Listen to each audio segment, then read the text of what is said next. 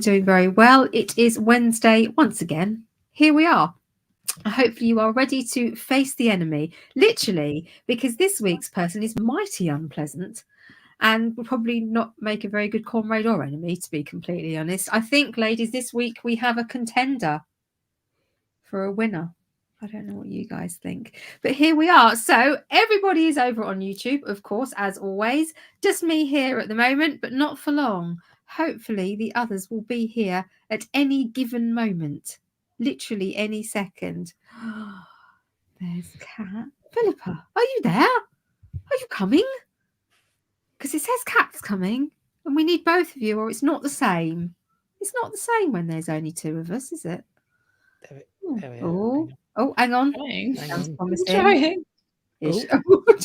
Stop doing this scary face thing. Anyway, hello. This looks good. Yeah, there we go. Yeah. Put in my request ages ago. I don't know. It always brings you up last, and I don't know why. It's really strange. Oh, it's a very strong. Oh, she's gone now. And then my face looks massive. There's a massive face. Hello. My face is massive on Instagram because when Philippa appears, my face is tiny when she usually appears. So I make my face massive, and then she disappeared, and now you've just got my massive, enormous forehead, and she can't go back in, as a problem has emerged. Oh dear. Oh dear. Can you invite her? Catherine? Yeah, I'll have another go. Bear with. Program loading. Okay. Swirly thing. Good evening. Welcome. This is the BBC broadcasting live from Alexandra Palace. That was me. It was the okay. Right. I'm not going to try. I was trying to make my face big. I'm not going to touch it because it's clearly. No, I'm not. I just decided that was a bad idea when you guys did it last time. Tudorosity, thank you about my eye makeup. It is one cream eyeshadow. Oh, that is sparkly. That's what I've done there. It's a sparkly cream eyeshadow that I got back in the days when I used to get those, the subscription boxes of makeup. Oh, yeah. I got those for a couple of years before I realised that I just had boxes and boxes of makeup that I was never going to wear, and I wore the same 15 items virtually the entire week. But I do like this, and I probably will replace it when it crusts over. But yeah, this is a good one. I like it a lot. I like it. It's got a pink top, which is not specific, but it's a pot of cream eyeshadow with a pink top. So find that. There you go. There you go. There you go. You heard it here first. That's and the lipstick is a Revlon stick one, colour stay. So now is that the one that you recommended to me? I think so. Yes. Yes, the one that we said. Oh, does it like stay on? Like, is it? What's the word? When you touch and it doesn't come on. Yeah, it doesn't. It comes off. Not on me. It doesn't. It shouldn't. A little bit of coloration. It does. I don't know what it is. It's the lipstick equivalent of technology. Obviously, it works for everybody else, but not for me. Well, you've got to let it dry down. Okay. Yeah. No, I don't. I sit there like that. Oh, right. Hang on. I won't say that. I haven't done a disclaimer yet. Let's do that. Okay. It's Wednesday. It's now 19 minutes past 8 because you got derailed talking about eyeshadow and lipstick. Amazing work. That's straight away. This is History After Dark. Hello. We called it that because when we made it, it was winter, as it is now, and it was dark at 8:15. It's now dark again, but also the name fits even in summer when it isn't dark at 8:15. Because we do like to impart historical knowledge as far as it is known. But while doing so, this is our space, the three of us, to use four-letter expletives, to be smutty, to make innuendos, and to generally let our freak flags fly. This is something we don't do on our regular platforms. So if that is your bag, welcome. If, however, you happen to be in an open plan office with a judgmental boss, put a headphone in. This is not for them. If you happen to be in a car, living room, kitchen with a small child, we call this child Timmy. Timmy is a problem. We have merch. Timmy is a problem. Timmy is the kind of child that hears one depraved thing once. It only takes once.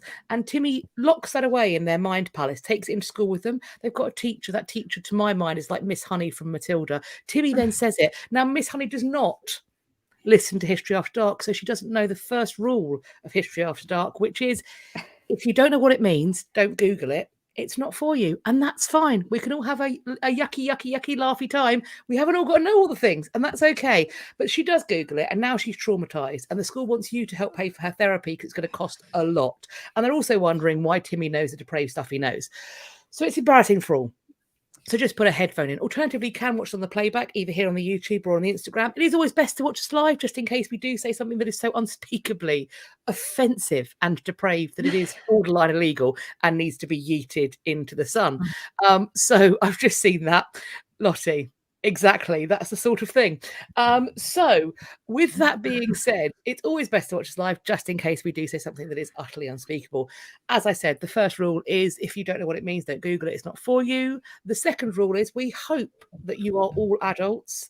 This is not a drinking game. Of course, as you are adults, you can do what you want, but we do not approve that message, and this is never medical advice, nor is it legal advice. The third and final rule, more may follow, is that if you say something foolish about the way we conduct ourselves online, don't expect for us to pin that comment so that other people to answer, or to pin that comment so that other people can abuse you. We saw people doing it, and I realised what you were up to. What you were up to was that you wanted to be publicly shamed because that was your kink. And it's fine to have kinks, but it's not fine to include other people in your kinks without their consent. So kinks without consent are a no-no here on History After Dark. Those are our rules. Today, we are talking about the big man himself. I'm going to call him by his... I'm not going to call him by his stage name. I'm going to call him by his original name. Stage name. Well, yeah. William. I'm going to call him by his original name. His on his birth cert, it's not, but because he didn't have one, but William the Bastard. If he had had one, I think it would be on there. It would be William the Bastard, and I think he's going to live up to it. So, who's starting off with this shower? I am going to try and yeah, I'm going to give William his. Oh yeah, William Conqueror. I got a Muttley going. So I am going to start us off with William, aka William the Conqueror, William the Bastard, William of Normandy. He's born in either 1027, 1028. That's a date given backwards by naming him a certain age in a subsequent document and a certain year. So in Falaise, Normandy. Falaise? Anyway. Falaise in Normandy. And he was the son of Robert,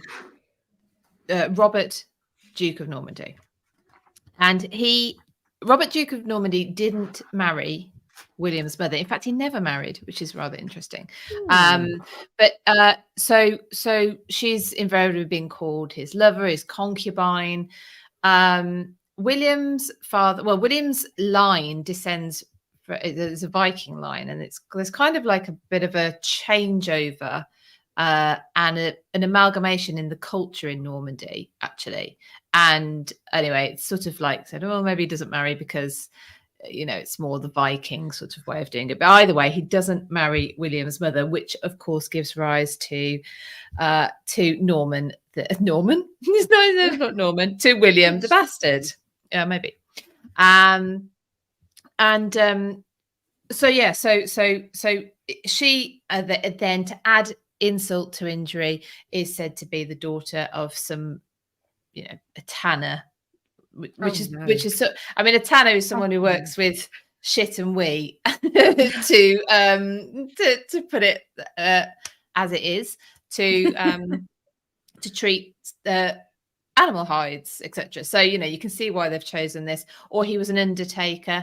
It's unlikely that actually Robert, Duke of Normandy, is having children with such a lowborn lady. They think actually perhaps her father was someone at court. But anyway, at his court. It was clearly, though, something that bothered William, because there's a siege in 1051 at Alençon, where they're throwing these insults, which perhaps is where they sort of why they're so well known, but they're throwing these insults at him, and he's already taken a few hostages on his sort of surprise attack of this place.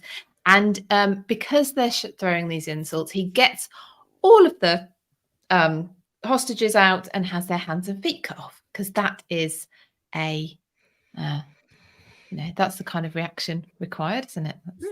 So yeah, calm and even tempered. Indeed, yes. It's all very measured, a measured response. Measured response. You would agree. Yeah. So it's clearly something that bothers him, or it's an insult that bothers him. But so anyway, his mother's name is Heleva. She goes on to marry someone else, actually, and has 2 more sons. So one of William's half brothers, Odo, he's actually very close to, and he becomes Bishop of Bayeux, which William gives him that position a lot later on. But anyway, of course, that's where we have the Bayeux tapestry from. So, and I'm sure that'll come up later. At the age of 7 or 8, William is regularly in the would you call it a court, I suppose, but of the Duke, of his father. He's regularly there. He's chronicled as being there. It's clear that Robert has declared William his heir, despite him not being married to his mother, and the nobles and whatever are required to pay homage to William from an early age. So William knows his position. Everyone else is supposed to know his position.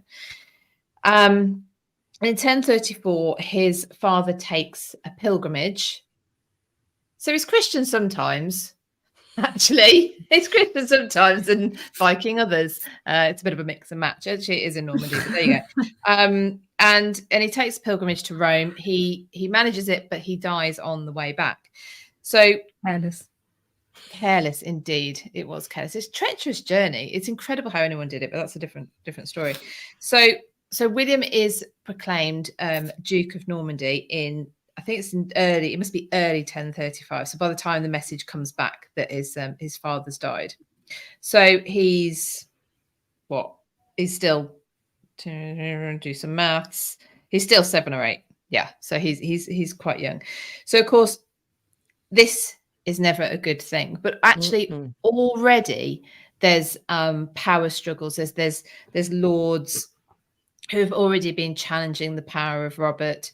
And so having a boy, an illegitimate boy, as their new duke is something that is not, it's something that gives rise to these lords starting to try and assert their own power. And I'm going to have to cut a long story short, but there's a lot of unrest. William seems to come under threat of his life multiple times. His guardians, he loses multiple guardians who are either executed or killed in battle, set upon. One of his tutors is murdered in the same room as William while he's sleeping. Well, I didn't like all of my teachers, to be fair. No, I mean it might have been again the response required, but he so he's growing up. His mother manages to keep him safe apparently, but he's moved around a lot to basically keep out the way, hopefully, of people who want to get him out the way so that they can take over. So during all this, this bit I'm just going to add in because it's way more detailed, but I'm going to add it in a very short way. During that sort of power breakdown, you have people building their own castles without license, and this is something that he comes down on very hard when he does manage to assert his authority. So as he's growing up, he's grown up with all this violence around him. He is clearly he's a student of war, of violence. At 15, he is graduated. He's graduated. He's from the School of Violence. From the School of Violence, because but it's from those hard knocks, he is emerging as a hard nut, basically. So at the age of 15, he is leading his own men. You've got the chroniclers like William, they're all called William, by the way, William of Jumiers, William of Poitiers. They're recording William being front and center of the action to assert his own authority. He's not doing this, via, a knightly uncle like a William Marshall type. He doesn't. He's front and center. At the age of 15, he leads forces to capture the town of his birth, Falaise, from a local rebellious lord. So he fights for much of his teens, and he has the support of Henry I of France. He sees off his own cousin. This is kind of the biggest threat to his position is his cousin Guy of Brion, who comes in 1047. I mean, he waits 10 years, but there you go. To claim the duchy for himself. He sees him off in battle. I think he's killed, actually, and William uses this as the opportunity to get all of his nobles together and make them swear. He imposes on them what's called a truce of God, and this means that they have to swear that they're going to keep the peace with each other. I think they're allowed to. I think I heard one the podcast about this, that they're allowed to fight on, I don't know, a Monday, Tuesday, and a Thursday or something. It's ridiculous. There's like some weird rules around it. But William clearly likes rules. He wants. Can you imagine being really pissed off with someone on Wednesday morning, but you've got to wait until Thursday afternoon. You've got to wait till Thursday. You cannot. Increasingly incandescent. You cannot just be willy-nilly fighting around anymore, except initial William. He was. He didn't have to follow the same thing. And it's around this time, 1049, that he appoints his half-brother Odo as Bishop of Bayeux. So effectively bringing together state and religion. So the two powerful, the politics and the religious, they're now very, very closely linked, pretty much under William's control. In 1050, he marries Matilda of Flanders. She is the daughter of Count Baldwin V. And not Baldric. That's different. Not Baldric. He hasn't got a cunning plan. Baldwin. He might have had a cunning plan. He's a really powerful figure in Europe at the time. So this is a coup for William. This is really good for William. William the Bastard. Remember, he's marrying the daughter of one of the most powerful men around at the time. And they don't hang around. They have 9 children, 4 sons, 5 daughters. But at the time of their marriage, Pope Leo IX condemns it. He says that they are too closely related. Oh, that's normally sure. Popes, is it? I'm not sure how. Yeah, I don't know. This is the problem with the illegitimacy, kind of like... Also, incest is in this time as a hobby.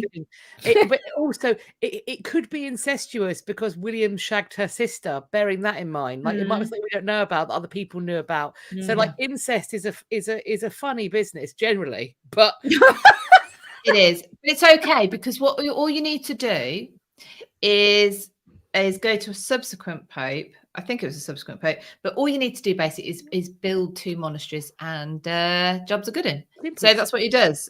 Builds 2 monasteries at Caen. Wow. Okay. Yeah. So there you go. So he's married.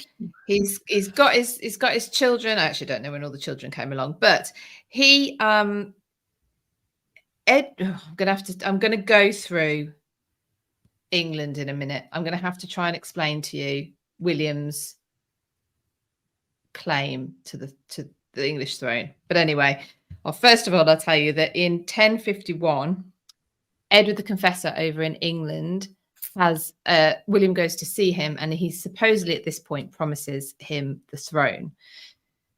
At this time, the leading English magnate, Godwin, is exiled. So there's and Edward the Confessor has no children. So there's always this obviously trying to work out who's going to, until the Tudors, people did actually try and sort out who their heir was going to be until Elizabeth I. Anyway, so she's so he's he apparently promises the throne to him. Right now, I'm going to try and explain why this is. So, yes, it is a little bit complicated. Now, I'm going to go back to 1013. Bear with me, people. On the throne of England is Ethelred the Unready, or ill-counselled, but we know him as Ethelred the Unready.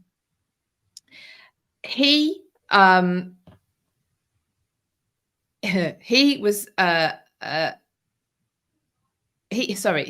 was obviously a weak king. He actually invited the Vikings to come over, but anyway, Sweyn Forkbeard invaded and usurped Ethelred the Unready, and he is exiled. He goes to Normandy, which is the land of his second wife. He's had two wives: an English wife, by whom he's had one son, Edmund, who would later be known as Edmund Ironside, and the Norman wife, Emma. Emma, we probably a bit more familiar with, and she's the daughter of one of the Norman dukes, Richard I, I think it was, and they have a son called Edward. That will be our Edward the Confessor.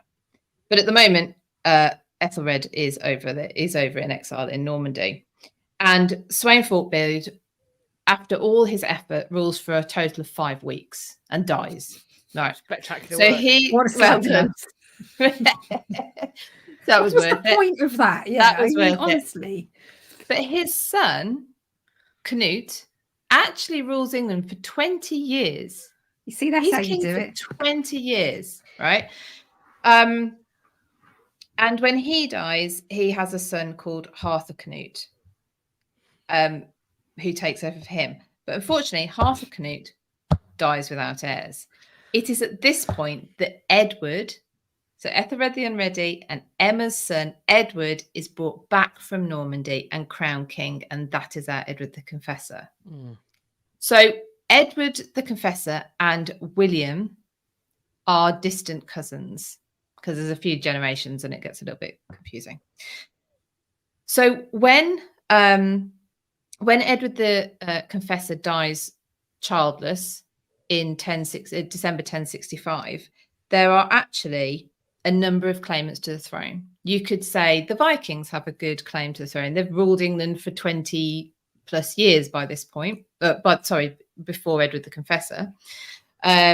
You have the Godwins, which are a noble family who've risen to power and very, very powerful, and are also Harold Godwinson is Edward the Confessor's brother-in-law, so there's marriage links there, and you also have who did I say already? The Vikings, the Normans, and the Godwinsons. And then there's some Acelings as well, isn't there? And then there's also there's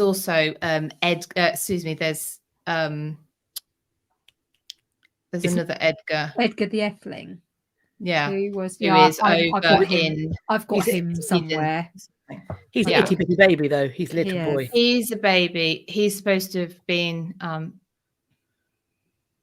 isn't he supposed to have been? Oh no, his father was supposed to be. Anyway, so yes, there are some others around, but they're not making. So these are active claimants. These are ones who are actually actively trying to claim the throne. So what time are we on? This is right. So this is one of these topics, and like I was saying to Kat before we came on air, that this always happens. Really, the more you read, the more you realise there is to know. So I am trying to condense something very, very broad. We could talk about the conquest for an hour. We could just talk about the conquest for an hour. So this is a whistle-stop tour. Yeah, it is a whistle-stop tour. So let me summarize. So he's nearly 40 by the time he's around almost 40 when he is looking to invade.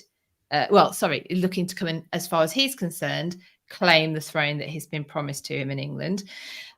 He is very, very experienced in warfare. He is, by this point, he has battled his way to be the most influential, powerful man in the north of France. So not just Normandy, but and when he raises his forces to say, I've been usurped over in England, that should have been mine, he gets support from the whole of the north of France, from people all over the north of France. He puts together a huge force. And this is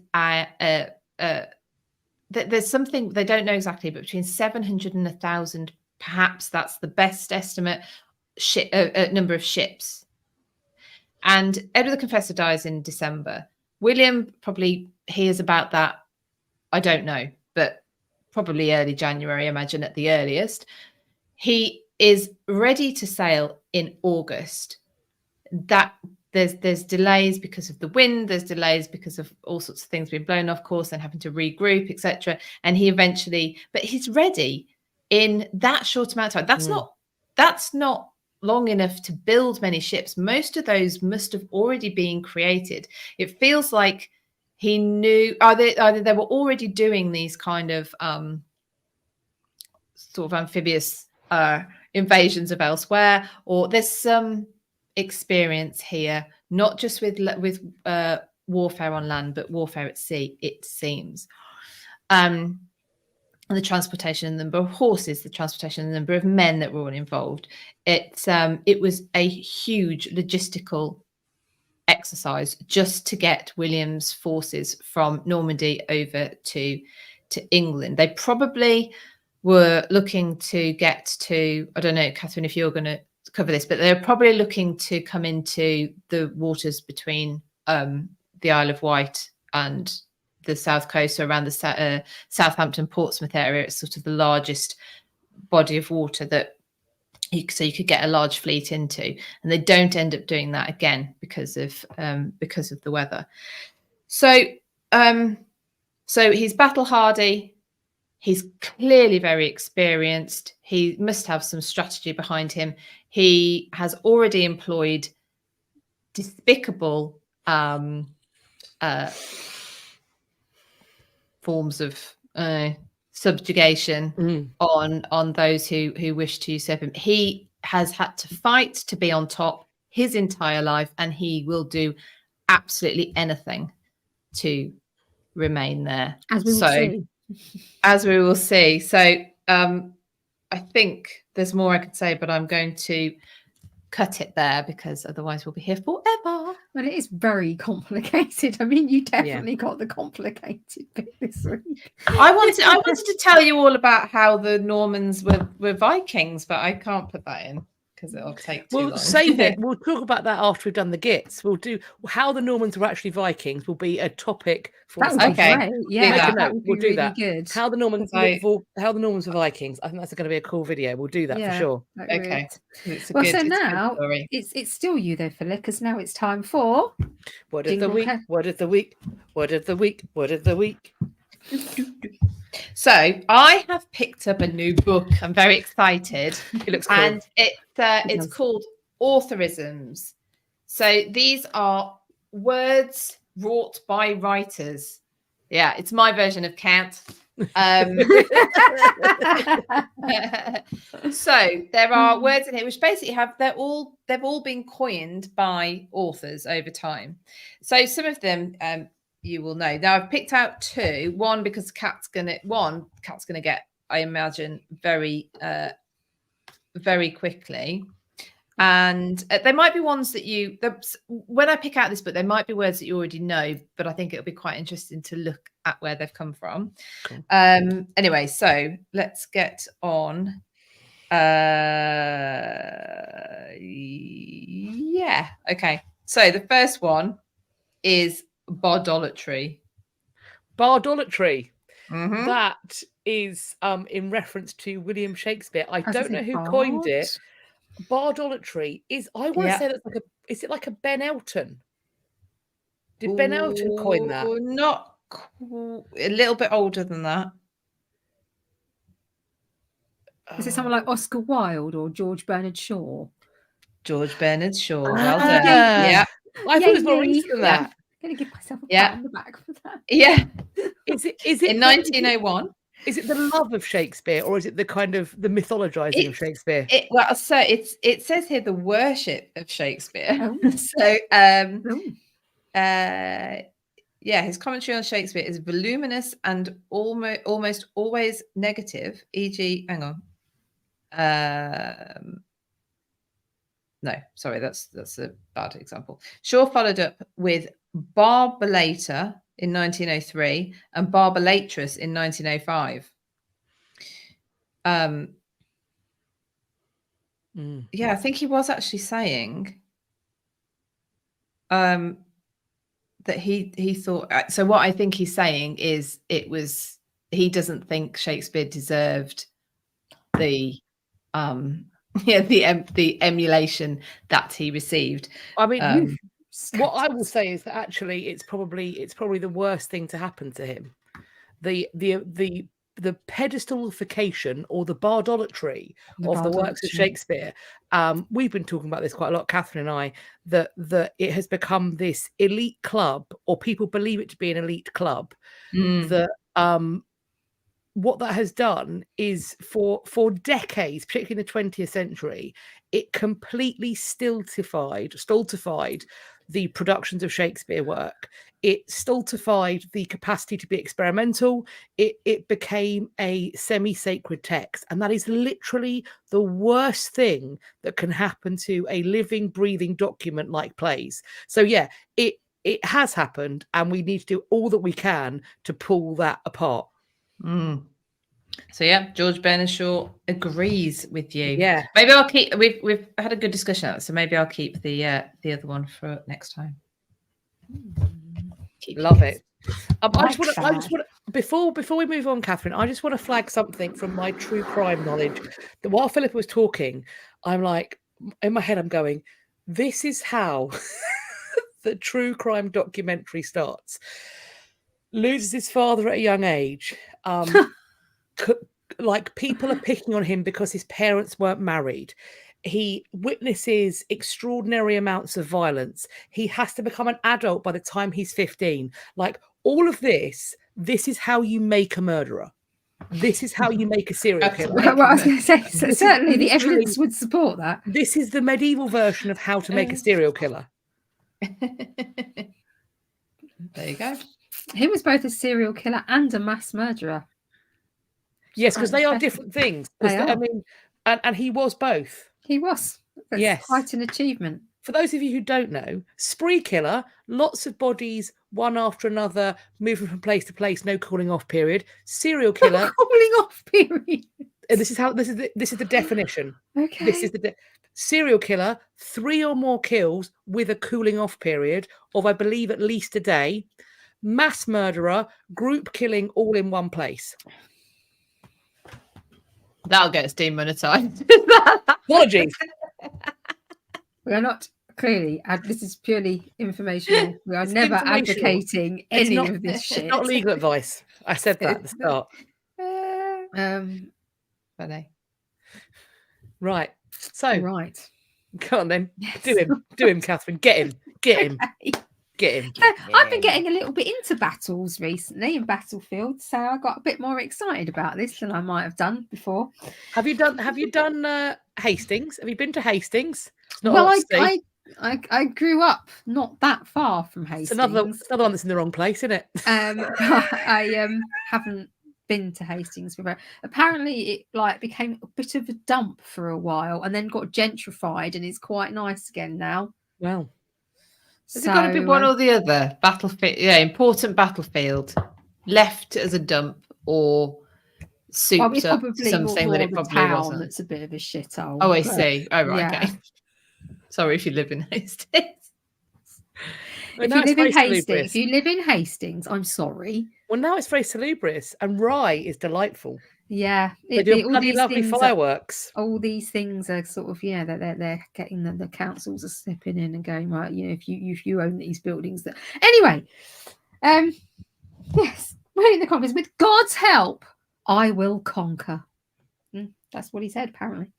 Anyway, on the 14th of October 1066, which I think really has to be the most famous date, really, in English British history, I would have thought, really. So King Harold of England deployed his army on Senlac Hill in East Sussex near Hastings. Now, one of the great things about this is quite a lot of the battlefield is still there if you want to visit it. And it's very well kept. It's a beautiful area, and it has a wonderful visitors centre and tours and all that sort of thing now. So it's, if you like a battlefield, or you want to go to somewhere where there is actually a bit of something there to help bring it to, because not all of them have that, to help bring it to life, Hastings is a great one to go to. And it's quite near the shore, and because obviously it's coming up to the anniversary, there's an event on soon as well to mark the anniversary. It's annual, so that will be coming up very soon. So Senlac Hill. So William's army had already marched north from Hastings, and he actually was ready to roll and started whilst Harold was still sorting his troops out. So they had a bit of an advantage straight away. Now, it's recorded by a number of people that it was actually quite a close battle. So we think of it as this sort of like they went in and just like wiped him. But no, it was very, very close by all accounts. And it started in the morning and went on all day. So it must have been a little bit horrific. Now, obs. Today, and things that are fucking obvious. The battle wasn't very nice. Now, William came in with men on foot and cavalry, which was quite. This isn't at this period something that the English normally did. So he's come in with this advantage straight away. And Philippa said how he had to bring all these things over. He had a lot of horses, and whereas Harold's men came in just on foot, they did the old shield wall business. Philippa, you'll remember that from shield wall. Uhtred. Oh. So yeah, I did a lot of that, and that was a fantastic defense. And at one point, both sides sort of stepped back and then came back in again. But William's men managed to break the shield wall, and once you're past that point, it's very difficult. And then Harold's men started to scatter, and at some point, Harold was killed. Now, there's slightly different sort of was it this kind of things, but essentially people think that one of the reasons why the English scattered was because some realized, well, we're probably done for at this point, because now the infantry from the other side are coming, the horses are now coming in as well.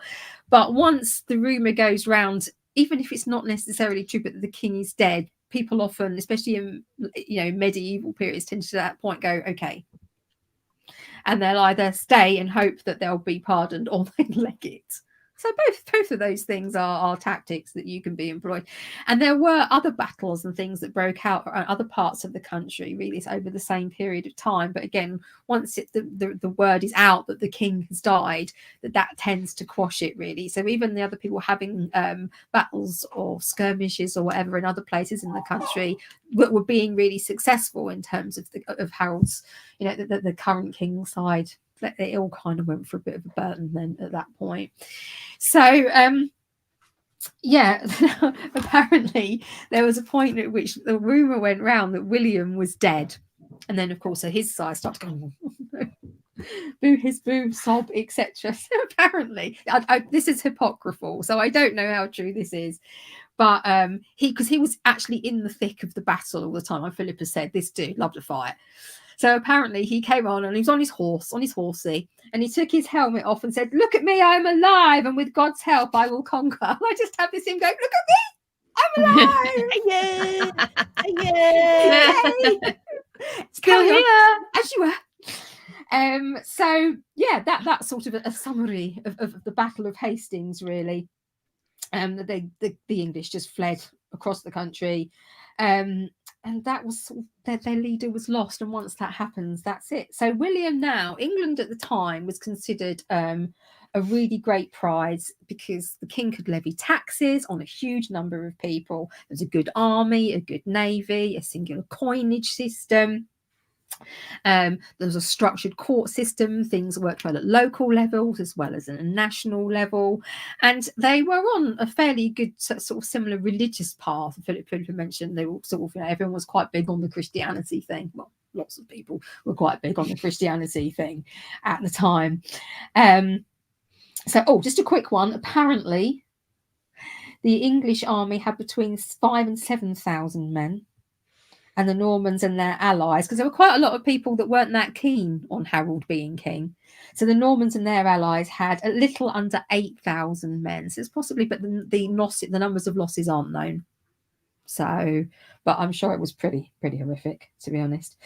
So long battle. That's long. It anyway, is long. Everyone's like, I mean, and I think also like film and TV really underplays how horrific we are talking. This is before plate armor.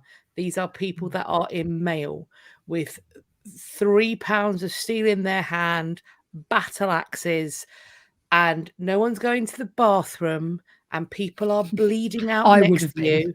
But you're basically the before long the ground gets turned up, so you're covered in mud, you're covered in piss and shit and blood, and the screams of the injured and the dying will ring in your ears for hours. And this will never be shown in film.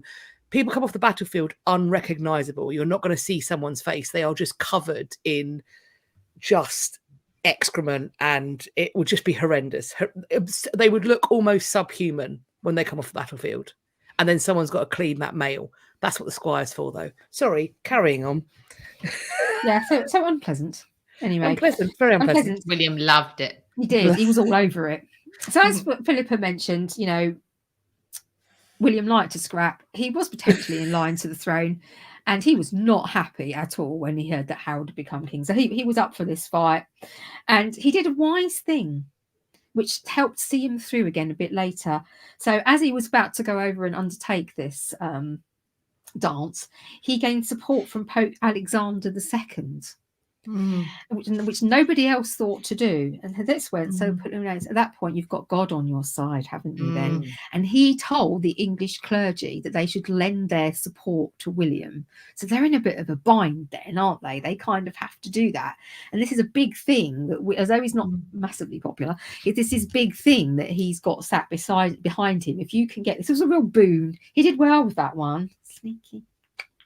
Can I just, make a point? Because I've just thought of something. All his support that he has in the north of France, and it's so quick to be put together. I think, I don't know, but I'm sure someone knows. I just haven't read it. That he must have already promised so much to these people who were providing everything. Yeah. Themselves, their ships, their horses, their whatever, their men. Yeah.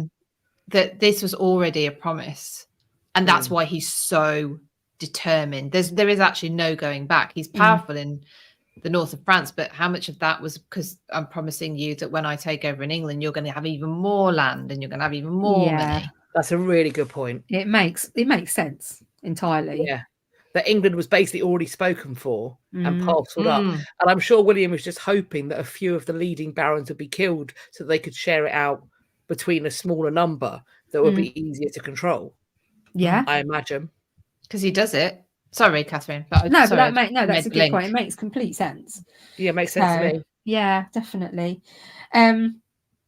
Anyway, where am I? The Pope behind him. We did the Pope. So this is just a nice little tidbit here. In April 1066, 3 months after Harold became king, there was a portent. A big, flashy, starry, fiery thing went across the sky like that. Everyone went, oh dear.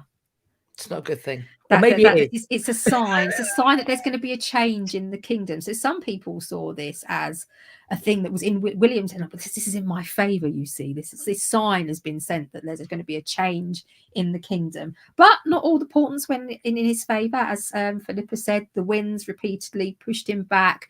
Moved his ships to the wrong place, and also apparently when he came to shore, he stumbled and he fell and he put his hands on. Everyone went, oh, it's a bad sign. And he was like, no, by the splendour of God, I have taken possession of this land. He's quite good at the old PR business as well. He had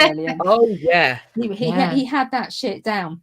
He had an incident on the journey over, actually, where he got separated from the rest of the fleet. So he dropped anchor and had lunch and waited for him to catch up and pretended it was all absolutely fine.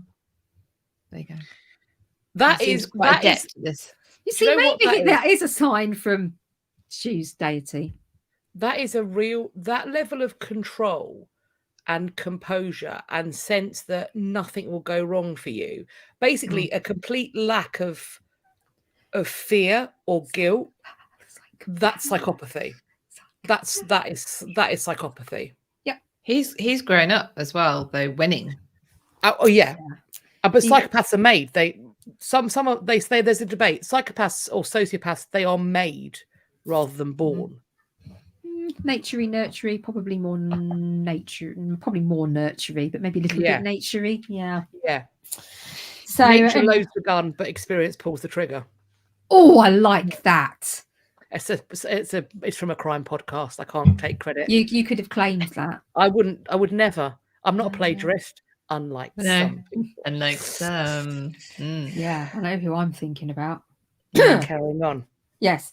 So despite this sort of victory and being the person that he was, and the Harold's dead, and all this type of a business, it takes William quite a long time to really take hold of the country, because the people are not down with this shit. They're not happy. Bored. He's a foreigner coming along, stealing our jobs and our women, taking our jobs and our houses and our women and our sheep. Johnny foreigner, etc., etc. Willie foreigner, coming over here, building our castles for us. Sorry, and there's quite a lot of resistance to him. So to get full control on the country, which of course he does do, I don't suppose there's any real doubt. So to start with, London, you've got to take London. They were having absolutely the sum total of none of this. Right? They were like, no. Nope. So what they did, they had Edgar the Etheling. He was 15 years old, and they were like, right, we are declaring him king. And Etheling meaning throne worthy, which is quite nice. And so he was the great nephew of Edward the Confessor, as Philippa mentioned earlier. So William was like, oh, for the love of Christ. So he gets his army all sorted, and they march down to London. And he also sent a detachment to secure Winchester, because obviously Winchester is a very big player at this time. And it had to secure the surrender of Queen Edith, who was absolutely adored by the English people, seen as a bit of a beacon for them to sort of pull towards against William. She was the widow of Edward the Confessor and the sister of the now defunct King Harold. So William decided that the way to win the hearts of the English people was through fear and violence.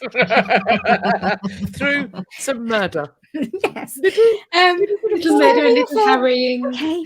Well, so what I'm going to do then is they might be a bit cold, so I'll burn their villages down. Slash and burn. Yes.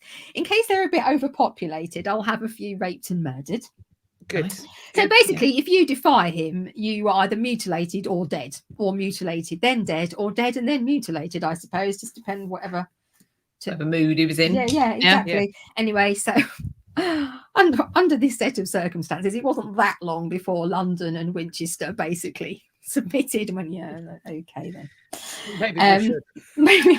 All things considered. We balanced it here. French is a lovely language. You're not going to be allowed to speak it, you heathen. Early in December, William marches up to Berkhamsted. He finds Edgar, and Edgar goes, yeah, right, it's a fair cop. And feeling less likely not wanted to be murdered, presumably. So William is finally declared King of England. He built lots of strongholds. So you see these wooden castles that popped up like IKEA. Up they went, left, right and centre. Mm-hmm. But these were basically two in London. And these were basically his ways of keeping a very firm grip on all the people around him, but they were also good as for defense, and when you had visiting nobles and magnates and people like that, they could stay in these things as well. So they had a number of uses really, but these are a real symbol. Even now we see these things as symbols of his dynasty, don't we? And then we have a lot of stone Norman castles, and that's where they were sort of built around later. So these are very classic William.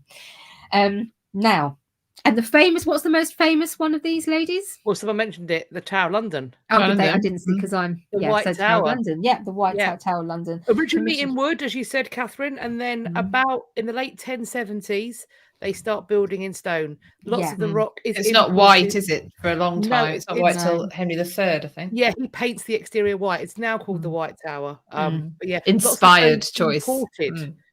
And for many centuries, it was the tallest building. Yes. Everybody So around it's like is dominating. It's sort of like a metaphor for him. It's Absolutely. dominating everything around him.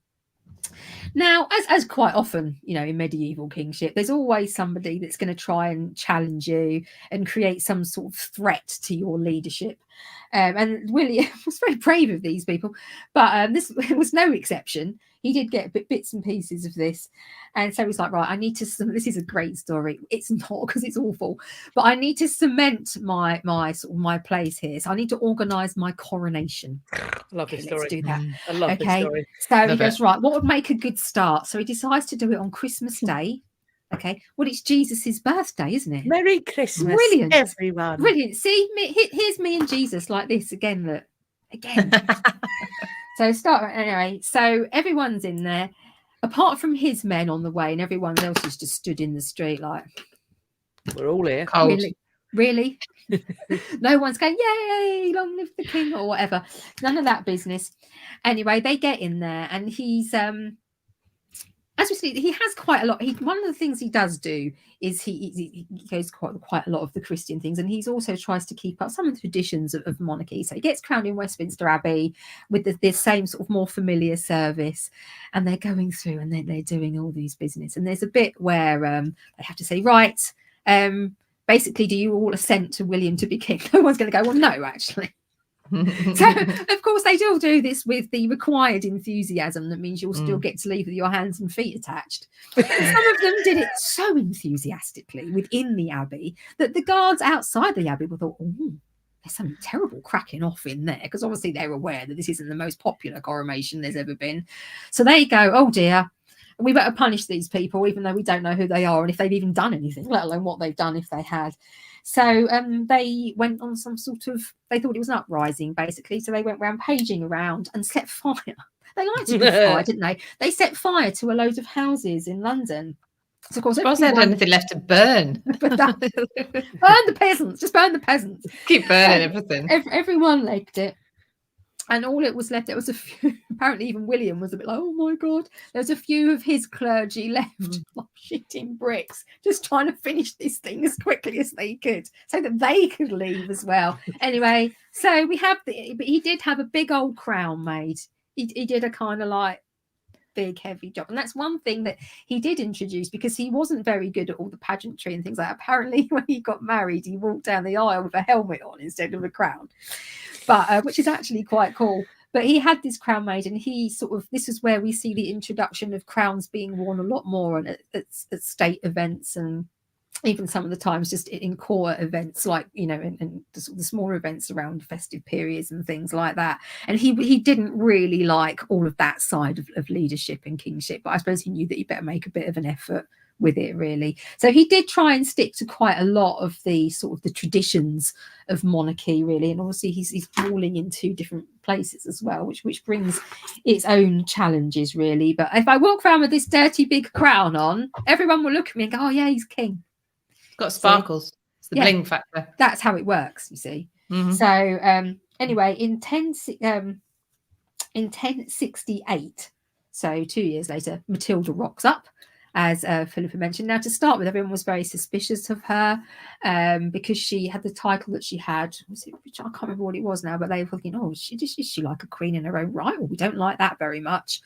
And she's this foreign woman and all these types of things. But she was very opposite to her husband. She was very graceful and elegant and polite and warm, and people actually did warm to her. She was a bit of a sort of an antidote to him, I think, a little bit. And so she was actually quite popular, and she came over and she had her coronation as well on Whit Sunday. Here's the God thing again, the 11th of May, and she was the first Queen of England formally styled Regina. So there we go. And she was pregnant at the time. She had her 10th child. His name was Henry. I know. And the Saxons actually regarded him, not her elder sons, but she'd already had them obviously in Normandy, but they actually regarded him as their heir to the throne despite everything. So at that point, to them, I mean, they don't really get a say, do they, because they're just poor people, but there we go. So in Christmas 1068, William goes to Normandy. I better pop back across and see what's going on. And so Edgar goes, right, he's gone. So he heads up to Northumbria and starts an uprising. I mean, why people ever did this? Because it never ended well. I mean, nobody ever, well, I suppose there'd been less of them at this point. So maybe, and in February 1069, the rebels won York. So to be fair, a bit of a go. It got a bit spicy. It did. So this is obviously the abridged version. William's like, oh, for fuck's sake. So back he comes, gets York back. It doesn't really require much effort. But then, and all joking aside, he does something next level horrific. And you might have heard of this. This is called the Harrying of the North. Which kind of sounds quite cute for what was a fucking war crime. I mean, in a world with war crimes. And one which has been argued still resonates today. Yeah. For sure. Yeah, definitely. This would be, we haven't really got time to talk about it in detail now, but yeah, that would be a great thing to discuss. We'll do a video on the Harrying of the North. I think we should. I'll make a note. So this was a series of attacks that covered from the Humber right up to the Tees. So this is a big area. Yeah. Villages were burned to the ground. Well, they want to be burned up from the ground, are they? Villages were burned, crops and livestock were destroyed. So obviously it was an annihilation. Yeah, it was. Yeah. People were all the livestock was slaughtered, the food and the water stores were destroyed, so that people that weren't murdered, mutilated, maimed, raped and everything, etc. at the time, a lot of them, because that happened to thousands and thousands of people, it happened to thousands more because they starved to death afterwards. Yeah. So it really was, I think annihilation is a good word for it. And it was cruelty in the extreme because obviously the people that were affected by this were guilty in absolutely no capacity whatsoever. They were just ordinary people going about their lives. They probably didn't have the slightest clue what was going on down in London, etc. anyway. It was vengeance and it was tyranny. Yes, absolutely. Without a shadow of a doubt. So at this point, William's been around for a while and he really has subdued the people. He's beaten them into submission. Basically, he can go around saying, "Oh, everybody has realised I am their rightful king." He's got rid of a lot of them. He's destroyed their lives, their livelihoods, their crops, and everything like that. Lottie asked for us to clarify what the reason for the Harrying of the North was, and the reason was that a noble rebel went up. Edgar. So a noble whose place was really in London with the rest of the court, or wherever the court was, went up and had success with his forces taking York. That is the reason, pretty much, for the Harrying of the North. Yeah. And Edgar was the guy that had been installed in London when William won Hastings, and the Londoners had gone nope, and they shoved Edward the Etheling in there, and Edgar, and later on William went you, and he went Yarmouth.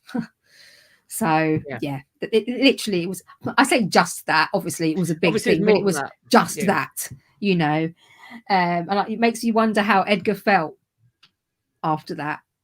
Because he must have been thinking.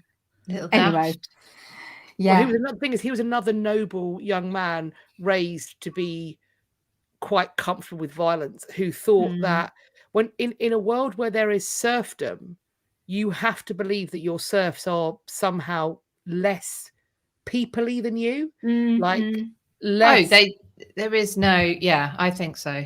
And the idea that because the idea that it mattered to them who was the one taxing them or suppressing them, it made no difference to them at all. No. Their lives were the same, and so we always have to remember that. I think these are the privileged people fighting out who's going to be in charge. Who's going to be the most powerful. The people don't. I can't see how they're related to as well. Like these people are not closely related always. Sometimes they're really closely related. Sometimes, yeah. This is a family squabble, and men, women, and children whose sole concern is that their crops don't fail, so their families don't starve. That is their major concern. They are sucked into this adult fucking temper tantrum, and they pay with their lives, because all of those noble fucks, for the most part, they aren't going to be killed in battle. They're going to be taken and ransomed for money. That's why you wear the nice helm. That's why you're on this posh horse, so that people know you're worth more alive than dead. But the foot soldiers, the people in the farms, they're slash and burn. That is just take them out. And that's throughout time as well. This is not some things never. It hasn't changed even now, has it? No. Controversial. No. Sorry, 2 recent stop. Anyway, so the other thing here, so that was the biggest way that William managed to keep control of things, but he also used feudalism. So it's not that people hadn't come across feudalism before, but he was like, yeah, I'm ramping this up. So in theory, it made him the only landowner in England, in theory, because of this sort of pyramid type structure. And this, because he was trying to rule across the continent as well, this was even more important because he couldn't always be there. So what it meant was he could delegate to the nobles to keep things in order for him. And none of them could get too much land, which means that they couldn't get quite as wealthy and powerful. And we see this later through the medieval period. What happens when you let all these people get too much land? They get too much money. So I think the Barons' War is a good example. And of course, the Wars of the Roses is probably the one where you see the biggest cause of trouble because of how rich and wealthy these people get. They are much wealthier and richer than the crown. How related. So, they can do. And that's one of the things that Henry VII sort of picked up and went, right, I'm drawing a line underneath this a little bit now. So yes, and what he did was in August 1086 he summoned all of the free tenants to him at Salisbury and made them swear their oath of loyalty to him rather than their immediate superiors, which was how it would normally work. So he was really me. I'm not going to let you bypass anyone. You are bringing this to me. So I have you. I am controlling you. It doesn't matter who's in the middle. You are mine. And what you work is mine. And what you look after is mine. And this was the time when this would be something else that would be really interesting to talk about, that the Domesday book was compiled. Oh, yeah. So just really, really brief, if you haven't heard of this fascinating document, it's basically a survey of almost everything that could have some sort of monetary value. The little things to the big things. And then, of course, once he had that, he could see who had what and where. So if it was then shifting around and it was with somebody that it shouldn't have been, or he didn't want it there, etc., then he'd know. And then he could act on that. So basically, I'm trying to wrap this up a little bit now. He had changed the face of England so much. I mean, very good. There were some, the ways some of the things were run, and it wasn't all bad the way he left the country, but mostly what he'd achieved for himself and his kingship was by destruction and cruelty. So even some of the positive aspects of the way that the kingdom might be running were not done by nice ways. They weren't done by negotiation or reasoned conversation or respect in any capacities whatsoever. He'd seen, though, that the English system of government when he came in was good, and he tried to work with some of that as much as he could. And some of it was modelled on sort of like the way the VIIIs had run beforehand, and as I touched on, he tried to sort of keep some of the trappings of monarchy and how to try and keep a little bit of consistency. And there was the as Philippa mentioned, and I mentioned as well, the way the English were religious, the Christianity, he was very much done with that. And as well as the castles, you also saw all these Romanesque style churches popping up here, there, and everywhere. God. I'm in with God. I'm going to build him some churches. Now, just one more. It's because a medieval tale of kingship wouldn't be complete without a wayward son, would it? It's almost like essential at this stage. Here he is, Robert, known as Curthose, because he was very short in stature. So he was arrogant and stroppy and impatient. He wanted power. William was like, no. So obviously, this usual business. So in 1077, he rebels against his father and he tried to seize Rouen in Normandy and didn't. Legged it into exile in Flanders, where he prepared another attack. There's no learning curve with these people, is there? Anyway, in 1079 in Gebois, I might be pronouncing that wrong, in Normandy, they were in the same battle. They faced one another.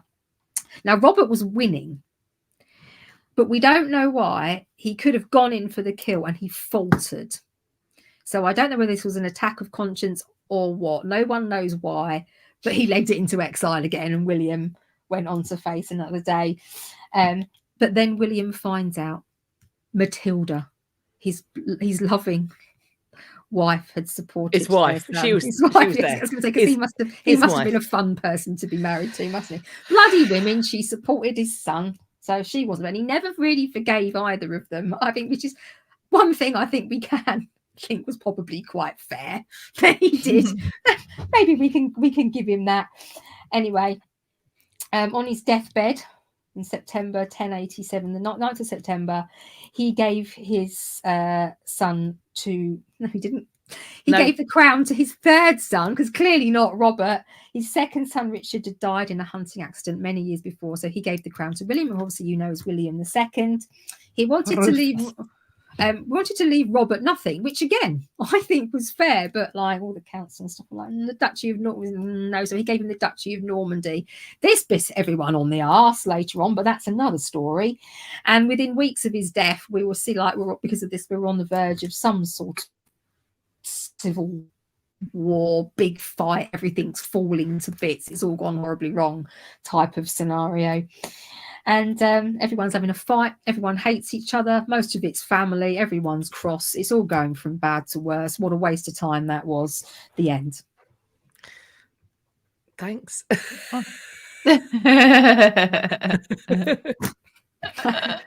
Hope you enjoyed that succinct roundup. Right. Well then, are we failing? Should we jump into a past problems post bag, and then I'm going to wrap up some legacy bits? It's quite a good one this week. I mean, they're all good, but I was amused when I received it by a carrier pigeon, or however else they sent letters. Okay, are we ready? Messenger. Oh yeah, that. Okay. I pen these lines with a heavy concern and a mind clouded by bewilderment. Ooh. On this fateful day, 2 events have transpired that have left me in a state of profound disquiet. Oh, no. Firstly, within the pages of your esteemed newspaper, my eyes fell upon a photograph most peculiar, the bare feet of none other than my dear wife. What? For free? The contours of her instep and the arch of her heel are unmistakable, leaving me in no doubt. The discovery has stirred within me a torrent of questions that beg for answers. Yet, this revelation is but one facet of a greater enigma. On this very day, I observed my wife as she counted a substantial sum of money. My once steady hands now trembled as I held the newspaper, piecing together the shadows that danced around our marriage.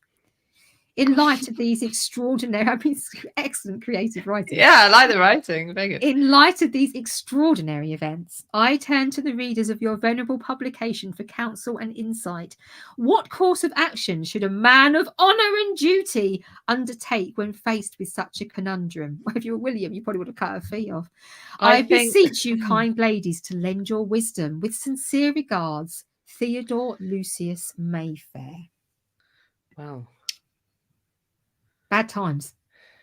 I think so. There's photographs in the paper, right? Let's assume it's a tabloid. It could take a variety of photographs to have a library of them. Maybe while she's asleep. I don't know. So that, because clearly this is making money. So that's a bit of a dilemma, isn't it? But it's not really on. And so he can therefore then poison her and have a library of photos and stock images to continue his own. And then I think that's fair recompense then. Well, I mean, if he could find a way to preserve the feet, he could continue that for quite a while. Can I pickle the feet? See, I'm gonna go.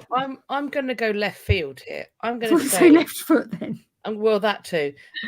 Theodore, is that your name, darling? Hang on. Theodore Lucius Mayfair. My darling Theodore, sweet boy, sweet, lovely boy. Here is my suggestion: if you can't beat them, join them. Get whatever fucking hooves you have jammed into your shoes out. I don't care if you have got lint under your toenails, toe jam in between your tootsie pegs. I don't care if there's a hangnail, an ingrowing toenail, a verruca, or a corn. I'm telling you here and now, there are perverts and they walk. What happened to no kink shaming? Madam, you're always the All one I'm that saying- says no kink shaming. Look, they love it. They love it when you call them perverts. They ask me how I know. They love it when you call them perverts. And what I'm going to tell you is, sell pictures of your fucking feet, mate. Because I'm telling you here and now, if you find your demographic, you'll earn more than that, bitch. Because people pay more for weird feet. They will. Oh, They will. yeah, but disgusting feet. Get them out. God. Get them out. Try it. Once you find the freaks that want that, baby, buy yourself a Porsche so that you can rest your weird, ugly hooves. Those talons that keep running through your Nikes. That is what you need. My God. You! Sort it then. Anyway, and going back to the usual fallback, just in case, you might want to poison her because she might be stealing your business. True. Oh, maybe establish his.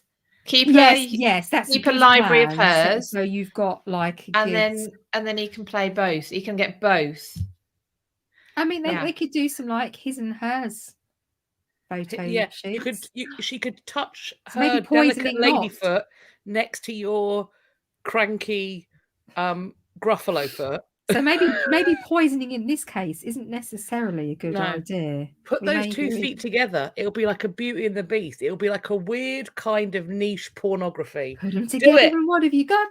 Bippity boppity boo. Ew.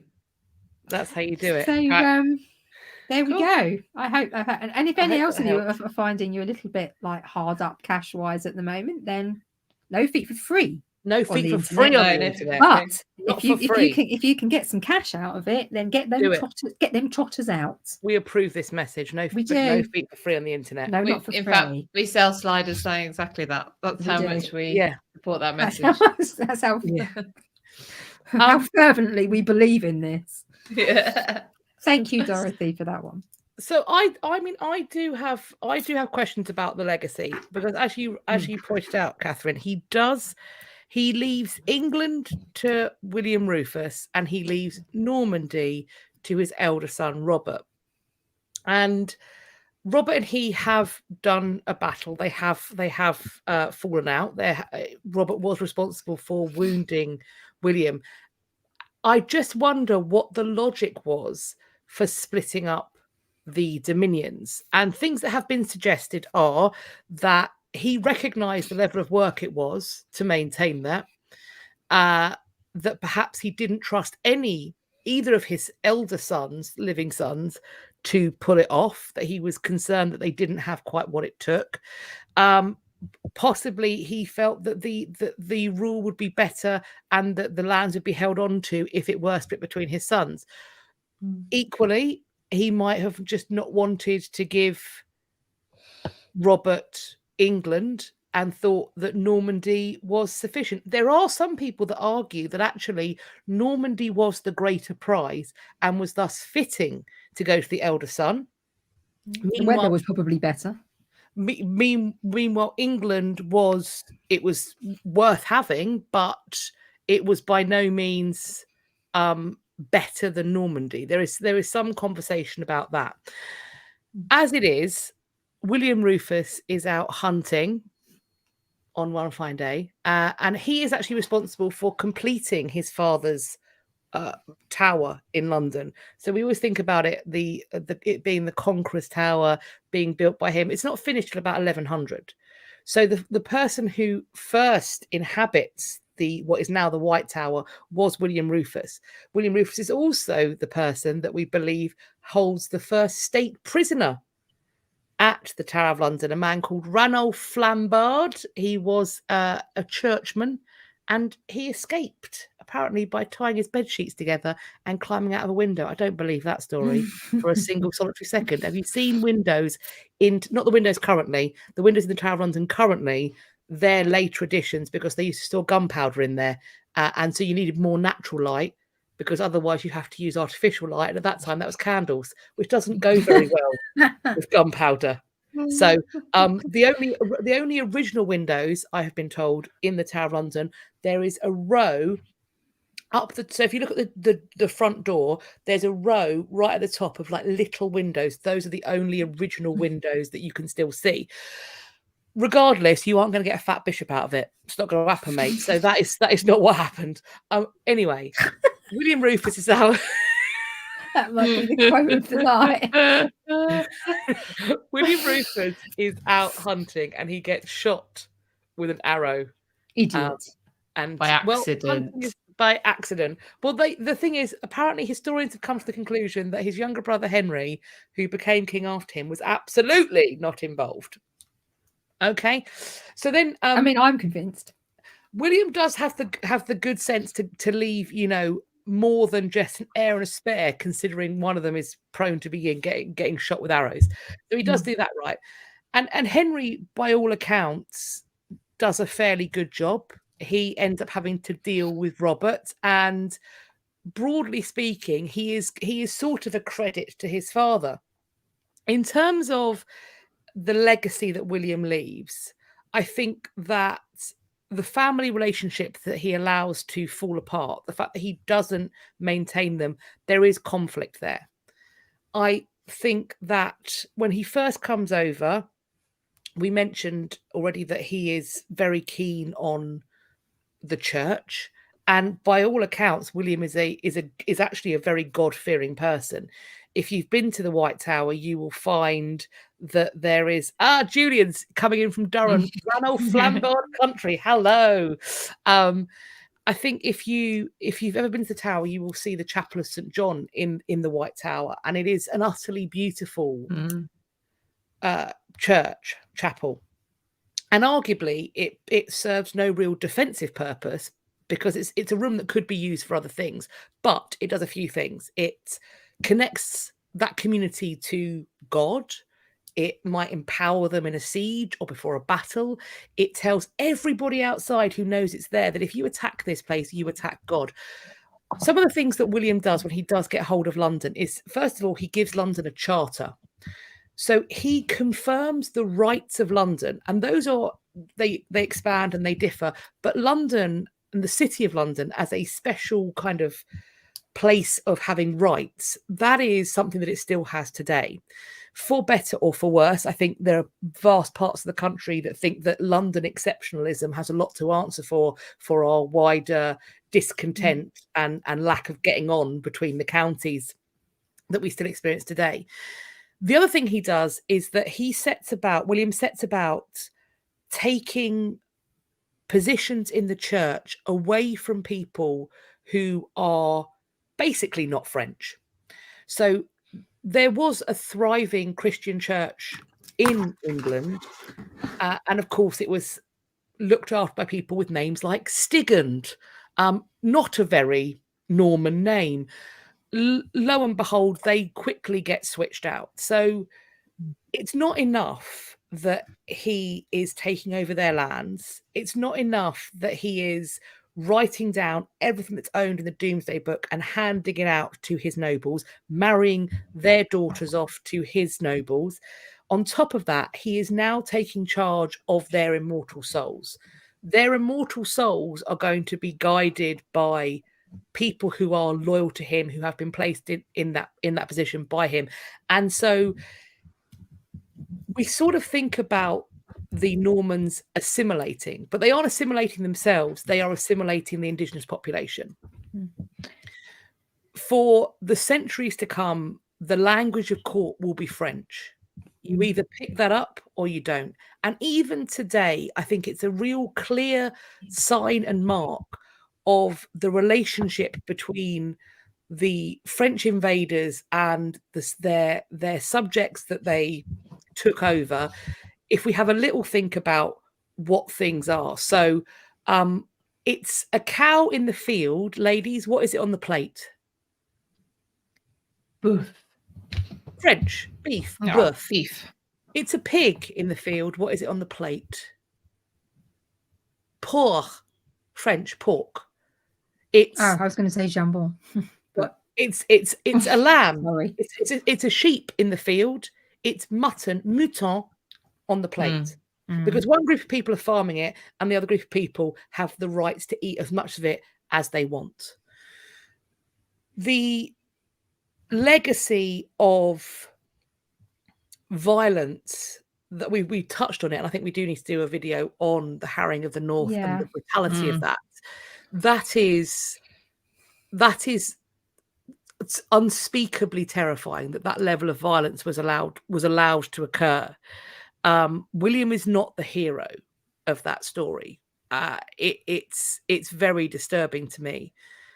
I think there is an element to which, and how far I want to go with this, I think is questionable, but I want to raise it, that the Norman invasion was a process of assimilation, but it was also a process, I think, of cultural erasure and homogenization that I think does require some more attention and some consideration as to what that means. Quite what it must have felt like to be somebody who had lived in England or whatever those parts were called when you were growing up, living in your single-story wooden and thatched dwelling. And then it's not just the Tower of London. If you take a look at the maps of Norman fortifications, it's changing the entire landscape. It's not just the language, it's changing the landscape. Visually, you cannot escape the fact that everything you know has changed and that your children are going to grow up in the shadow of these fortifications that employ your family, but also subjugate them. And the strength of the feudal system and the cost to people who were involved in it, I think, is perhaps a question for another day. The legacy of William the Conqueror, I think, cannot be underestimated. And it's very hard to extrapolate what our country would look like if he hadn't taken over. Part of me wonders if there would be a United Kingdom or even a United England. I wonder if we would be perhaps some kind of federation of independent states. It's that kind of, if that sort of might have broken apart a bit more had it not been for William and his kind of iron fist of control. I don't know. It's hard. I don't, because the Vikings have done quite a good idea. Under Canute, you've got 20 years of. It is quite sorted by the time William comes over. But it is interesting to think that, if it hadn't been William and he hadn't been would Godwinson have been able to hold it? Would one of the Aethelings have been able to hold it? I think that had it not been for William, that the nation might have been divided into three, and then it might have split apart a bit further, possibly. Regardless, do you think? Sorry, what were you going to say? Well, I was thinking about the choice of or the use of French in the courts and etc. And I've always just said, well, I guess because they're French, they're speaking French. But do you think there was something even more calculated than that, in that it excluded? You were saying about the bishops are replaced by Norman bishops, etc. Is it actively excludes members of the old regime because they can't converse in the laws, in the makes sense, the politics of the time? Yeah, I mean, of course, the people the people in the church, they do still have like the people who were practicing, they do have the common knowledge of Latin. However, are the bishops conversing with each other in Latin when they're not on duty? Probably not. Are they making decisions about what should happen with the church in Latin? Probably not. They're probably doing that in French. And when that happens, you're immediately having to catch up. I'm not sure how many people living in what is now the country of England, these islands, I'm not sure how many of them spoke French with any kind of passable level. I'm not sure how hard it would have been to catch up and how willing the conquerors would have been to share their knowledge. When just a little bit about William. When his tomb was opened in 1961, because there's a lot of talk about his body and it exploding and all of this. What I will say is, when his tomb was opened in 1961, they found a thigh bone. Oh, how disappointing. But from that, they could tell that he was a tall man. Presumably it was a long thigh bone, about 5'9" in height. They also said that in his last years, he did run to fat. There is talk about him in the kind of records of him that he had a kind of very harsh voice when he spoke. Lots of shouting over battlefield. No doubt. Ripped his vocal cords, haven't they? Mm. He apparently could also, whilst riding a horse, he could draw a bow of like an enormous draw weight. So he could draw really heavyweight bows while riding a horse. This is an incredibly physically powerful, it is really actually very impressive. The legacy that he does leave, let's say if we're gonna play the positivity card, his creation of forestry, particularly the New Forest, the setting up of royal forests.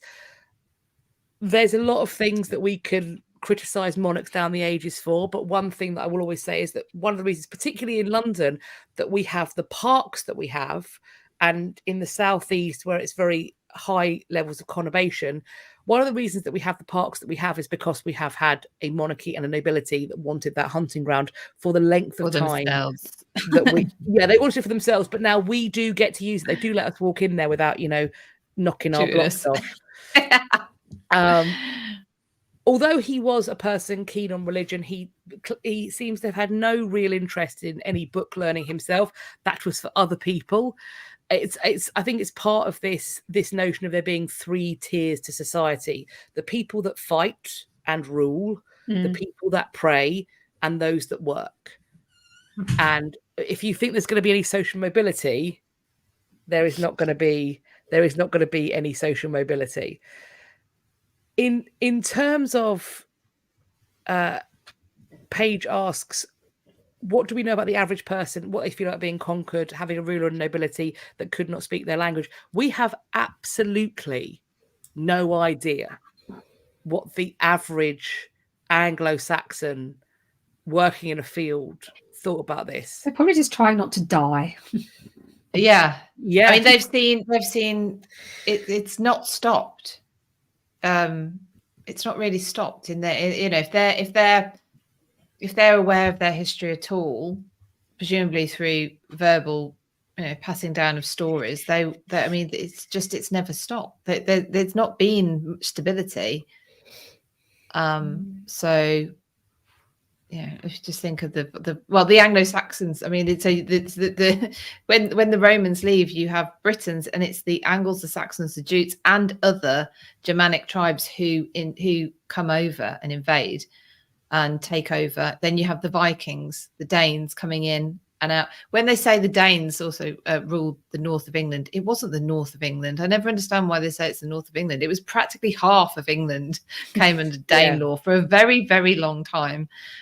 So there hasn't been, William doesn't take over a country that's particularly stable. It's fairly new in terms of being like Kat says, it's not long been a homogenous sort of one country idea. So the chances of it splitting up, there being more invasions from elsewhere and another, why not?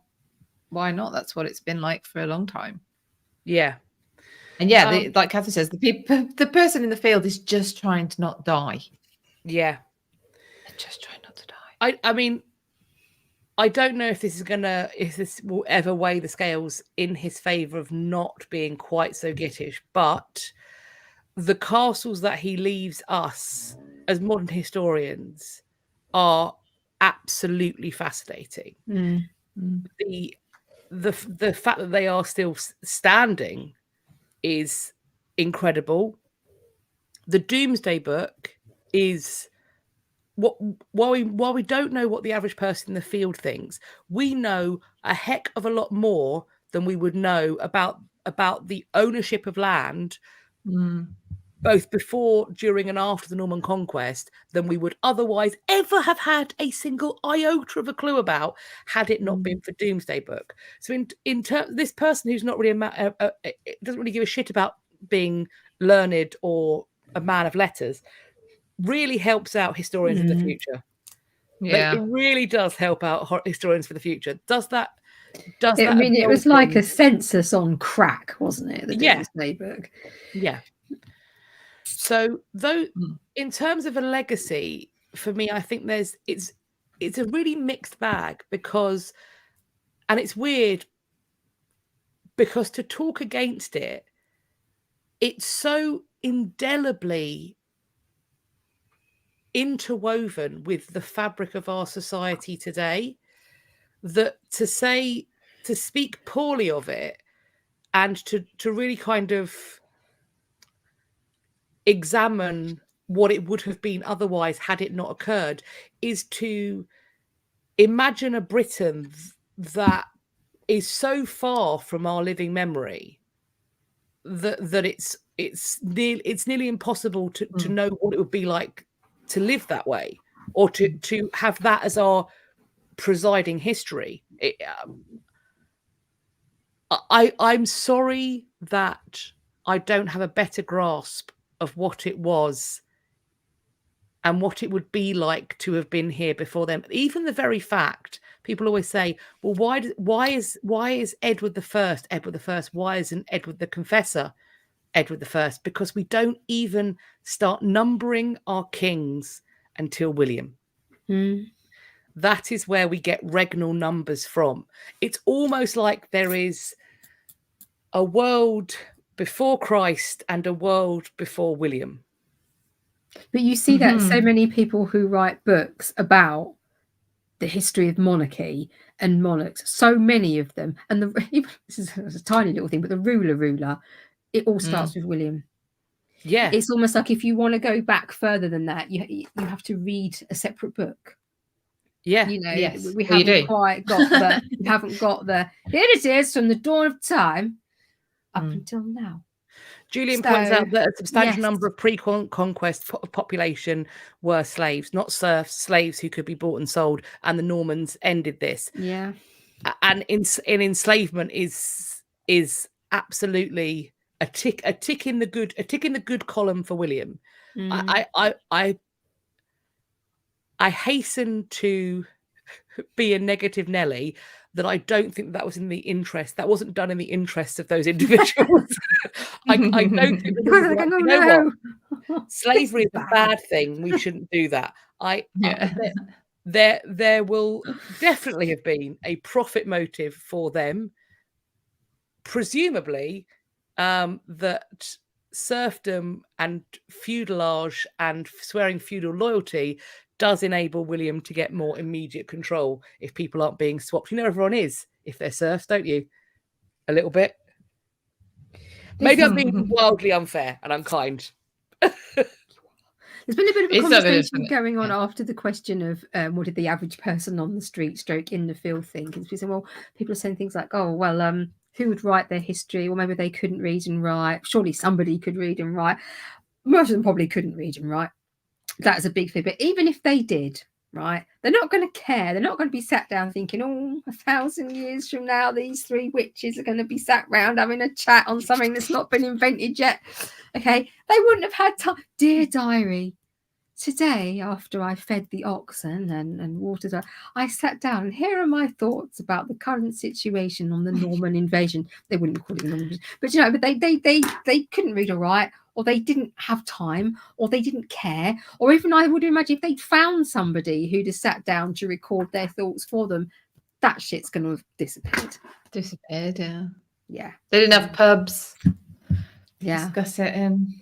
So I think that there may have been, that possibly there were people that were able to put pen to paper, or someone did it for them, and apocryphal stories and things like that. But I think it's just got lost to time, and they just simply weren't important enough.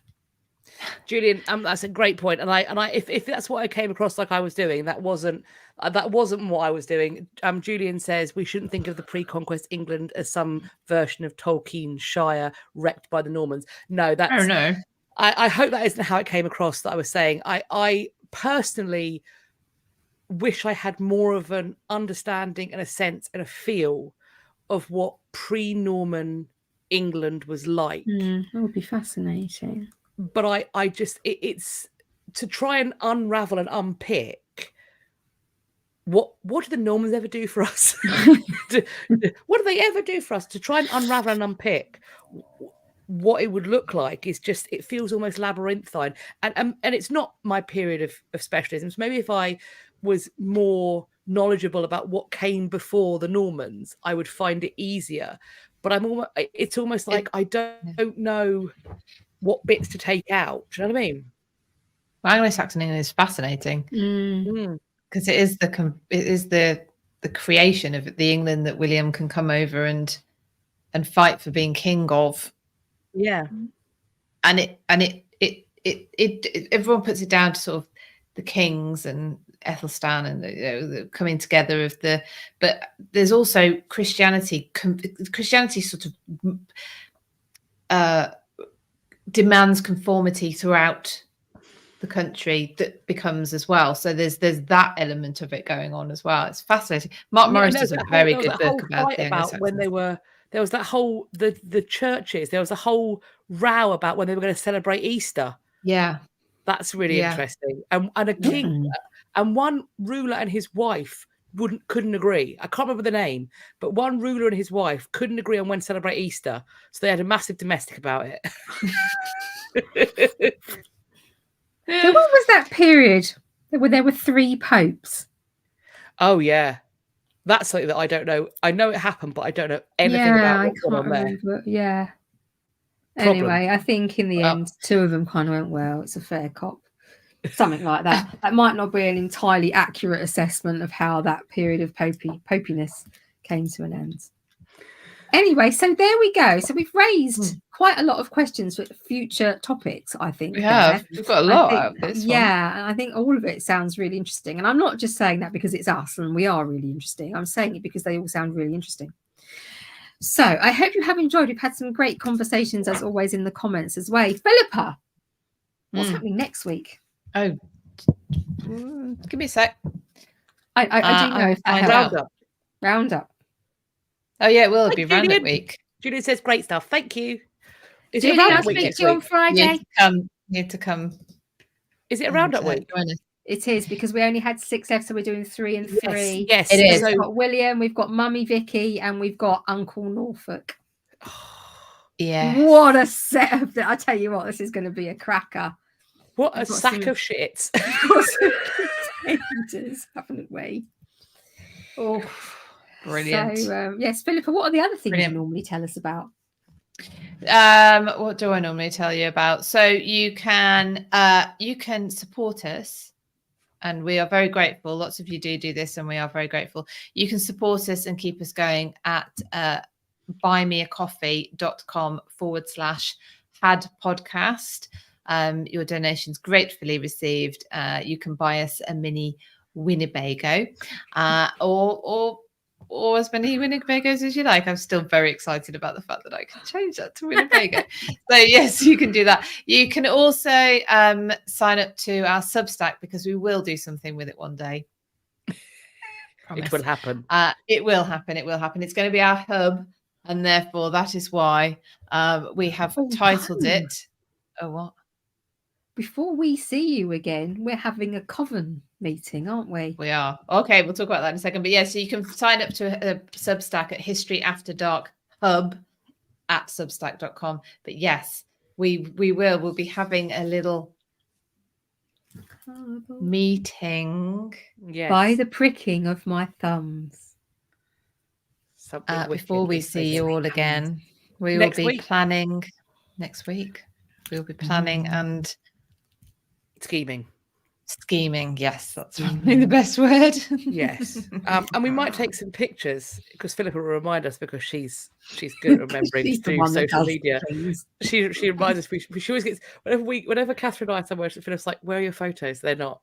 They're nowhere. They're here in our memory. We didn't fucking take them because we didn't have an appropriate adult with us to remind us to take fucking photos. We did do some bits of filming last week, we did. But we literally went, we better take a picture, otherwise Philippa will shout at us. I didn't shout at you. We'll be in trouble. We'll be in trouble if we don't, because she knows. It's sometimes difficult. It is difficult when you're out and about and you're doing stuff. It's not the easiest thing to remember to take photos. And we have an agenda, girls. We have an agenda next week.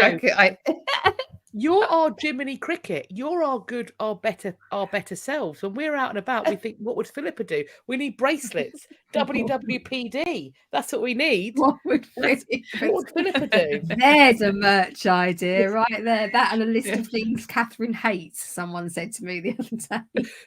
Just you hate everything everyone likes. Weird stuff. Tea and sausage rolls. Tea and sausage rolls. Well, so anyway, that's where you can support us at buymeacoffee.com/had podcast, and you can sign up for our free newsletter, because one day we will do it at historyafterdarkhub.substack.com @substack.com. Sorry. Right. Okay. If you're following us here on Instagram, thank you very much. Please do go down to the YouTube, because once we finish the Gits, we might be moving away from the Instagram. It might be YouTube only, because of sort of like, this is a bit glitchy. So please, please, please, there will still be the Instagram page will be here with the old episodes on and other little bits and pieces that we'll post from time to time. So it's not disappearing. There will still be stuff on there. But please do think about going down to YouTube, joining us at History After Dark, where the big fun times go on. You get to keep all the comments. If you're here on YouTube, which you are, because I'm looking at you, thank you very much for coming down. Please like, share, because people love it. They don't know yet, but they will when you share it to them.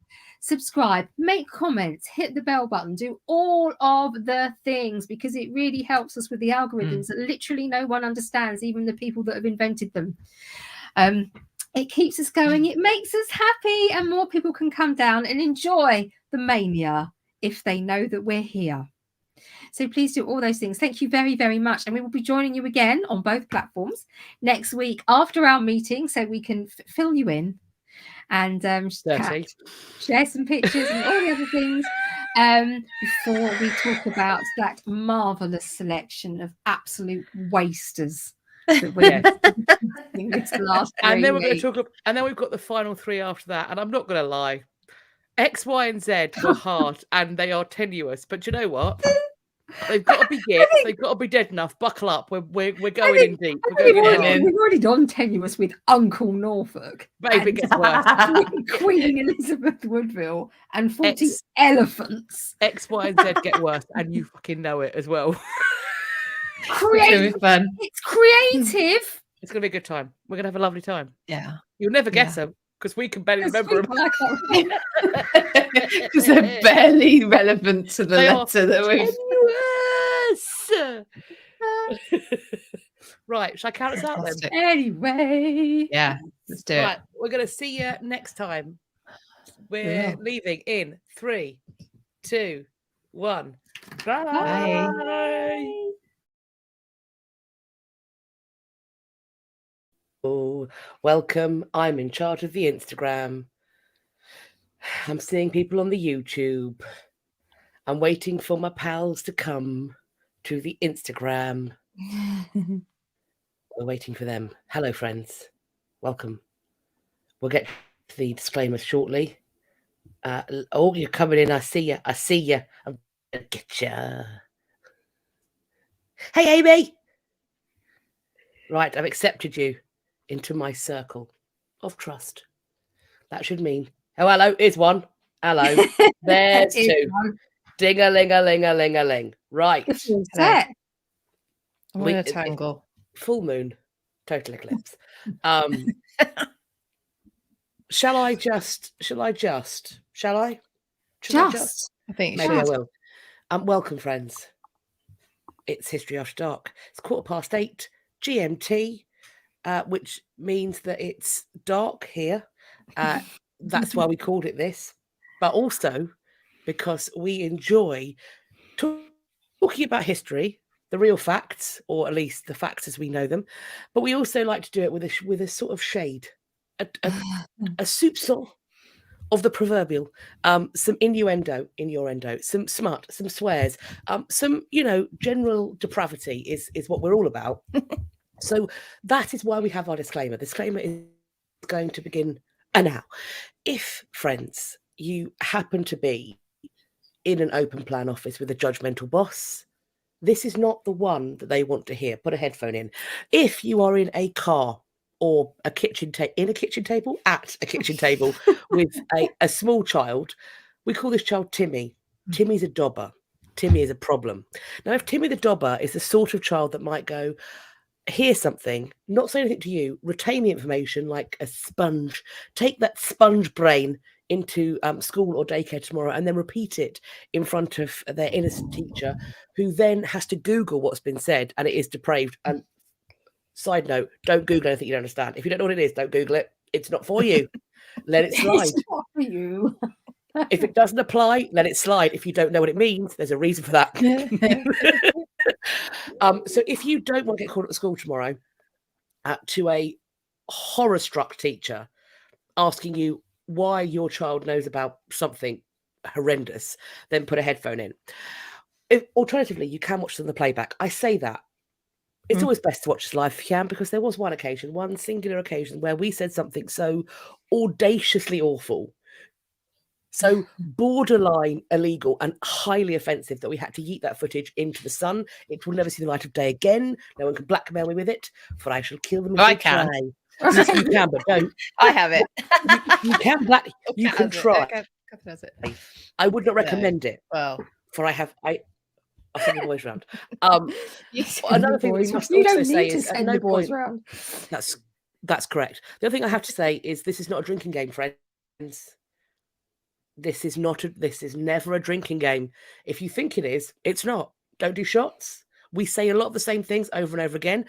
Your liver will climb out of your bumhole if you play this as a drinking game. So we are History After Dark. Today it's a deceased git. Perhaps, arguably, the gittiest of the gits. We have our format. We'll be talking about early life, middle life, and Endy lifey. Endy lifey.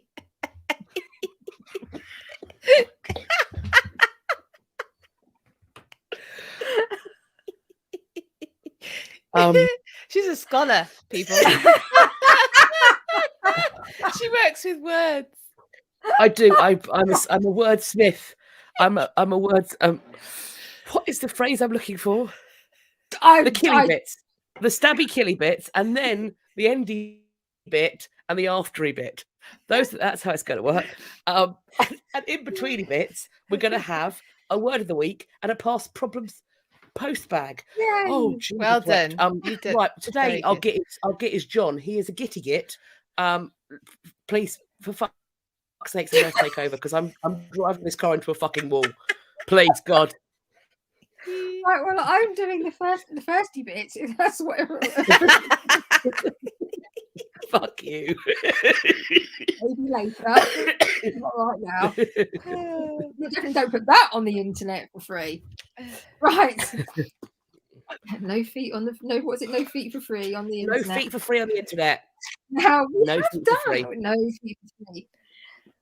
But we have done a room on John before, haven't we? But it was a really long time ago. So it was so long ago. It was before had its own page. So you can find it though on podcast. So if you have access to Spotify, or if you have access to Spotify, no. Anyway, it begins. Anyway, yes, it's out there. We can maybe put the link to it or something. Brackets Philippa can maybe put the link to it on. It's going to be a long night, isn't it? I hope you're all comfortable. It's all I can say. We're going to be here for a while. Yeah, but yes, no, John. Dead in people. John is, I think he's well known, isn't he? Bad King John as really one of the shittiest monarchs, and in fact, people in the entirety of history since the dawn of time. So there is a lot we could argue for him being a Git. I think, as Kat said, he's definitely, I don't know if he's going to win, but he's definitely a big contender for this. He's a heavy hitter in the stakes of yeah, Git. He gets it in the end. So, yes. So, I don't even know why I'm laughing. I don't know, because John is a serious matter, Catherine. Pull yourself together. Please.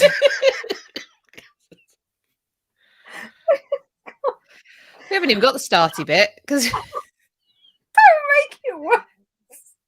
Kiddies and me, is he the twattiest twat ever? Well, we will get into that. He's damn. He's got to be up there. He's damn close.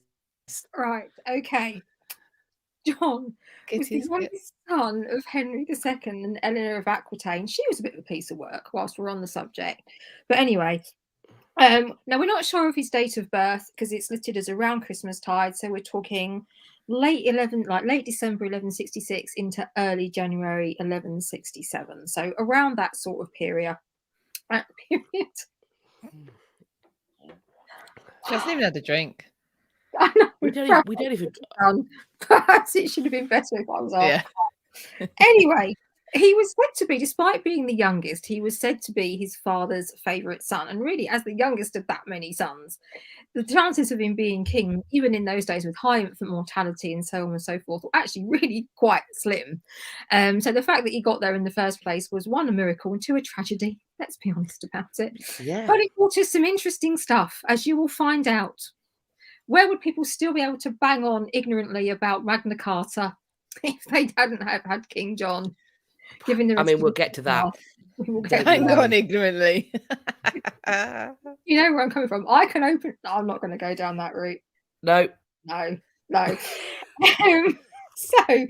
because he's the youngest of all these sons, his father will distribute things out to his other sons in terms of lands and power and wealth and things like that.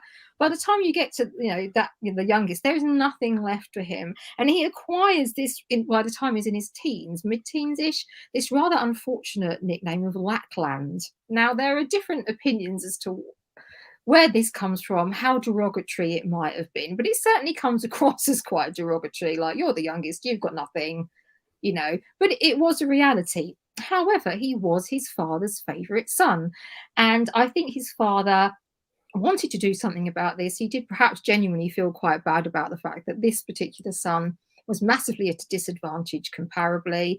And I will say, as you will see as we go along, in terms of father-son relationships, this gives the Georgians a run for their money. I mean, this is quite special. So, So when John was 6, Henry wanted to give him now Chillon, Loudon, and Mirabeau. Is that correct? You are not asking me. Okay. It's close enough. That'll do, won't it? We know what they're talking about. His eldest brother, Henry, known as the young king, because he was trying to be quite powerful, he was seen as this real figurehead, was fuming about this. So very early on, we're seeing wedges between all these brothers, and Henry, and John was never the most popular. My whole thing was just a complete mess. Basically. Sorry, I thought you said wedgies, and I was just imagining all the brothers at court just grabbing each other by the braids and just atomic wedging. And considering that they're like the front of their braids would have been tied in with points, if you wedged someone in those, you'd get full wang out. You'd be like, boop, boop, mouse out of house. That's what I'm going to say. Just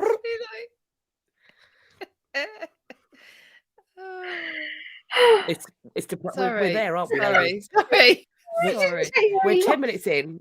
We're 10 minutes in, and we are scraping the veritable gutter, and I love it. Apologies. So who's getting wedgies? Everyone at court. Everyone. Left, right, and centre. You can't move. You cannot move. Getting a wedgie. Mouse wanders. I'm out of the house. Mouse, you can be in the house or out of the house. I was speaking euphemistically for the wee Willy Winky. Their little mouse, their little trouser mouse, was out of their mousy house.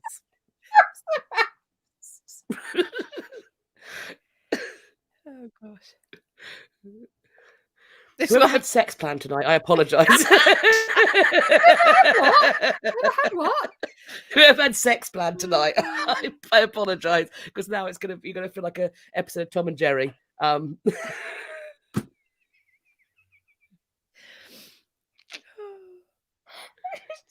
This is going to take so long tonight. I hope everyone's got. Fortunately, I time. don't. For the love of Croft. He can't help you, love. He's abandoned ship, mate. We are fucked. We'll get to that as well, yeah. Excommunication. Anyway, carry on. Everybody as well. Right, anyway, at some juncture, Eleanor and her sons rebel against John. But rebel against John? Oh, no. Henry, the other one. Henry, Daddy. The king, yes. But John, bad dad, outside, and he's the only one that doesn't take part in this rebellion. And obviously, this is going to help, sort of cement his position as the favourite here. And in 1174, when he was 7, he got some more things. He gets lots of things from his dad. He received grants that would earn about £1,000 a year from England and 100 livres, I think, from Normandy and Anjou. And that's annually. This is a huge amount of money. And he's 7. So he's had a bit of a result there, really. In 1175, now this is really low. Henry disinherited the Earls of Cornwall and used the reserves of their estates for John. They rebelled, obviously, at this point. So you can see he's lavishing all these things onto John, even though he's a small boy. In 1176, when he was 9, he was betrothed to Isabella of Gloucester. But once again, Henry manages to screw people over in favour of his son here, because it was done in a way that when the Duke of Gloucester had died, his family members should have got that inheritance, and he did it in a way that inheritance would be sort of sideways taken and given to John instead, basically. So again, all these people are getting very angry, and we see John as this sort of really unpopular sort of, well, he got everything and people don't like him and it's not fair. My argument, I know we're talking about gittishness, but my argument at this point is this was a small child. All these things were out of his control.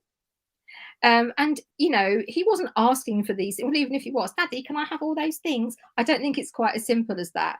So the fact that all these things are getting given to him, extracted and handed to him, I would say at this point is not down to him. And essentially, because he's a child, his father is still controlling all these assets and things like that. So they're not really benefiting him at that stage.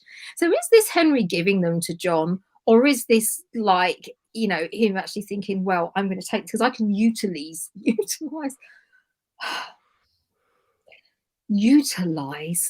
these things for myself and for the crown. So I would say, I know we're talking about gittishness, but at this point, small child looks very spoiled, brattish, but we can't lay this on him, to me, at this stage. There's time. It's early days. In May 1177, Henry named John as King of Ireland, which is quite fancy, asking Pope Alexander III to give him a crown. So that's quite ostentatious, isn't it, really? But again, all these things to me are building up John as to give him this really unpopular reputation at this quite a young age. So I'm not trying to defend him, because I'm not, because he's a prick. But, he doesn't start out on the best of footings, but that wasn't entirely his fault. I'm trying to give a balanced view here of this asshat. So when he was 17, his father said Aquitaine. So obviously his mother was Eleanor of Aquitaine. So they had some control over that land, should be transferred to John. So he's only 17 at this point. Now his older brother Richard was incandescent with rage about this. So we see this splitting again between the brothers, between the families, because he had been, up until that point, Duke of Aquitaine, and he had no say in this. Nobody had asked him. There hadn't been a discussion about this whatsoever. Now, by this point as well, Richard was heir to the throne because Henry the young king had passed away of dysentery, I believe, which is unpleasant by anyone's standards. Shockingly, shitting yourself to death is not a laugh riot, Catherine. Yes, we are all astounded that would be an unpleasant way to die. Shitting through a tea bag until you expire is not an ideal way to die. I agree. It's not dignified. Not to drink tea. because you don't know what has happened to the tea bag. To that tea bag. That's my case. Okay, so Richard was not happy about this. Now, Henry gave his support to John and Geoffrey, who's another son. Geoffrey just seems such an out of place name, doesn't it? Anyway, to attack Aquitaine for John's claim, but Richard managed to hold Aquitaine. So you're seeing divide between the brothers, between the father, and the whole thing is just a horrible, horrible, horrible mess. Now, in 1185, Henry II knights John, and he sends him to Ireland with a huge military force to try and get the Irish lords to stand down. Well, it's only fair to say that John didn't make a success of this. There were like desertions and failed battles and all things like that. And he basically came back after not very long with his tail in between his legs, looking like a complete disaster. And you know, obviously, in this period, being a strong military figure was really essential for you to move forward, to gain respect, and so on and so forth. So already this was a bad start. And now he wanted to go on a crusade, and his father wouldn't allow him to go on a crusade. I'm wondering why he was so keen to do this. I'm wondering if it's because his brother was off crusading left, right, and centre. He was all over a crusade, wasn't he, Richard? He loved it. And my crusade was harder than yours was quite a good game for that period as well. But in 1187, Jerusalem fell. He wanted to go on this crusade with his brother. Geoffrey was dead as well by this point, so they're doing superbly. And again, no, you are not going on a crusade.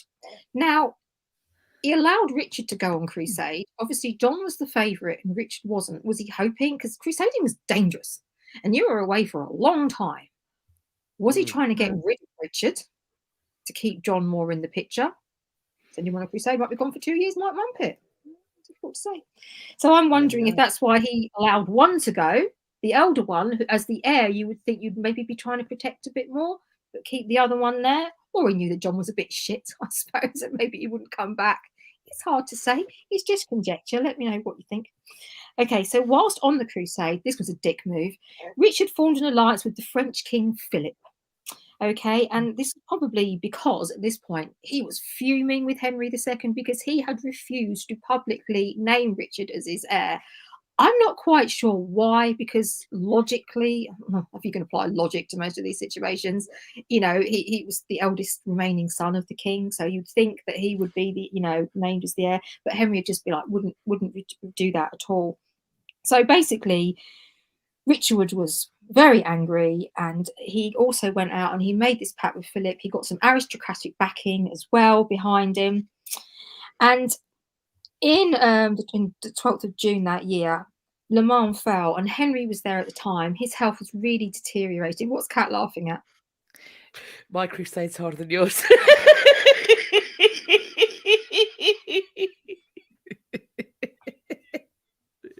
It's a willy joke.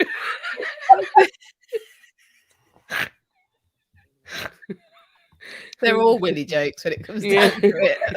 Yeah. Yeah. Okay. Sorry, Catherine. And at this point, Henry had to admit defeat when Le Mans fell, and he had to basically agree to Richard, his sons, all his demands, him and his associates and his supporters. He had to agree, and of course, Henry was just absolutely mortified and gutted by this point. He was losing everything, the respect of pretty much everybody. His health was very, very poor. Now, as he's there on the floor, having to kind of go, okay, you know, Scat, I don't know what you're laughing at. Sorry. The comments. I'm laughing at the comments. I'm sorry. I'm very immature. Paige just said it's a willy joke. Thanks, Kat. I didn't notice. I want to make sure everyone knows that it's a willy joke. Just want to make sure. Henry was compelled to give his son the kiss of peace, and as he leant down, he said in his ear, "God grant that I die not until I have avenged myself on thee." I like that. That's good. So he's in very poor health. It's strong, yes. So he's in very poor health at this point. So I think everybody knows that with this massive defeat on his hands and his poor health, he's going to be in a bit of a bad state. But he says, okay, the only thing I want now is I want a list of all the people that have betrayed me in this matter. Presumably thinking that before I'm on it, I'm going to wreak revenge on as many people as I can. That's the way to go, isn't it? It is. Well, bad times. Because when he gets this list, right at the top, there's John. Oh, he's done the dirty on him. He's fucked off to the other side. What a prick. Now, my guess at this juncture is, and I don't know what everybody else thinks, and again, this is conjecture, but that... Do you mean made up? He knows. He knows that his father is very unwell and he's not long for this world. He also knows that there's basically him and his brother Richard left. So one of them is essentially going to be heir to, he's got no backing. Richard has. If he goes for it, he's not going to get it. Everyone's going to stand against him. The least messy outcome for him for this is instant death on the battlefield. Like, that is the least bad thing that's going to happen to him if the situation arises. So I think he just went pragmatic, to be honest with you, which is really quite unpleasant, but there we go.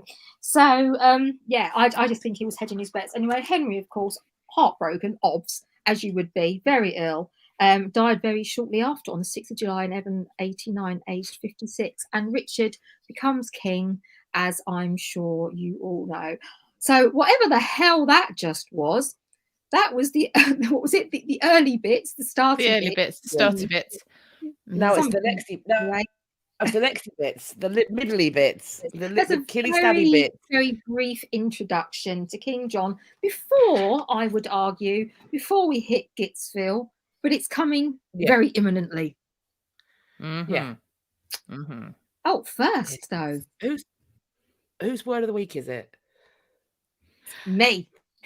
This is fabulous. What have you got now? for us? I think I am pronouncing this correctly.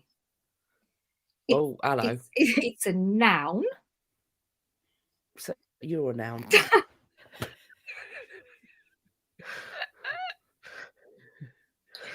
What is it? God, is it French? No. It was actually put together some Etonians. So, come back to that in a second. You've got to put a plum in your mouth. It's a very, very long word. It's flocky knocky hilly-pillification. Nice. That's amazing, isn't it? It's for you to say. Okay. Flocky mocky bitty. Flocky knocky hilly-pillification. Flocky knocky hilly pillification. I think that's how you pronounce it, yes. Flocky knocky hilly pillification. No one's going to fucking fact check that, to be honest. Flocky knocky hilly pillification. Pretty pink, definitely does sound guilty. It does. Anyway, that's, you know what? Is it? Let's guess. What do you think it is? I'm thinking if it's Etonian, it's got to be some kind of sexual innuendo. Like a roll in the hay. Dawkins' Historia. Is it contagious? Yeah, I also think sexual. Is it a cute way of saying like fisting up to the elbow? I'm in fuller. Where I'm like sooty. Is it that? Oddly, no. Oh, okay. Which bearing in mind, I've told you it's Etonian. I understand the train of thought. Yep. So, okay. I mean, I can hit you up with the actual definition if anybody wants the actual. Yeah, I do. It's just fun to guess. It's fun to guess. Still taking tea with Catherine. It means sleeping in whenever you go.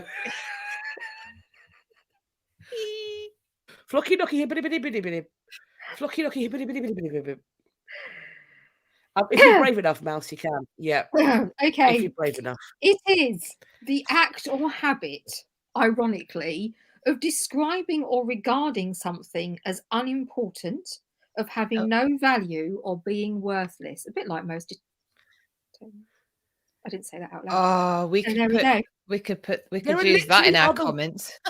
But there are also literally so many other words that fucking mean that. That's what I mean. Yeah. That's why it's so ironic. So, an example. So many shorter words that mean that. Fucking Italian. So I put it in a sentence. I put it in a sentence for you. Oh, nice. I'm very offended by my friend's flocky knocky hilly-pillification of my amazing new beaver jokes. Yes. So it has the honour of being. That definition actually makes me a bit angry. I'm going to be honest with you. It makes me a little bit angry. Like, that's what it means. It's not your fault. But whoever made up that word needs a punch in the throat. Well, they're Etonian, so yeah. I'm sure there are lovely Etonians. I never met one, but I'm sure they exist. Anyway, it has the honour of being the longest non-technical word. And yeah, so it comes from, then I read, I obviously looked at various places, and somewhere written, it's a jocular coinage, apparently by pupils at Eton, combining Latin word stems, inspired by a line in the Eton Latin grammar published in the early 19th century. There are some nouns commonly used in the genitive case, with some verbs like pendo and facio are listed, which express evaluating something as wordless or previously mentioned. So I'm sure that's cleared that up. Enjoy. Yeah. I'm sorry it wasn't dirty. I'll Clear try harder as. next time. No, I'm glad to know it. A flocky wocky boppity boopity boop. Bippity boppity boo. So I just looked up onto YouTube. I don't know if I've missed something, but Jen's written at Melissa, at Amanda, cystitis leads to a kidney infection and a chest infection. I hope you're feeling okay, Jen. I think you're sick. I'm sorry. Maybe. Flocky, I hope you're all right. Flocky, knocky, like the food. Oh, I like that. Oh, That's I nice. don't like that. Flocky, knocky. I'll have that. That sounds like a delicious dish. Hilly purification. So there we go. Right. Thank you, Kat. Thank you. Oh, you're Well, I appreciate can't even remember what the word was now. So, Flocky, mocky, hilly purification. God bless you. Pretty big. It's the opposite of a dirty word. No one who uses it will ever get laid. It is, in fact, a vocabulary-based contraceptive. It is a linguistic cockblock, is what that is. Yes, Hadrian has written it out if you have a desperate desire. Thank you, Hadrian. Not Google it. Look it Flocky, up hilly in a purification. particularly posh dictionary, because that's not going to be in your average sort of Collins gem, is it? Did anyone else get annoyed when they were a kid when they were told to look up a word that they couldn't spell in the dictionary? Can't spell it. As dyslexic, it used to give me the utter mind-bending rage. Mind-bending rage. Well, yeah, I'm with you. Raven says the fury. Raven says vocab condom. Yeah. And Lottie Rose says linguistic cockblock. Yeah. So there we go. That means I'm obviously in trouble for a while because I've just said it on the internet. Pretty Pick just said Philippa just gave you PTSD. Yeah. You just unlocked a memory. You unlocked a core memory for me too. Go and look it up. Fuck you. Yeah. You can't say fuck me. I don't know how to spell it. Look it up in the dictionary. What? You look up in the dictionary. Yeah, you look it up. 6 years at teaching college well spent.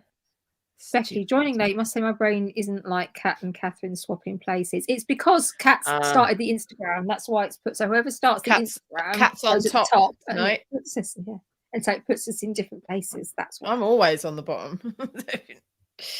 Anyway,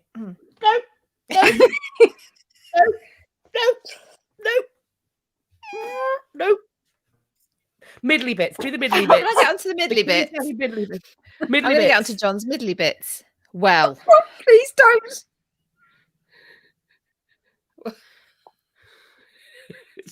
We've lost Catherine. Where's she gone? Deceased. She's deceased. I don't want to think about John's middly bits. Well, you're going to have to in a minute because I'm taking you there, and I am cracking my fingers to do it. So that's lazy for the fact. Yeah. So you know what? One day. We're looking. Oh, I've just spit. We're looking. Someone really highbrow will be going. I'm going to browse YouTube for some high quality history content because I'm looking for some people to make extremely famous. And no, not they'll find this one. We can do better. We can do better. Anyway, John. Right. So John's middly bits. So John's 34 by the time he comes to the throne. We have 17 years of John, and well, he manages to create in his 17 years a reputation that would endure throughout time. True story. So you know, what does he do? Is he good on the battlefield? Is he strong and valiant? Does he prove himself a great leader? No. No. He's been described as... What are you laughing at already? I'm so sorry. Which is for... I presume Cat's laughing at the same thing. Yeah. If you're on the bottom, you're doing the fiddly bits. Only if you're very good at what you do. Oh, fucking hell. Oh, I do hope so, because that's where I'm going. Anyway, Marie, why I'm is so dyslexic sorry. so hard to spell? Probably for this. Dyslexic is so hard to spell for the same reason that dyspraxic is so hard to say, because people are shits. Fair. Right, let's sorry, please. Let's get our people in the Shush group. then, otherwise we're going to be here all night. So, All right. So John has been described basically as a total jerk, as just a terrible king, the worst king ever, most succinctly, a shit. And that is from his contemporaries right through to his biographers, like more recent ones like Mark Morris. And along the way, many have tried and failed to find some traits in John, actions, whatever, that could, I don't know, I suppose you'd imagine in someone's story, well, there must be something to bring about a bit of balance. No, they can't. They can't find anything. There's no redeeming features. When we did do this on last time, I think we've realised, or we tried to find something, and he'd given a woman a job at some point. So it was Nicola Dillahay. He let her be the barrel. Yeah. He made a woman a sheriff, right? Yeah. Before he mumped it. She was a bad actress. Which is probably more about her than him, to be honest. She must have been a fucking double R bastard. And he was like, you'll do. So double R bastard. That's literally the only thing we've ever found. And that's really with our sort of feminist hats generous on. head. Yeah, very generous head. So in a time where chivalry was, you know, this is how you're supposed to act. He had no chivalry. He wasn't brave. He had no sense. He was cruel. He was tyrannical. He was barbaric. And I think he was probably a fucking Fruit Loop. Official diagnosis. Let me fetch the ICD-10. Hang on. Take that to the doctor. Apparently, I am a fucking Fruit Loop. Can you fix it? No. No. It appears not. So let me just give you... well, I'm going to take you through some of the things he did and see what you think. He was judged at his time. He's been judged ever since. So this like cruelty without chivalry is one of the things. He is responsible either by order or directly for the murder of his nephew Arthur of Brittany, the son of aforementioned Geoffrey, who used to be the Toys R Us giraffe. Do you remember those adverts? Yeah. Anyway, core memory from childhood. I'm still bringing him up. Now he savagely. Well, some of the reports say he savagely attacked Arthur, who was about 15, I think, at the time, gouging out his eyes, all sorts of nasty stuff in some kind of drunken Fruit Loop rage. And he did this in Rouen. So I noticed earlier someone put that he was murdered and chucked in the Thames. No, he didn't bring him all the way back to chuck him in the Thames, whatever the river is near Rouen Castle, perhaps. I don't know what the name of that one is, but anyway. And also any of Arthur's supporters, because Arthur, of course, has a claim to the throne. He's the son of an elder brother to John. So he has support in France. And he has support in well, so at the time you've still got French, English nobles. They're sort of one and the same. Anyway, any of Arthur's supporters, he sticks in Corfe Castle and starves to death. A little bit of a favourite, actually, method that John likes to use. It's not just Have you John seen all about killed the a giraffe cat? Is that Yeah. what you- Yeah. There's the jingle. Do you remember the jingle? Yeah, it's a magical place. We're on our way there with toys of a million all under one roof. It's called Toys R Toys R Us. Toys R Us. Toys R Us. Yes. Ewan said that teenagers can be tricky. That does not Quite, not give mean you that the you get to licence. murder them and dump them in the river. just put that out there. Teenagers They can can be indeed tricky. Yes. Yes. Is Richard III taking notes? I mean, we talk a lot about how Richard III is a nephew killer, but ding-a-ling-a-ling, John, we've got SF King Cooler.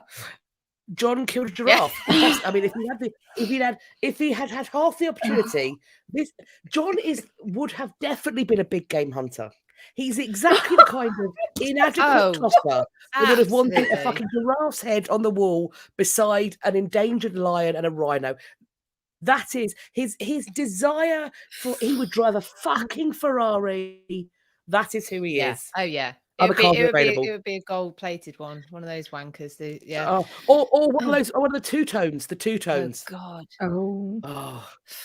So if you have one of these, then we're not sorry. Yeah. We love you. But... CMCG says Drunken Fruit Loop Sponsor Rage. us. Sounds like a good title for a band. Yeah, John and the Fruit Loop Rage. Yeah. John was a massive hunter as well, actually. We might mention that a little bit later. Yeah, he was. No, sorry. Jeffrey is just the name of the Toys R Us giraffe. That's it. That's the entire link. Yes. It really is no more relevant than that. But yeah, so John didn't just treat his enemies or rivals in a bad way. So this is quite an infamous incident with the wife and son of a man he'd grown up with, actually. Yeah. So he didn't keep many childhood friends. Once he got once he got rich and famous, he dispensed with a load of them. But William de Bruce. I think it was I've heard Breosa. Breosa, but it's also coming with something different, so that's going well. Okay. Well, anyway, his mate William,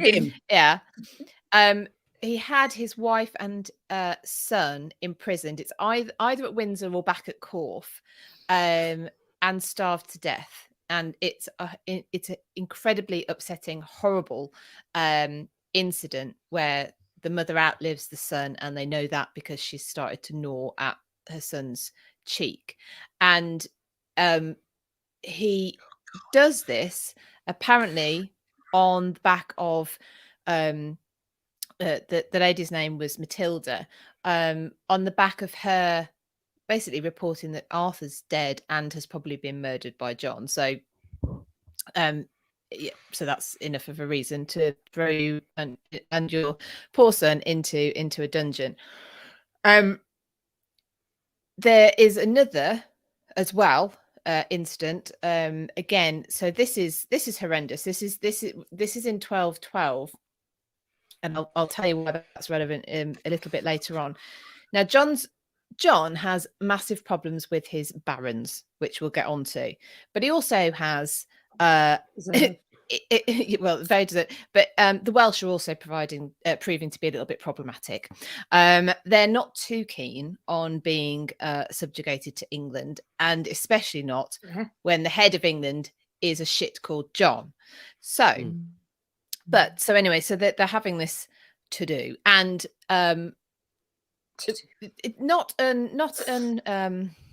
common is each side would have hostages from the other side as a kind of I don't know, insurance policy sort of thing.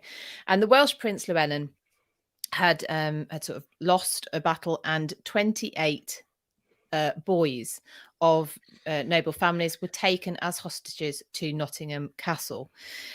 These boys were aged between 12 and 14, apparently, and they lived at Nottingham Castle doing what boys that age do, just playing, whatever. Llewellyn strikes up another rebellion, or John, whilst out hunting in one of his many forests that are kept just for his pleasure.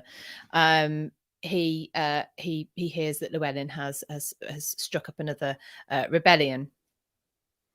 His reaction to that is to go pretty much straight to Nottingham Castle and give the order that all of the hostages are to be executed, and they are taken straight away and hung over the castle walls while John watches. He is a prick. Now, so we know he's cruel. He's cruel. He's tyrannical. He's also completely fucking ineffectual. So he... yeah. Yeah. Now, if you think of his brother, which we'll get onto at a later date, Richard the Lionheart, he's king. He's getting it. He's getting it. He's king for 10 years. He's here for 6 months. John spends a load of time pissing everyone off in England because he's lost pretty much all of the lands that have either come to his family through sort of having it or conquest, and he's basically lost most of them. So he's spending a lot of time in England, but yeah, so he's lost most of the lands. He, as leader, is supposed to uphold the rights of the church, but in 1205 he has a disagreement with the Pope as to who should take the role of Archbishop of Canterbury after the incumbent dies. The Pope wants Stephen Langton. John wants a guy called John de Grey. He's no politician. Let me say, he's no diplomat. He nope. has such an argument with the Pope. He presumably doesn't back down because he gets excommunicated, and the country it goes into a 6-year-long interdict, which basically means there can be no church services, there can be no burials, there can be no anything that you think of. And this is really, this basically puts every one of his subjects' souls in peril. During this 6 years, by the way, the Nottingham Castle hangings. So these poor boys don't even get a proper burial. So for 6 years, the churches are deserted. There's no services. And that interdict left England alone and vulnerable for invasion. And then the French look like they actually might invade. So he goes running to the Pope. He goes and submits himself to the Pope. And the Pope becomes overlord of England. So after all of that stubbornness, he basically goes and completely subjugates himself to the Pope. Nice one, John. So he's crap at that. He overtaxes his people. He charged the City of London to get their liberties back. They already had them, but he charged them again. He would charge his barons way over the customary amounts for inheritance. He taxed the Jewish community in particular to protect them. Doubtful. Oh. And he wasn't just so he didn't defend the law. This is another role of the king. He didn't defend the law. Justice was open basically to whoever could pay the most. It was just to the highest bidder. So of course, all of these things that John's done, not done, being ineffectual at, being just tyrannical at, whatever it is, leads to the First Barons' War. And this is a civil war between the king and his nobles, effectively, known collectively as the barons, that leads us to Magna Carta, for which John his name is the most is linked to. So anyone who gets it sort of just heard the word Magna Carta and John might be forgiven maybe for thinking that he has something to do with this, the most, I think it's been described as the most successful export from England from medieval England, because it's giving the ideas of justice and liberty and for all, etc. Yeah, John has fuck all to do with any of that. It's a peace treaty effectively between the barons and John. It begins with the Articles of the Barons, this long list of demands from the barons. Now, a charter of this sort isn't actually that unusual. However, it's usually so sort of this a charter where a monarch will state that they will protect the liberties of their people, the church, etc., etc. That's not that unusual. However, it's usually crown issued, and at the start of the reign. Not however many years we're into. If he reigns for, we're 16 years into his reign. So you're like, no. So yeah, we start with the Articles of the Barons, this long list of demands, which are effectively just trying to thwart the power of the king. They're trying to bring him under control because there's no other candidate. They're not actually trying to replace him in this civil war. What they're trying to do is bring him under control. So this Magna Carta starts as the Articles of the Barons. There's this basic shuttle diplomacy. John is hauled up in Windsor. The barons are occupying London. It's a stalemate because John can't do anything while the barons have London, and they can't do anything while he's still quite powerful, actually, and has quite a large mercenary force. So they have this shuttle diplomacy where they're supposed to be like bashing out an agreement of sorts, but the charter actually ends up being sealed. It's not signed. Pedants get really pissed off if anyone ever says signed. He sticks his seal on it, but it's not complete.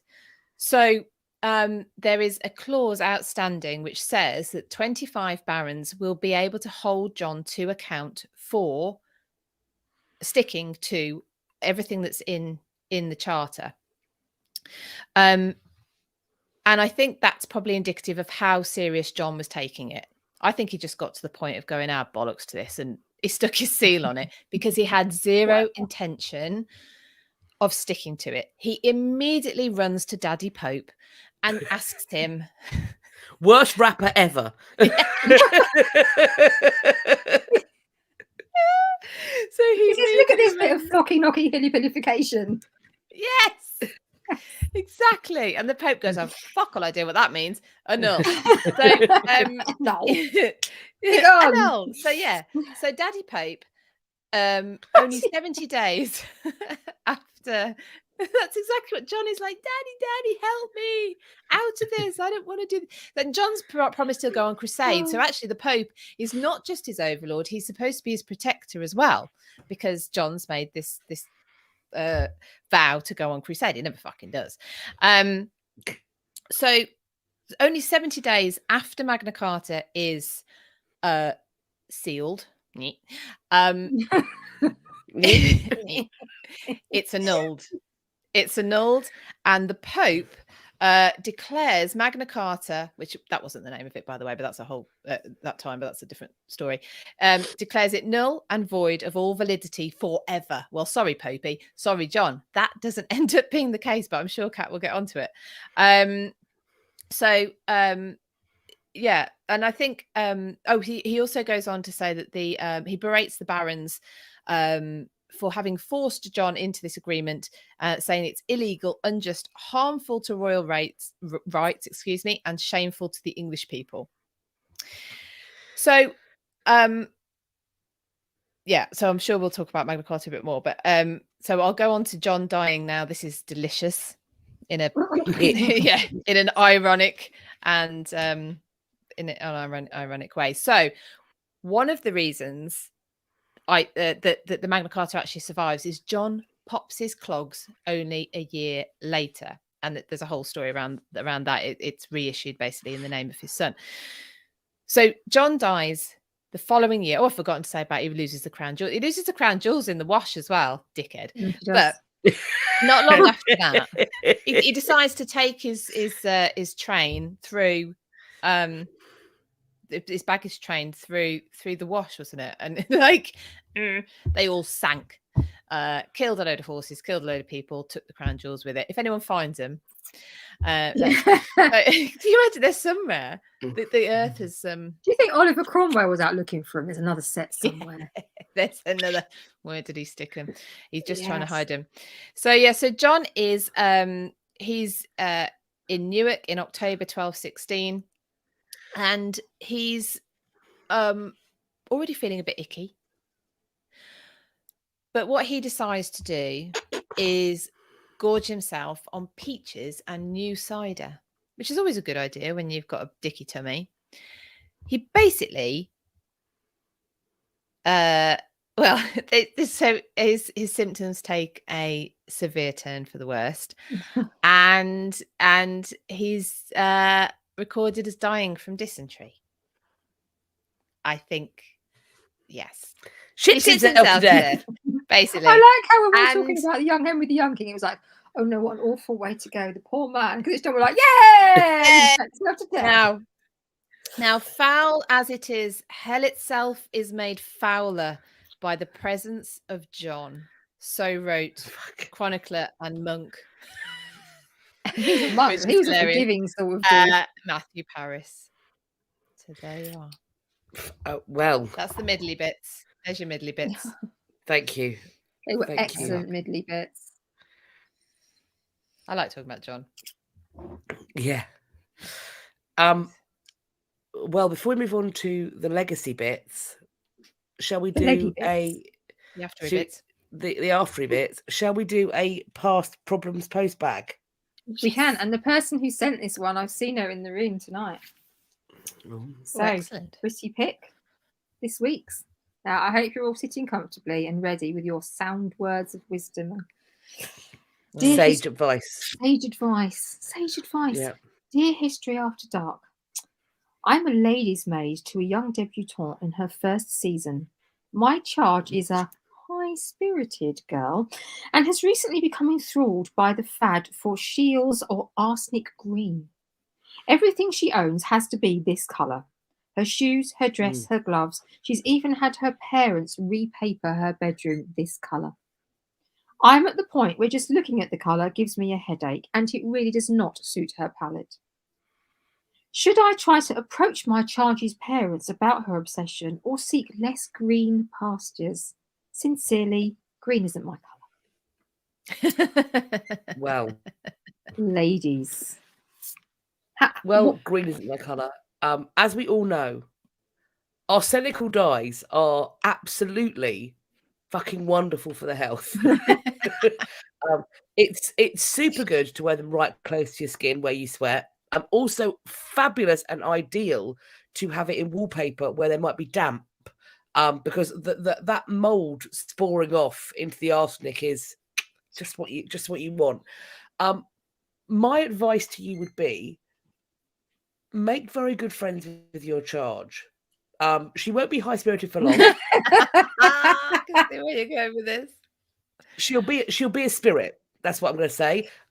What you should do is you should say to her that you should both take out life insurance policies on one another, as you're such good friends, and she is yet to marry.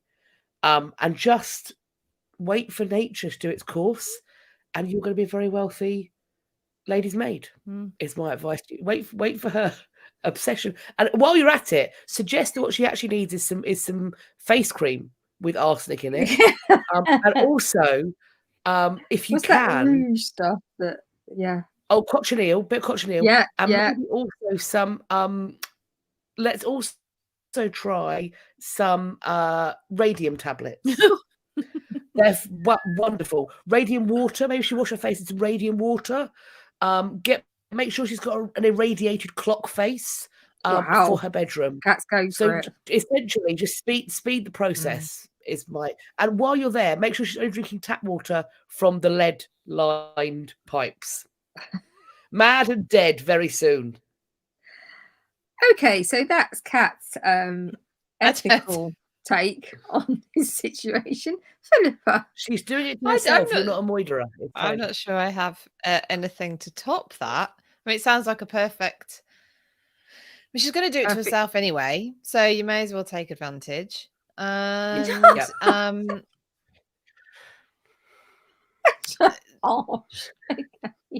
just keep out the room as much as possible, so that you don't also go down with it, and don't lick the walls. Mouse Wonder said, encourage her to get out of the house more. Maybe a part-time job in a clock factory. I hear. Either that or maybe a match factory down in Bow. Just Fossy jaw, radium jaw, whatever. But you see, I don't think there's much point in talking to her parents about this, because they papered the walls. They agreed to paper the walls with this green stuff. So I think her parents' assistance in this matter is Maybe her parents hate her and they're hoping she's going to die. Maybe that's why they've gone along with it. Oh. Anyway, look, I think in summary, everyone's going to be dead very soon if you don't get the fuck out of there. Yeah. So you either set this up with some sort of financial benefit to yourself. It's not going to take long. You haven't got to hang about long for this. Or you just do the off, basically. So life insurance policies or do the off. Don't die. Is that a fair summary? Fair summary. Yeah, that'll do. Yeah. That'll Get in the will. So I hope that was, as always, I hope we put that advice across in an articulate and erudite fashion, that it is useful. It is, of course, easy to apply. That I can't see any potential legal issues with that whatsoever. Secondary disclaimer coming in. All of the responses that are made by the team at History After Dark to our past problems postbag are intended to be satire.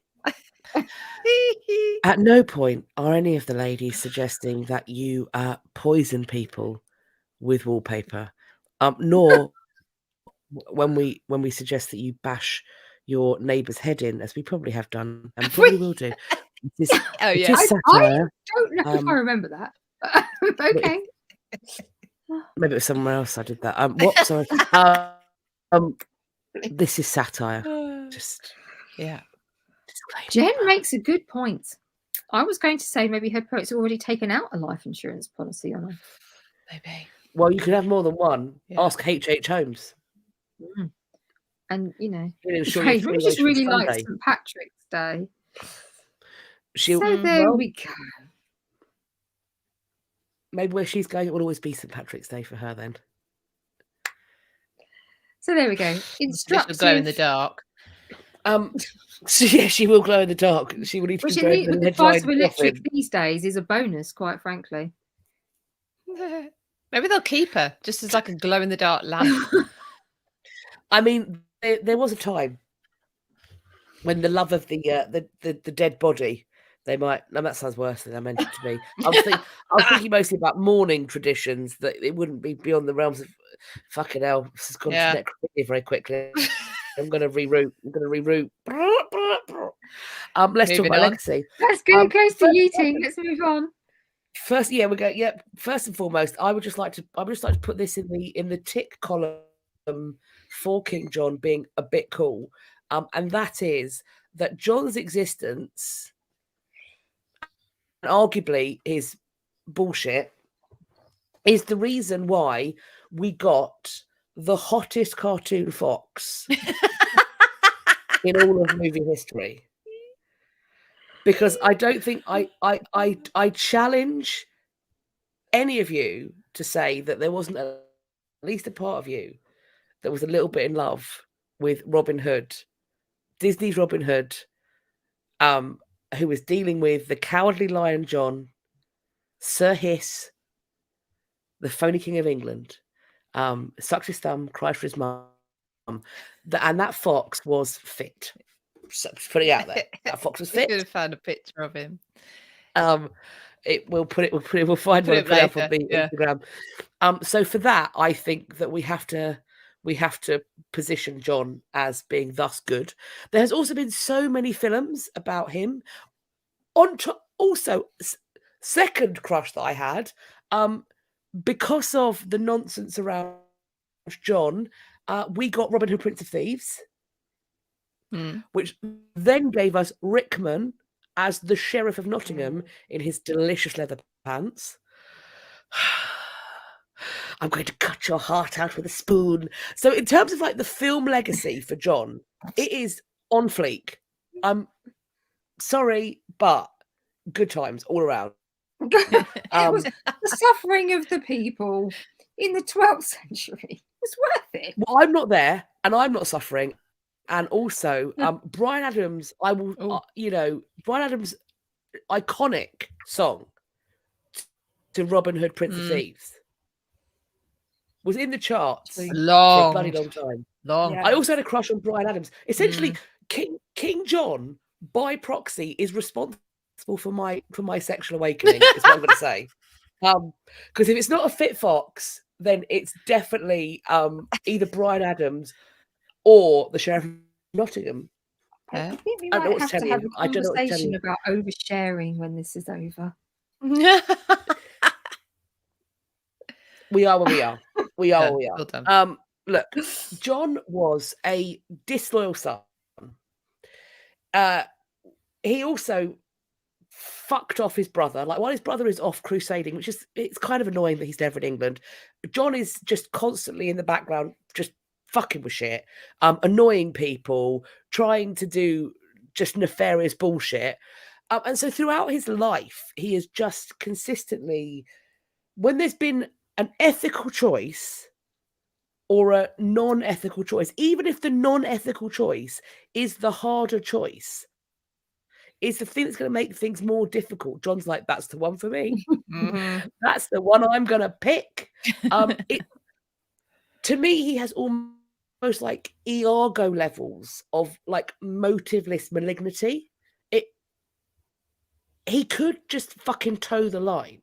I don't know if it's a case that he has like almost pathological demand avoidance, that if he is told he must do something, he's like, fuck no. I'll do the opposite. Fuck you.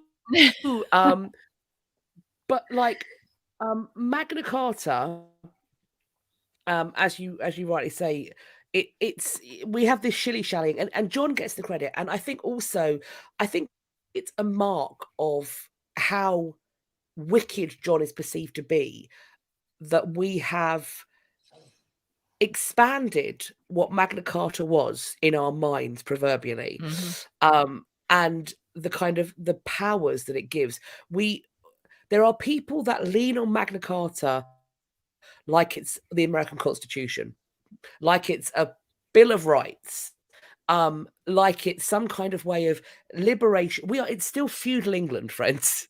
It's good for the incredibly rich, but like all of us are still knee deep in mud and horseshit, trying to like keep our teeth in our face. That's while a plow is trying to knock them out. Like, we aren't having a good time. But Magna Carta is reissued in the reign of John's son, Henry III, who I think principally one of the big stabilizing forces in his reign is that we get William the Marshal, or William Marshal, who when we do the opposite of our Git list, our hero list, William the Marshal, in terms of like life and legacy, what a fucking hero. And so there's a firm hand on the tiller when it comes to relations and ethics and morality when you've got William Marshal. And so he sets up a reign that's not going to have the problems. I think also a great thing that John does is he dies while his son's a boy. He dies. Full stop. And, yeah. That's it. That's it. I think if Henry III, or the boy who becomes Henry III, if he'd had a chance to get into his late teens, early 20s before he became king, he might get tarred with a similar brush. He might have he might have tried to rebel against his father, or he might have done nefarious shit alongside him. So I think there's an element to which, by dying while his son is, let me do my maths. 9, isn't he? Oh, 9, yeah. Yes. Yeah, he's born in 1207, October 1207, and the reign starts October 1216. That's 9 years. That's how maths works. Oh, good times. Yeah. I was about to say 6. That's not how maths works. Maths is hard. Hi, Gabron. Right. So I think that's in terms of like the legacy he leaves behind, and Henry is the father of Edward I, the Longshanks. So I don't think Henry's necessarily like a great example. He makes some odd choices when he changes the tower. He puts in a moat, forgetting the Thames is a tidal river. But overall, like we don't have the skullduggery and shittiness Artistic license. Of John. As you rightly say, he is not remembered well in the chronicles after his death. He shits himself to death in October 1216. One chronicler says that this is brought on by gluttony. He is buried. Apparently, he's buried wearing a cow-like coif which he had worn at his coronation. And from the get-go, his character was... It's hard to say maligned, because I think they are reporting accurately. Facts. So the chroniclers just reported the stuff that was happening. So from pretty much during his reign, and then immediately afterwards, and then throughout history, it's not done well. He is, if he doesn't really stand on principle. Like when we think about him falling out with the Pope about Canterbury, and you talked absolutely accurately about what it means for country to be under interdict. One of the reasons why John doesn't seek to make friends with the Pope before the threat of the invasion of France is because all of these bishoprics start to sit idle. Either people go into exile or they die. And without papal oversight, you can't put somebody in the bishoprics or the whatever episcopal seats there are. And so with nobody from the church filling those, that money is going to John. Which, of course, Henry VIII would learn when he starts dissolving monasteries, that without a pope, a king can become very wealthy. However, Henry VIII has set up a rival church that can do the stuff for the people. It might not be exactly the same, but there are still burials in consecrated ground. There is still last rite or extreme unction. In most cases of interdict, there is still going to be infant baptism and confession for the dying. Those two things potentially still exist, although perhaps not always. And if there aren't churchmen to do it because they've left, I don't know who does. But yeah, people, marriages aren't happening, burials aren't happening. So it's just generally masses for the dead aren't being said. It's just generally a complete fucking shit show.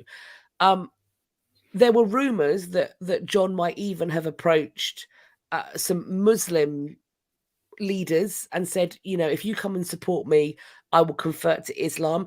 In terms of that's something that's been bandied about.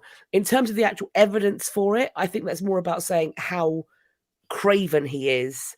And I wonder when those stories date from, because in the late 1500s, there's a real call and a real interest in conversion narratives and about people potentially who are of nefarious character, showing that by being Christians who convert to Islam. That's the narrative of the kind of late Elizabethan period. So I'm wondering if that comes from there, that this kind of duplicity is evident and being expressed in John because he is prepared to potentially convert himself and his nation to Islam. He has a whole bunch of illegitimate children. Yeah, I think I'm pretty much running out of steam. Like the legacy is not great. No. To be honest, the legacy is by accident. If you want to think of Magna Carta as the legacy, yeah, it is by virtue of him dying, of it being reissued in 1217, basically with the direction of William Marshall, strong direction of William Marshall, who sees it as a vehicle for getting crown power back in the name of the new boy king Henry III. So they reissue it, but they reissue it. The crown reissues it. Whereas Magna Carta is basically a list of demands, like I said, that he had to, that John had to sort of agree to, and therefore it survives. Had he not have died, it may well have been one of these sort of things that we just hear about a document that was issued in 1215 but didn't really go anywhere, and then it gets legs and it is brought back. Like you said, right, I mean, it's still brought back in the present day, but it's the idea of it. It doesn't really, the document itself doesn't really do what people think it does or did ever, actually. Now, the founding fathers, I believe, did take it over to America, and it did have the basis that leads to the American Constitution, I think. The Americans, they know far more about Magna Carta than the British, I can guarantee. Even our ex-prime minister, when asked what Magna Carta, one of our ex-prime ministers, when asked what Magna Carta, an Eton boy, I think, he didn't know.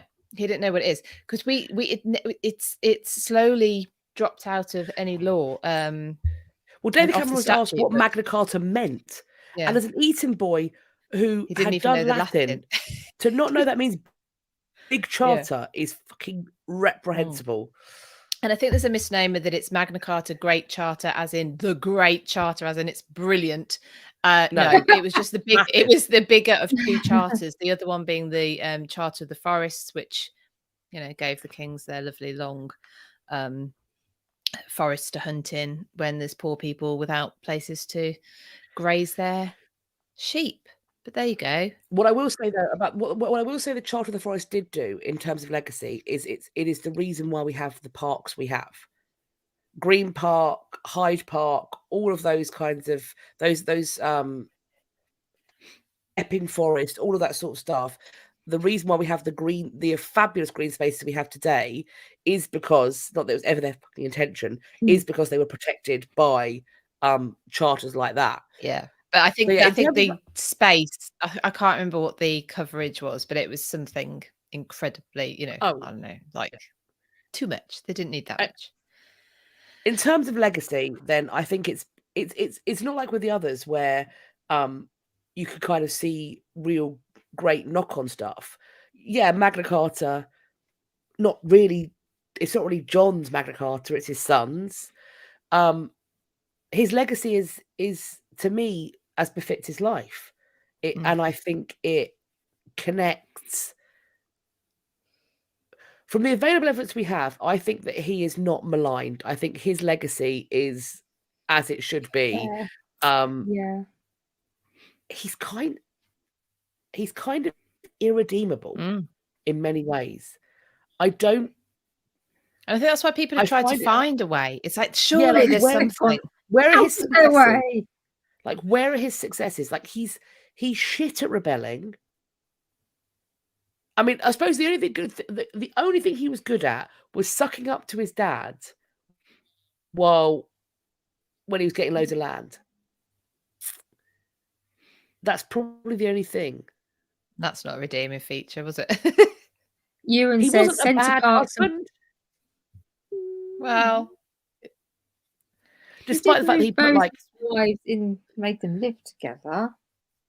Shit. But he wasn't cruel to his wife. He was just shagging everyone else's wives and daughters. He was doing that. He was doing. I mean, he was adulterous, but he wasn't he didn't kill any of his wives.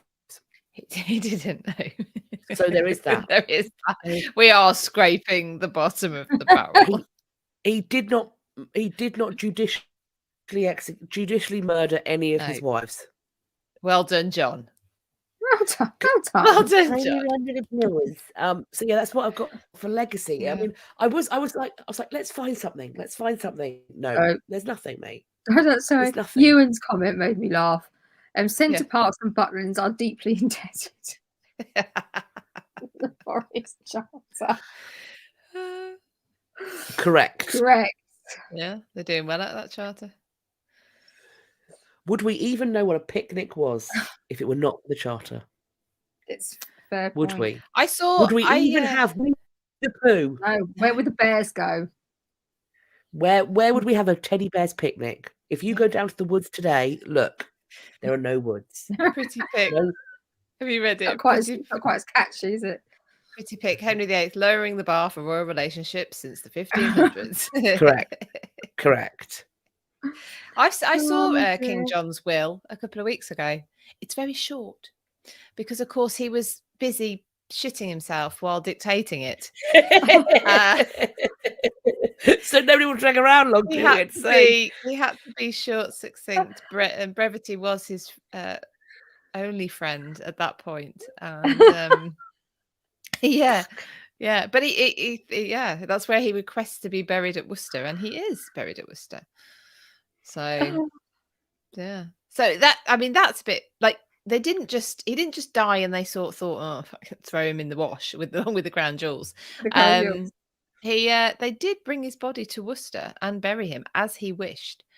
So someone could be probably Marshall. I reckon William Marshall probably had something to do it because he was incredibly loyal. 5 different kings, 5 nutty kings, a lot of them as well. And he stayed loyal to them all. But anyway, we'll look forward to doing him. Oh, William the Marshal is for me, and maybe as we look into him more, we'll think something different. But to me, William the Marshal is an example of service before self, national good before personal profit. And there are many people in public life who could learn a fucking thing or two from William the Marshal. Yeah. Barbara says that I hope they hosed him off first. I'm sure they embalmed him and washed his poopy poops away. There wasn't much of him left at that point. Poopy poops.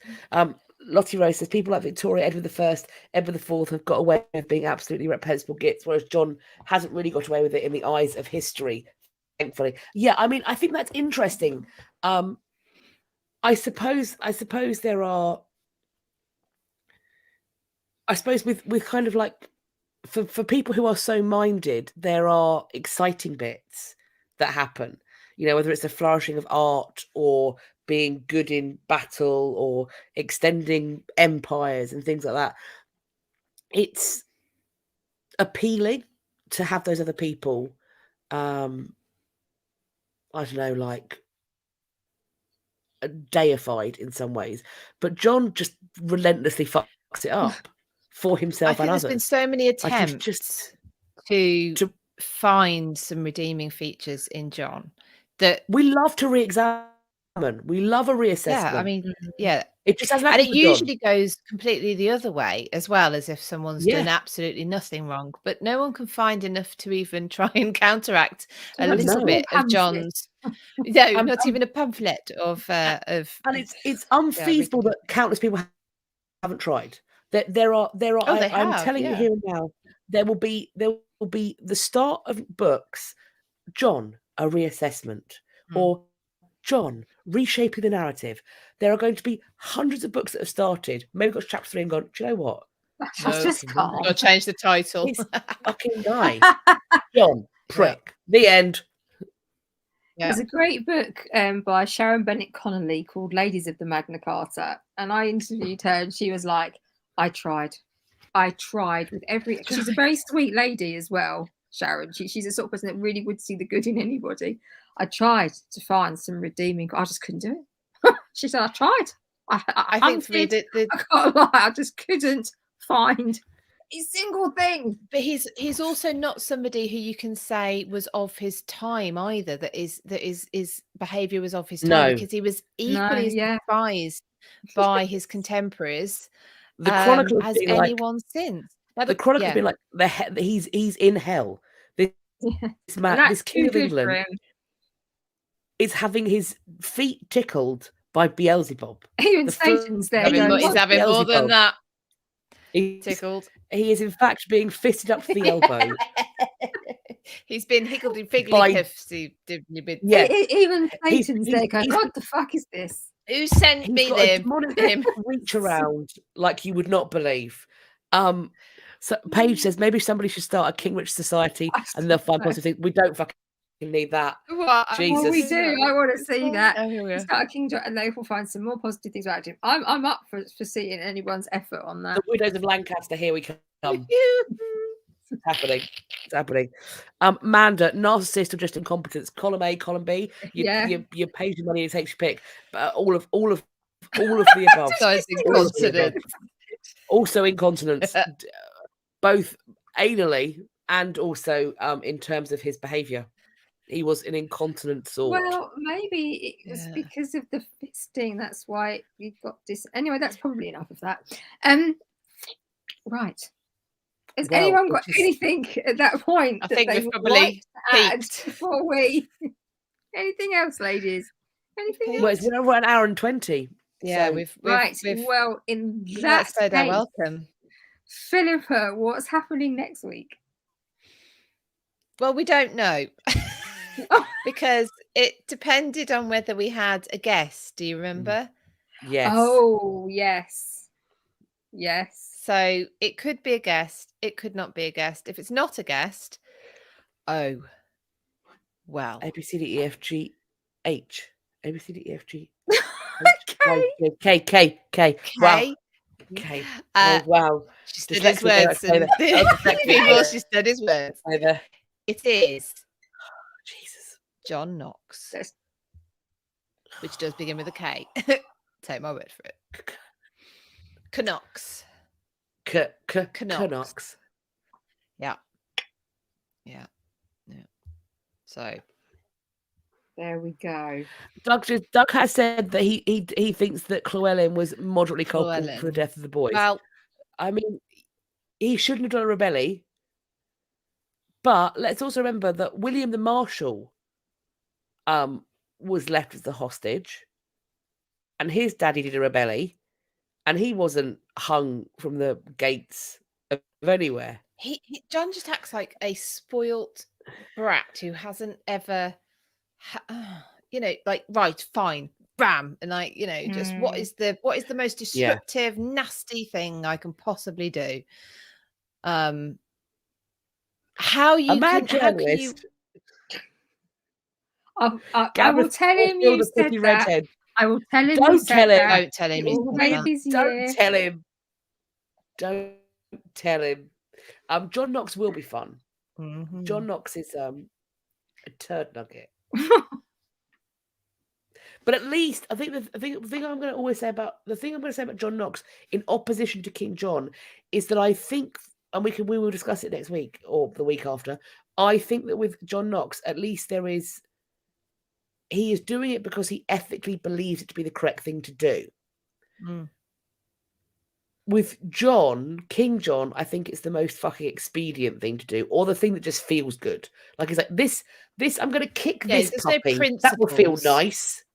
Yeah, there's no principle to it. It's like, oh, this is annoying. I'm gonna hang those boys. That feels like fun. That'll show him. Yeah, that will learn him. That'll learn him. Yeah. Nasty. Yeah. Nasty man. So, okay. So, Philippa, what is in our Substack and what is in our link tree? Well, if you go to our Substack, is in our link tree. Yeah, our Substack is in our link tree. And our Substack, I really should make a banner for the Substack so that I don't have to. Have I done one already? Maybe I haven't. Our Substack is, oh, goodness me. What is it? I don't know. It's in our link tree. It's in our link tree anyway. It's Substack had, yes, you're right. History After Dark Hub. Because that's where we plan on sticking all the links to everything that we do. So every evening straight after the show, the link goes onto our Substack for the show on YouTube, so that if you do miss it, if you're signed up to our Substack, you'll obviously get a notification, so it takes you straight there so you can catch up. On our link tree, you can also find merch, I think, although I did need to double check that. And you can, of course, support us on Buy Me a Coffee /had podcast, which means that we can save up for the terrifying Winnebago trip. Not just any old Winnebago. The terrifying Winnebago. Yeah, which we would like to do when we go on tour. So there you go. Okay, if you are. Can we get traumatized Catherine? We drink tea as well. I want to save up for the therapy she's going to need afterwards. Which will be even more expensive than Winnebago. Okay, if you are only following us on YouTube, please consider going down and following us on Instagram as well, where it is history.after.dark. You occasionally get a little bit of extra content, and you can also join us on our close friends. You can find how to join close friends on our Buy Me a Coffee, the details of which are scrolling along the bottom in just a second. There we go. On YouTube, it's buymeacoffee.com/had podcast. Thank you to everybody who has been doing that. If you are only following us, I don't know what Cat's now. And if you are only following us on Instagram, please do consider going down and following us on YouTube, where we are History After Dark. Please like, subscribe, and hit the bell button. Thank you. Is there anything like you guys need to share before we wrap up? No. Oh, just Dorothy saying. Just Dorothy saying that we are now down to liability 1, liability 2, and liability 3. It was always going to happen. We were always going to drag Philippa down to our level. She's scraping, trying to avoid it, but no. This is normally way past my bedtime, by the way, people. Like, I'm doing well to string words together. Words are hard. Words are hard. Okay. All right. Is that are we about done? Are we wrapped up? So we will see you all next week, John Knox. If we don't have the guest, if we do have the guest, obviously John Knox will be in a fortnight. So look out. We will let you know when we know, probably. Yes. We'll just turn up 1 to 10, maybe about a 6. We're feeling generous. Yeah. We have got merch coming, actually, by the way, people. We have. Well, it's there. We've been working on it. Can't work out why the website doesn't work properly. Yeah. So it's there. It's not our website. Close. So it's so yeah, close. it's not our website. So we're very, very, very close. Right. On that note, thank you to everyone on both platforms for joining us again this evening. I don't know what the hell that was when it started, but it picked itself up and sorted itself out a bit by the middly bits. The middly bits. Taking credit. The endy bits. So, right, Kat, be nice to giraffes. Jeffrey, I'd be nice to giraffes. Yes, that's a fair point. All right, I'm going to count us down. Yeah, right. Okay. Thank you, everyone. We're going to leave you. We love you long time. We will see you next time. But we're going now in 3, 2, 1. Bye. Bye.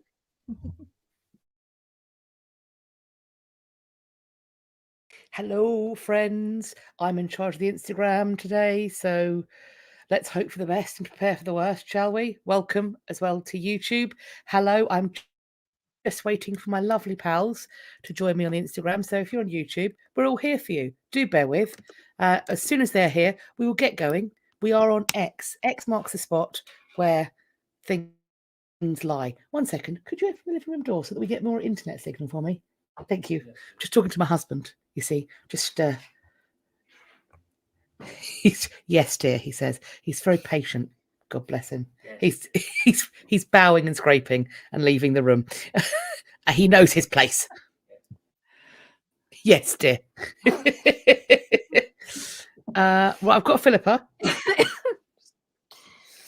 Yes, hello. Hello. Catherine, where are you? I've been having issues. Catherine, darling, where are you, sweet pea? What are you doing? Technology hates me. That's a very suitable tagline for our Catherine. That and where's the link? Let me see. Can I add you? Can I find you? She's wearing. Oh dear. What that means. Oh dear. Oh dear. Okay, I'm going to invite you. See if that works. We'll see. Oh, it'd be so much easier when we're just on YouTube. Oh, this is why we're doing it, people. I'm afraid this is very necessary. Yes.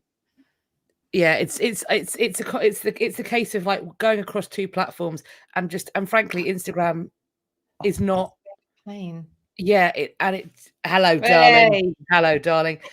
It's like, I swear to Christ, some of the conversations we have had this week, technology has hated me for a long time, but it is getting progressively more ridiculous. You need an exorcism or whatever it would be. You need to sage your laptop. I don't know what's going on. Before we get into everything, I'm just going to Yeah. jump right in because it's already begun. It's happened. Yeah.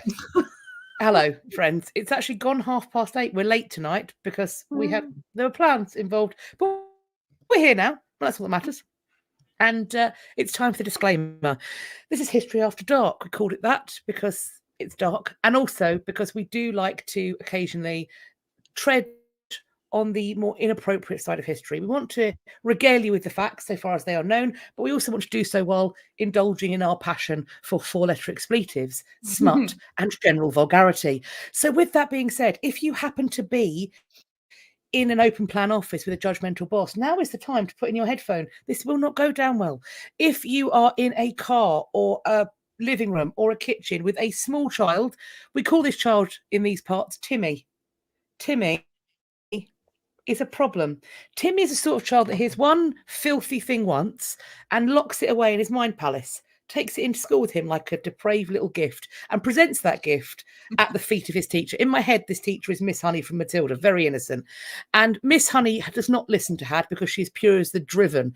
And so she breaks the first cardinal rule, and that is she doesn't know what it means, and so she Googles it. And on this podcast / live stream, we say, if you don't know what a thing means, it's not for you, and that's fine. Not everything's for you. Probably don't Google it. I've made the mistake once myself. I did not appreciate it. It haunts my nightmares. We could have, of course, also, in addition to putting in your headphone, if you can't do that, you can watch on the playback, either on the YouTube or for now, temporarily on the Instagram. But we are yeeting the Instagram into the sun. That being said, it's always best to watch us live because we do occasionally say things that are so unspeakably horrendous that we cannot have that footage out because it might be borderline criminal. So it's always best to watch us live in case we say something utterly depraved. It's happened before, and frankly, with all the problems that are going on, it's probably due again soon. On top of the don't Google it, we have a couple of other rules. One is for your safety. Look, you're all adults. I fervently hope, please let you all be adults. But this is not a drinking game. You can do what you want, but none of this is medical or legal advice, and we do not approve you drinking. The other thing is, if you post something stupid in our comments, and by stupid I mean something complaining about, for example, us swearing on a live stream that I have talked about at length that we're going to swear in, if you then come into our comments and be like, I don't like it when you swear, we know that what you really want is for us to pin that comment so that everybody else can shame you. Because what you have, babe, is a humiliation kink, and kinks are fine. We don't kink shame here. Some of us do. I don't. Let your freak flag fly, babes. I don't mind. But what we're not going to do is we are not going to allow other people to be dragged into your kink without their consent. Because kink without consent is a no-no here on History After Dark. That is our disclaimer. Today, we are on letter X. And friends, X is hard. X was a hard letter. So what are we doing then? Well, we managed to tie ourselves into Vogue. We managed to vogue ourselves into Crossbones Cemetery, the Bishops of Winchester, and the Liberty of the Clink. And basically what depravity went on under the name of the church in this particular area of London. Yeah. Is it tenuous? Yes. Do we want to hear anything about it? No. Is it a good subject for History After Dark, though? Oh, yes. Yes. Yeah. I think the thing to remember is if you don't like it, no one cares. If you don't like it, we don't care. Yeah. It's not a democracy. It's not. Don't care what you've heard. Right. No. It's not my house. It's not a democracy. Are we going to begin at the very beginning? It's a very good place to start. From the very beginning. So I've realised what I've got is the first lesson of the year. I've got the foundational boring bit, but I will do my best. Bear with me, everyone, because I just expect you to listen whether you like it or not. So, you won't make it boring. There's no way you're going to make it boring because you're going to make it sound cool. Facts. Oh well, that's yeah. Right. Correct. Well, okay. Right. Let's take that off for a minute. Right. Hello. yeah, That was I a have a surprise. slide. Instagram, we have a slide. Sorry, I did set that up earlier, but anyway, never mind. Are there going to be slides on this one? Only the one. Okay, so there is No, going to be That's exciting. Instagram friends. If you do want to join us over on YouTube, bearing in mind that we have XYZ left, and then we are done streaming to Instagram. After we have our roundups, of course, we'll do those on Instagram. But once the Deceased Gits are done, the Instagram stream is over. You may enjoy YouTube more, and as we have the chance to do it, we're going to start increasing the pictures because we can. We can do slideshows. We can talk about things. Them, not me. Well, no, Catherine's not Philippa allowed. will be in charge of it. Philippa will be in charge of the slides. Because she'll have to be. Of this while you're selling it, Kat. So you can. Well, no, she has to be because she's in charge of the StreamYard. So she has to. Oh, that's true. Operate So if you want to hop over now, there is one slide. You can see what life is going to be like after the Deceased Gits ends. Yeah. Right, carrying on. So. Okay, so I want to let you know. Well, so we're talking Bishops of Winchester and Crossbones Cemetery, but the important context for this is an area of Southwark, actually known as Liberty of the Clink.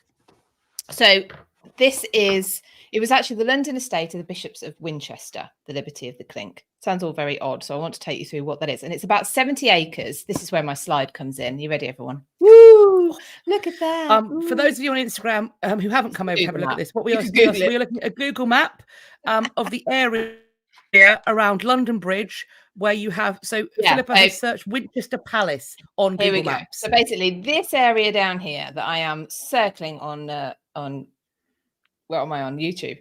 So it's an area of Southwark. It's probably less than a mile west of the Tower of London, but on the south bank of the river. So there you go. And St Paul's is sort of off to your left on the other side of the river as well. So that's just gives you an idea of whereabouts we are. And it's about 70 acres, like I say, was occupied by the Bishop of Winchester. And it's better known today probably for the Globe, really. That's probably the best known place there. That's so because there's hardly anything left of Winchester Palace, but I'll come back to that in a minute.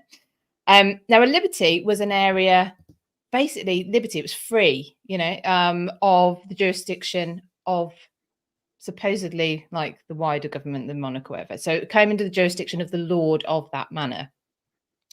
And it became a liberty in 1127 when Henry I granted it. Well, he granted the Hyde of Southwark to Bermondsey Abbey, Bermondsey Abbey had lands everywhere. They had their fingers in all the pies, and the Hyde of Southwark was one of those. In 1149, the Abbey, decided to sell the Manor of Southwark to Henry of Blois. How do you say it? Blois. Henry of Blois, who was Bishop of Winchester, and also the brother of the King Stephen at the time, who'd been king since 1135. So 1149, it passes into the hands of Henry de Blois, the Bishop of Winchester. And King Stephen approves this transaction, but he approves it to the See of Winchester. So not to his brother in the person, to the See of Winchester, so that it would be basically so every subsequent bishop, that would be their palace in that area. And it's so that the Bishop of Winchester has a London residence. The pipe rolls actually of 1189 to 90 show a payment of £6 from the bishopric to the monks of Bermondsey. So quite a long time after, so maybe even up till the dissolution of Bermondsey Abbey, they're still taking effectively a rent off the bishops, which is interesting because you've got the two religious houses involved in the things that we're going to be talking about. So Henry of Blois built his palace. Obviously, it got the name after his title, so that's why you have a Winchester Palace, not in Winchester, in Southwark, in London. What is remaining of it now, because it was obviously changed and altered and expanded over time, is so if you go to Southwark now, you will find there's more floor level sort of remains, but one wall, the west wall of the Great Hall, 14th century Great Hall, with its really amazing and pretty rose window. Yeah, cool. It's really cool. If you ever go, it's like photogram it. So the grounds of the palace, as well as he built a beautiful palace, and it's there for entertaining dignitaries and pleasure, I suppose. So he's got tennis courts, he's got a bowling abbey, he's got a prison for men, he's got a prison for women, because and there you go. So Quality. How else are you going to keep your enemies subjugated if you don't have your own little prison? And so he does that. And so with that transfer of liberty, obviously everything that area already has this freedom, and that freedom therefore transfers to Henry of Blois in his position as Bishop of Winchester. Now, the Bishop of Winchester obviously has that spiritual role, but is nigh on all the time more political than he is spiritual. And many of the bishops of Winchester have also held either the title Lord Chancellor, the position of Lord Chancellor, or Lord High Treasurer as well. So really, he's a politician in an episcopal role. And as I've said, with the location where he is, it is a London base. He's on the river, so he can pop off down to Whitehall. He can pop over to the city, but he's out of it. But he's also got his own rules. So and you can tell that it was a great palace because of the people that were hosted there. So Thomas Becket was hosted there just before he got murdered. And the two are related. No, I don't think so. And then so that's in 1170. In 1424, I want to say. Yes, 1424, James I of Scotland and his new wife, Joan Beaufort, who's Margaret Beaufort's aunt, had their wedding reception at the palace to Winchester Palace, because her uncle was Henry Beaufort, who held the position Bishop of Winchester at that time. Henry VIII and Catherine Howard were also entertained there by Stephen Gardiner when he was bishop. So officially it's the liberty of Winchester. So how do we get liberty of the clink? Well, that goes back to the twin prisons that I mentioned. And clink is a colloquial term, basically, for the prison at Winchester. And the first known reference that we have to it as the clink is a 1530 letter from Sir William Paulet to Wolsey, who was also, he held all the positions. He had them all. But it was probably in, well, as it's been written down, it clearly was being used verbally for a long time before that. And it's not known actually where the name comes from. It could be the name of an onomatopoeic name based on the sound of the chains. People are the people that are chained up in the prison. It could be the sound of the chains actually being secured around a prisoner's wrists and ankles. Lovely.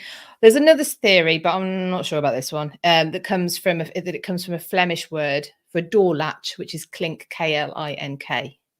But I think the Flemish, certainly Flemish people moved into the area and lived in the area, but later than it was probably referred to by that. But anyway, you never know. So, so the prison, we've talked about guests of the palace. Guests of the prison include people like, Sir Thomas Wyatt the Younger. So he was held there in the reign of Mary I.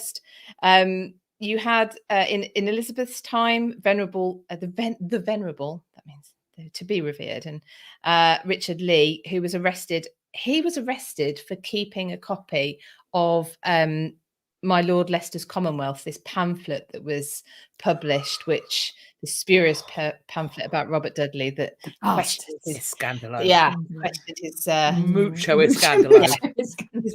His reputation and his intentions for the Queen and around the Queen. So yeah, and so that was enough to get you in prison.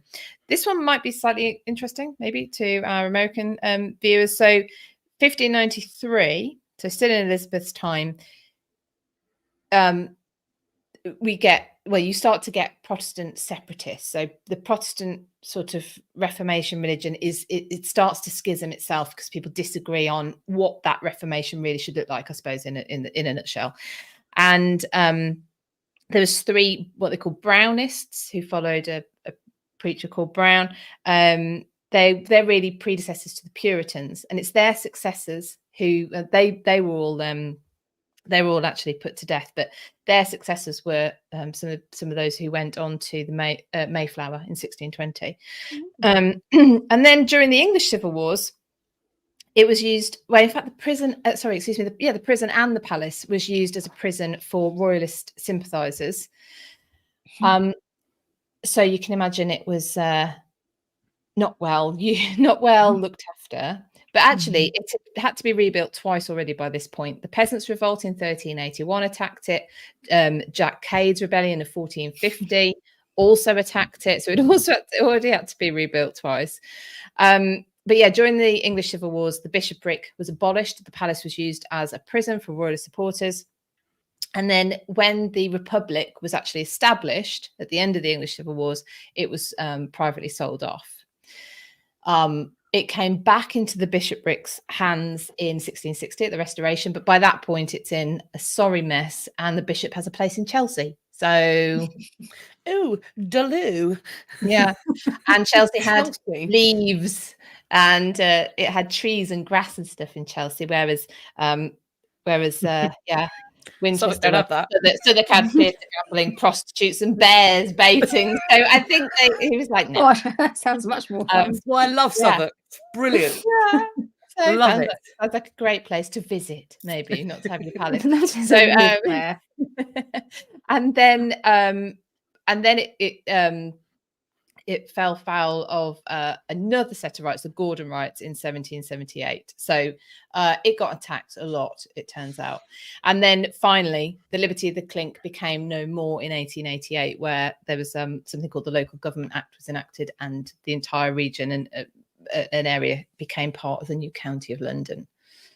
So that is how we get liberty of the clink. That's why we don't still have the liberty of the clink, and that's why we don't have the palace. So hopefully, I told you I had the boring bit, but hopefully that is a good grounding for what comes next. Yeah, sounds amazing. One thing I do just want to chuck in, because it's going to be coming up with what Catherine's saying, but slightly different, is that I've seen some comments about guests to prison and what that might mean. I think it is worth flagging at this point that people who have money are expected to pay for their bed and board while they are in prison. And so being in possession of a prison is a way to earn money. And people can have very luxurious lives in prison. Even in the dread fortress of the Tower of London, we've got a King of Scotland who's got 2 barbers with him while he's in prison in the Tower. So you can have a lovely life if you can afford it. So guests. I mean, I was being sarcastic, but yeah. but it's perhaps closer to a hotel in terms of what you're expected to pay than one might expect. I mean, the Clink Museum in Southwark is really. I did enjoy going into it. It's good fun, but it does focus very much on what it was like to be someone who couldn't afford any luxuries while you're in there, and it was grim. Yeah. So there you go. Right, there's the bit. Thank you for listening, everybody. Yeah, it was brilliant. Thank you. That was really do. informative. Thank you so much. Now, of course, it's time for Word of the Week. Word of the Week. Boom, boom, boom. Word of the Week. Word of the Week. It's me. It's you. Me. What you got for us? You're rattling a lot today. Am I? Yeah, I think your hair or something on your top is hitting your microphone. Have you got sequins on again? Yeah, only my You're knickers. rustly.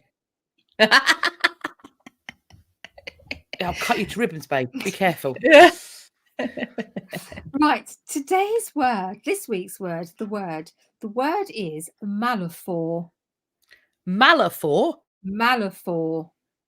With an L? Malaphor. Yeah. So that's bad. Malaphor. Malaphor. Malaphor. Okay. bad meaning? Very, very tenuously. Malafor. Hey, It's something Hadrian, bad. that's how. It's not like Yeah. Hadrian, that is how it's spelled. It's not bad as in, oh, Jesus Christ, no. It's just like. Does it mean bad? So as in mala. It's Mala. almost, I know what you mean, like mal. It's more sort of like just something that's bad, not bad, but in the sense slightly skewed. Jackie's quite close. Bad metaphor, quite close. Oh, is it like malaprop? So when you kind of mispronounce something, is it where you've misunderstood something? You think something's like something when it isn't? Oh, But good. That was good. I like that one.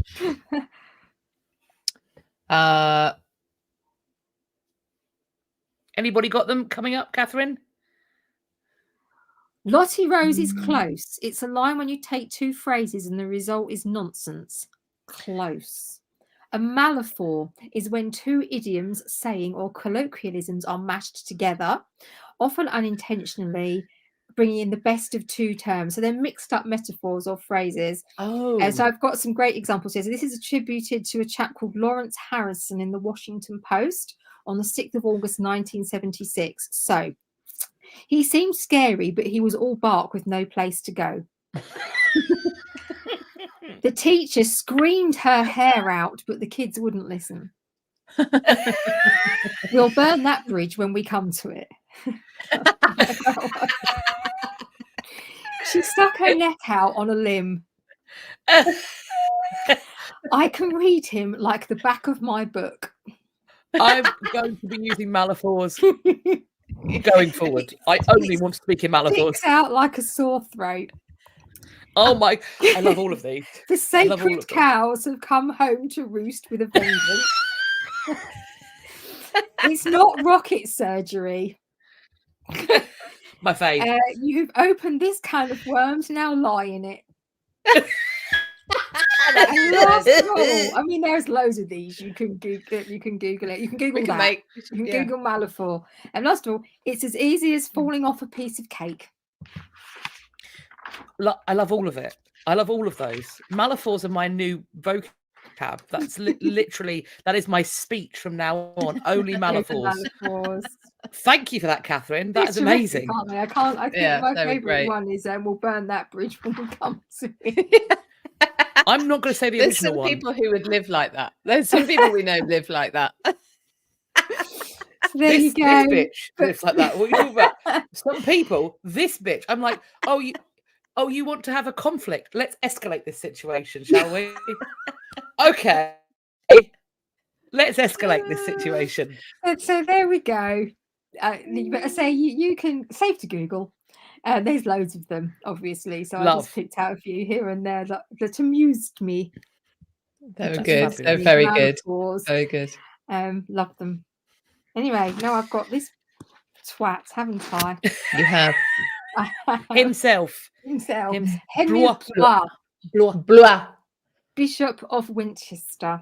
Okay, so his birth date was uncertain. The same with all of his siblings. His birth date was uncertain. So I think it's around 1096. Most likely born at Blois. So 1096 is the most likely date, but it had to be either then, because that was before his father went on a crusade, or in 1100, where he was back from the crusade. So we're saying that it must have been one of those two dates, but 1096 is the early and the preferred date for whatever reason.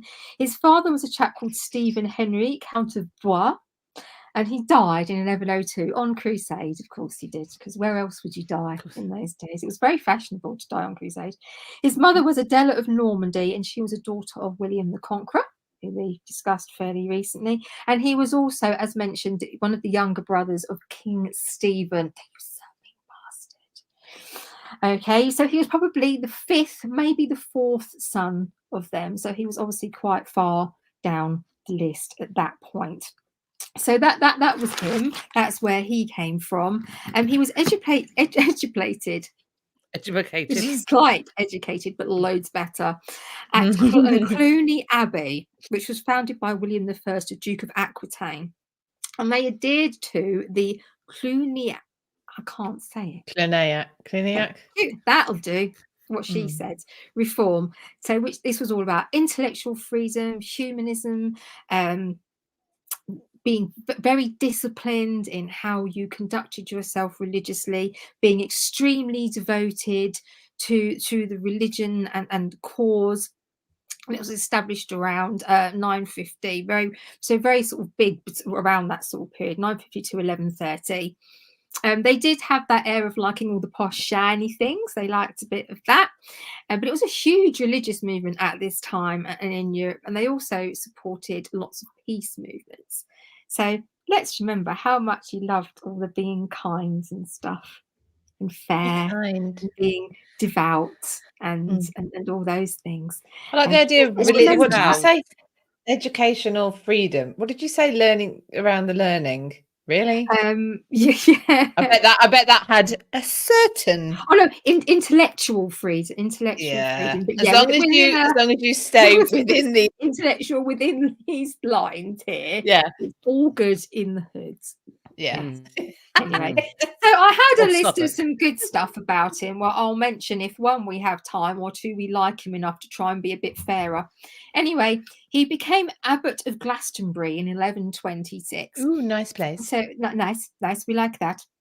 And even when he was given the bishopric of Winchester, he actually loved Glastonbury, and he kept his position as abbot there for all eternity, and would often go back. He didn't really want to relinquish it. He really, really did love the place.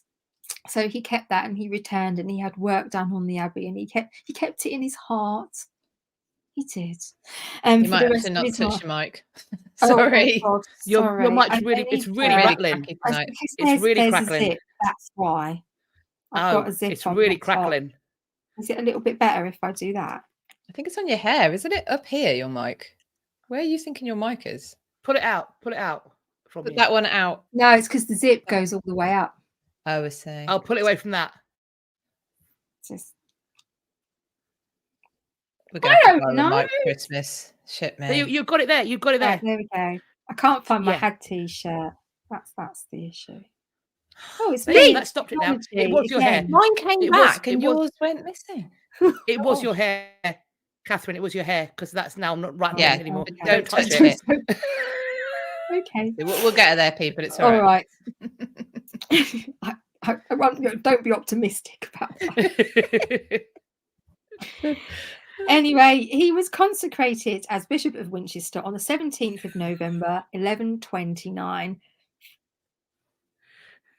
Was she laughing or yawning? I did a little giggle because Amy just said, "Take your shirt off." It's mad. Sorry. No one needs to see that. Anyway, at one point he had bishops. Did he? Cheeky monkey. Nearly said something eatable then. At one point, he had ambition to be the AB of C, the Archbishop of Canterbury, as you do in that situation. The ABC? The AB of C. AB of C, love it. Nice. And but his brother, King Stephen, as Philippa said, was like, no. This came back, in fact, to bite him on the bum, because it caused some bad blood between him and his brother. So when he went, yeah, Matilda, you're not being queen, I'm going to jump in on that. He he didn't support his brother, and he had a lot of power and a lot of money behind him. And he turns out, I quite like Matilda. No, she's annoying me as well. So he did kind of go backwards and forwards between the two, but he was an extremely wealthy man. And when he was passed over as Archbishop of Canterbury, he went to the Pope and he was like, yeah, I'm not really very happy about that. And the Pope went, that's fair.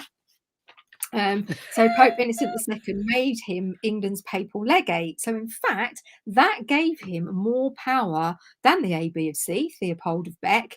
And so actually it worked out quite well for him in that respect. And it also meant that when Stephen wasn't around, and which nobody really cared about. So when he was off on the continent doing all the things he needed to do to continue being a usurping asshat, he was probably the most powerful man Henry was at the time. And he certainly had the money from all the various fingers he had pies in. So what do rich and powerful people do when they have money and opportunity. Twattery. Yeah. Is it twattery? Funnily enough, Is it evil? Is it schemes and plans and evil and make more money from I evil? was going with bellendery, but twattery is just as good and Fabulous. possibly more amusing. So yeah, because you have to do these things because it's just what you do. One of his opportunities for this. Do they get bored? Yeah, they're like, I've got loads of money. I'm bored. Let's do some crimes. Yeah, crimes. Let's just do some shit. Time for crime. I'm bored. What can we do? Let's do some crimes against humanity. Off we go. Bit of embezzlement. Off we go. I'm bored. It's time for crime. It sounds like a segment on some sort of really shit daytime TV, doesn't it? I mean, let's not go into the daytime TV criminality because we'll be there all week, mate. No, this is potentially eating. So let's not. No. Okay. So Philippa has talked about, obviously, the Palace of Winchester and why it was there. So it was built so the Bishop of Winchester, whoever it may be, but obviously to start with, it's Henry, has a London residence where he can do business. We're meant to believe this is just churchy type business, but it's time for crime. And around he built prisons for himself, so he clearly was like people's crime. I've now got this area. This is mine.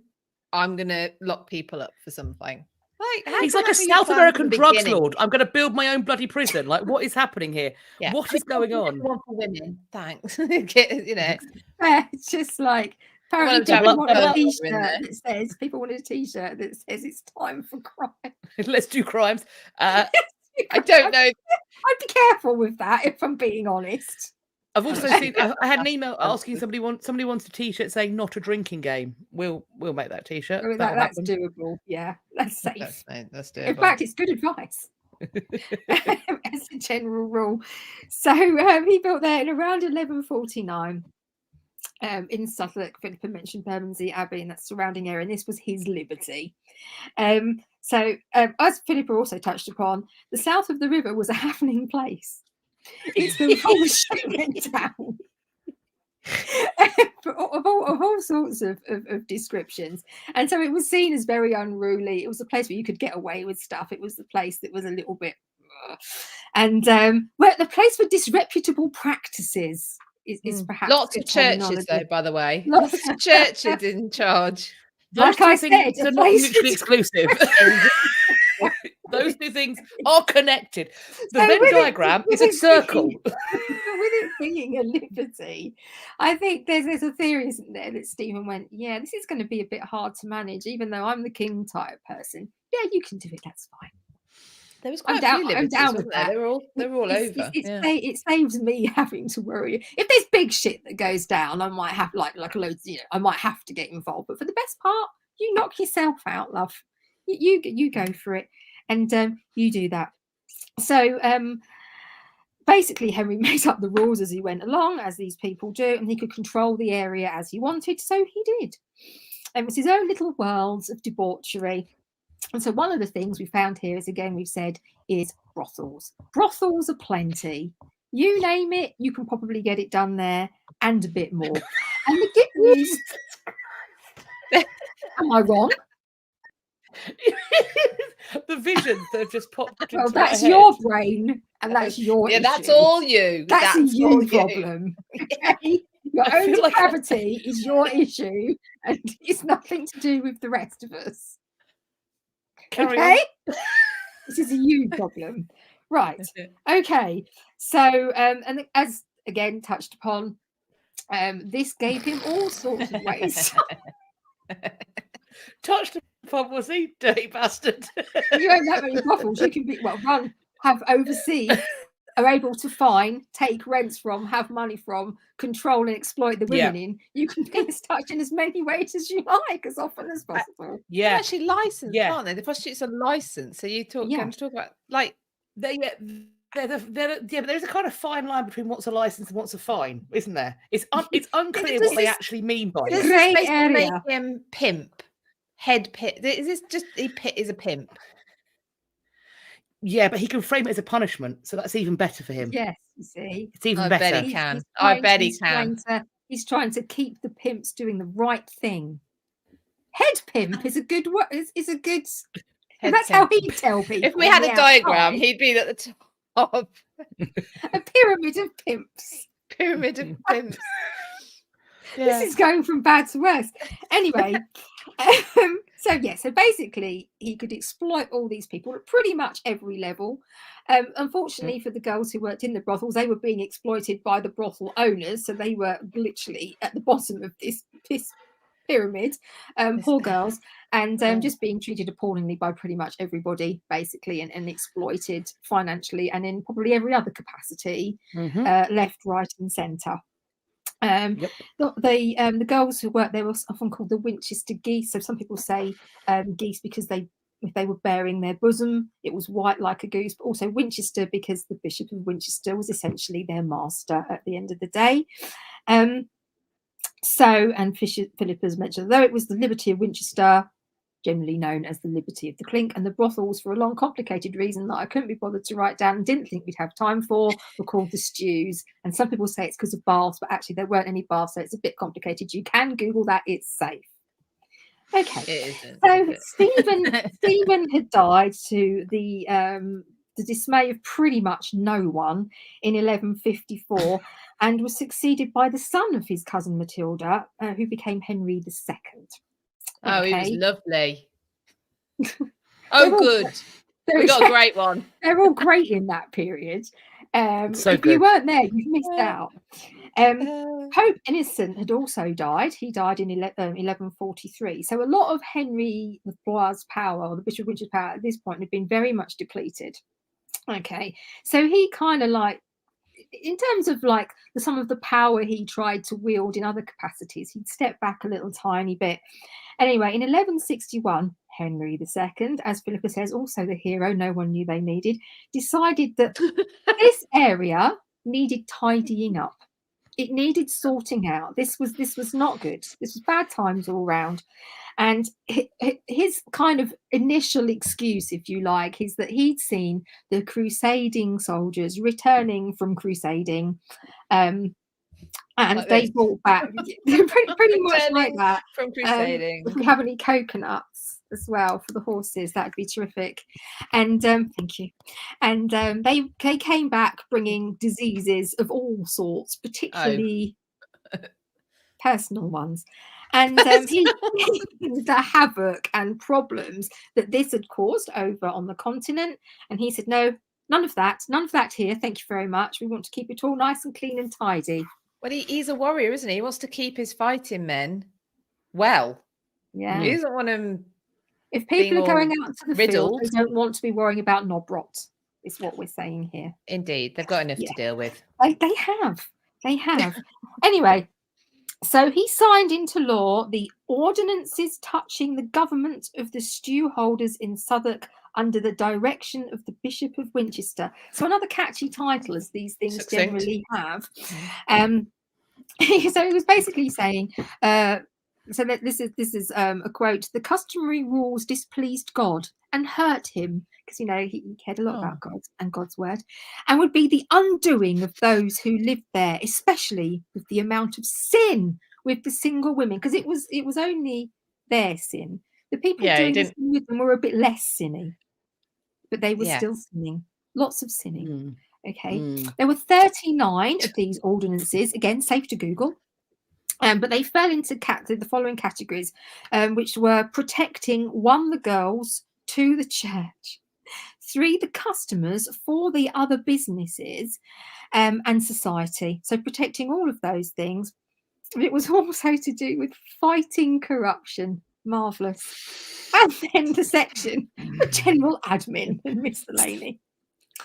Miscellaneous section. All right, now you'll be astounded to hear at this point that there was still quite a lot of corruption. Who knew? I don't know. It's difficult. Every time they bring in anti-corruption laws, they work. What? Let us know in the comments if that surprises you. Yes. So the constables and bailiffs, for example, would be quite happy to take a bribe. Again, unusual.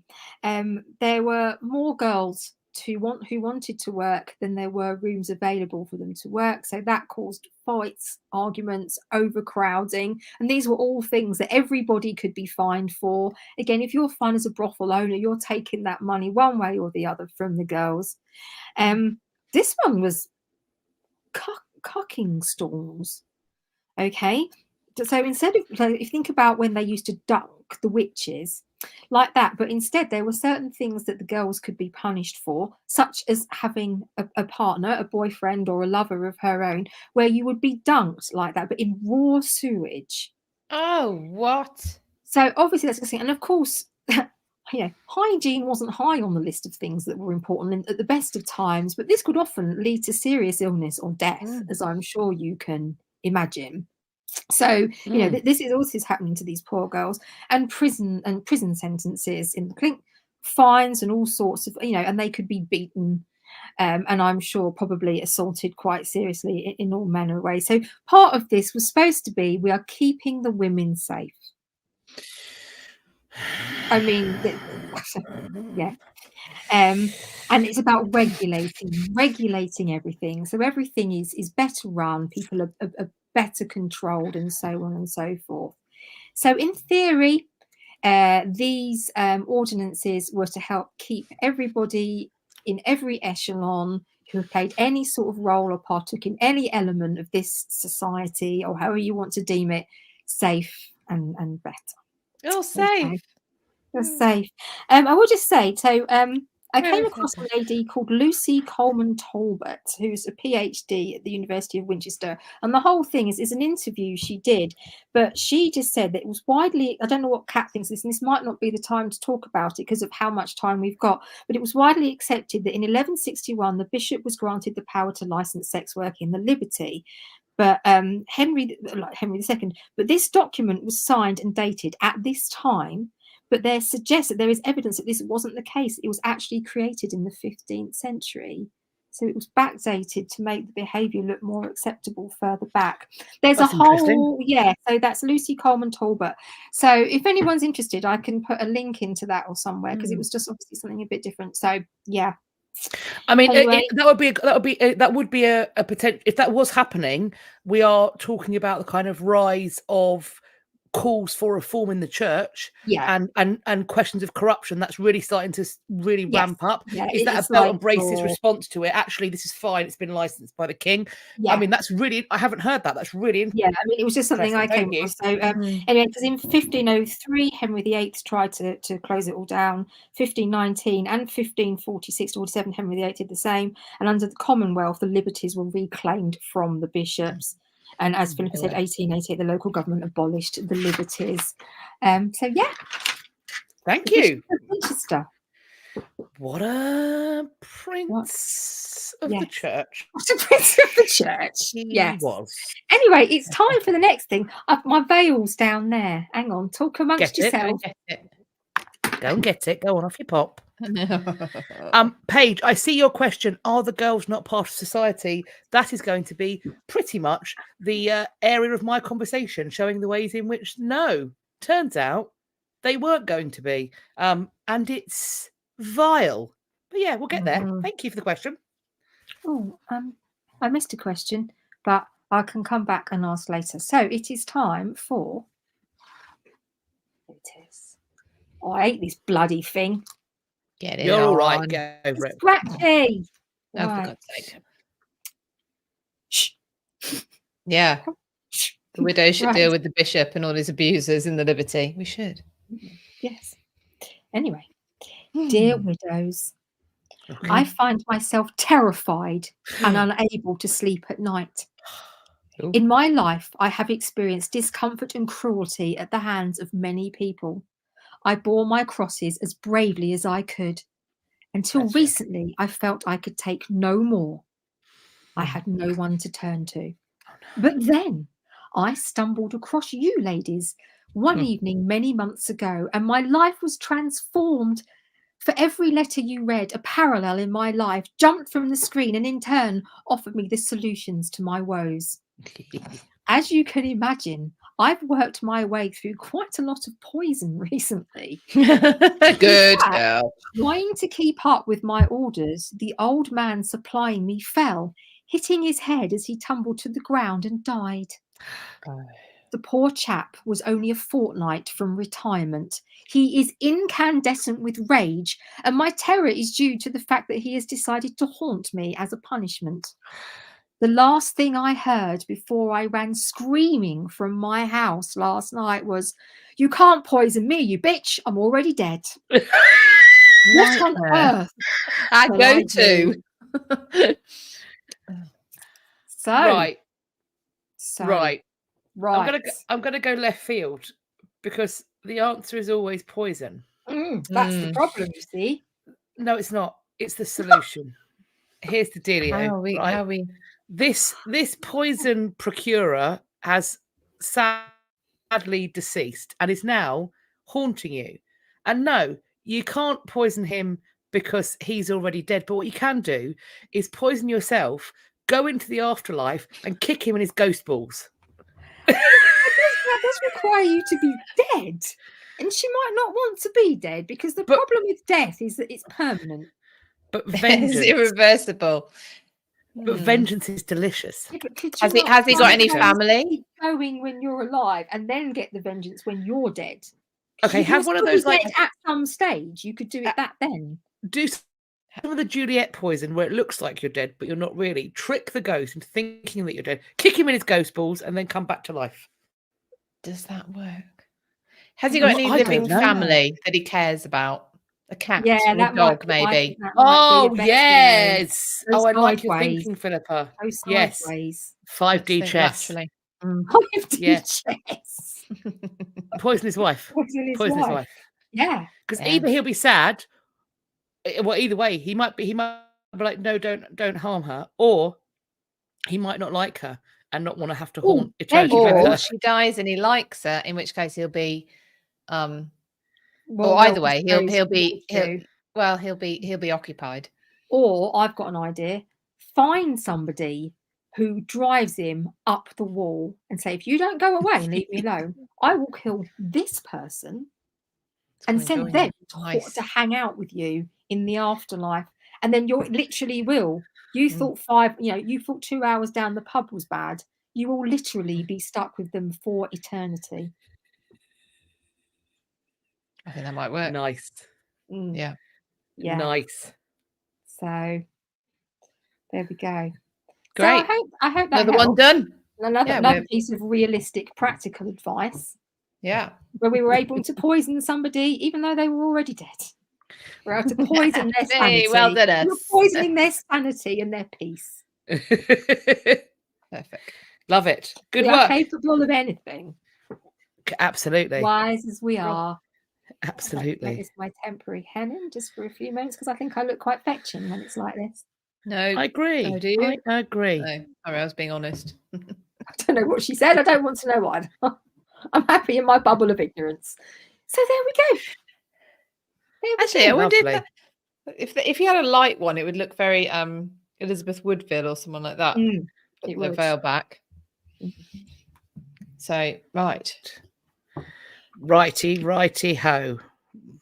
Is that a very British thing to do? Right. Time to say it before we get up on the sofa and everything. Yeah. Oh yeah. Okay. Righty ho. So I'm going to be talking about a site who I just want to flag up. Their provenance, the provenance of this site is under question. Research is ongoing. But upon this site, a memorial garden, a garden of remembrance has been founded at which people, they tie ribbons and various things onto the fence around this memorial garden. And it has become a place to memorialize and remember women who were known as the Winchester geese. It was certainly, this particular graveyard operated for a number of years, number of centuries. It did become a pauper's burial ground eventually. There is a question, though, at its start point, whether it was consecrated ground. the location for it, this particular burial ground, is found in Southwark, and it now memorializes what they call the outcast dead. Now, why does it matter about the ground being consecrated? Paige, you asked about these women being part of society. And when I sort of looked at the Bishop of Winchester licensing or fining these women and their keepers, in quote, my assumption had been at first that what that would mean was that this brought them absolution, potentially even protection in this life, that if they were on the map, so to speak, that there would be protection for their physical bodies, but also their immortal souls. If this was not consecrated ground, then it seems like neither of those things happen. Catherine talked about how these women were subject to the most reprehensible and grotesque punishments. But if they are being buried in unconsecrated ground, that is also denying them the preservation of their souls, and it is denying them communion with the wider Catholic Church of the time. So to answer your question, Paige, no, they were not part of society. They have been outcast. They are the outcast dead. The Crossbones has an incredible WordPress site where they are updating their research, and they have provided, they point to some established sources. So, for example, they point to the Survey of London, which is written by John Stowe, and it's published in 1598. And this talks about, quote, next on this, the West Bank of the Thames. Don't we know what I mean by West Bank? Because there's obviously there's a south and a north. Sometimes the bordello or stews, a place so called of certain stew house, privileged there for the repair of incontinent men to the like women. It goes on that I've heard report that these single women were forbidden the rites of the church so long as they continued that sinful life and were excluded from Christian burial. It's all well and good. A woman who has, in that time, quote, fallen, what is she supposed to do? So this notion that she can leave off that sinful life, how? I beg you, there is no forgiveness is for people who can afford it. And this is, for many of these women, that's not going to be an option. Stowe talks about that there being they were, in addition from being removed from the church, they are excluded from Christian burial if they were not reconciled before their death. And therefore there was a plot of ground called the Single Woman's Churchyard, appointed for them far from the parish church. We have a text from 1795, which talks of the history and antiquities of the parish of St Saviour's in Southwark, which might be connected to the Stowe account. It talks about the stews on Bankside, a piece and mention of a piece of ground called the Single Woman's Burial Ground, set apart for the burial place of these unfortunate females. We are very much inclined to believe this was the spot. And so they think that there's a connection being made between this single woman's burial ground and what is now marked as the Crossbones graveyard. And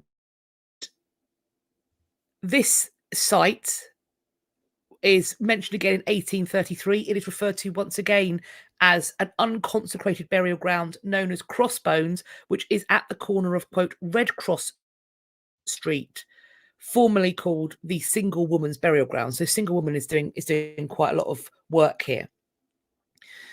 This graveyard was lost. However, it then is being used as a pauper's burial ground. And it does so up until 1853. Crossbones is closed following reports from the Board of Health. And it's found to be completely overcharged with the dead. So by 1853, Crossbones is full. And what makes it more complex is that London and the south of London and Southwark has been built around, so the graveyard can't go out. It is full. Apparently, in 1883, it was then sold as a building site, and then that was kind of questioned because it was a burial ground that at some point appears to have been consecrated for use as a pauper's ground.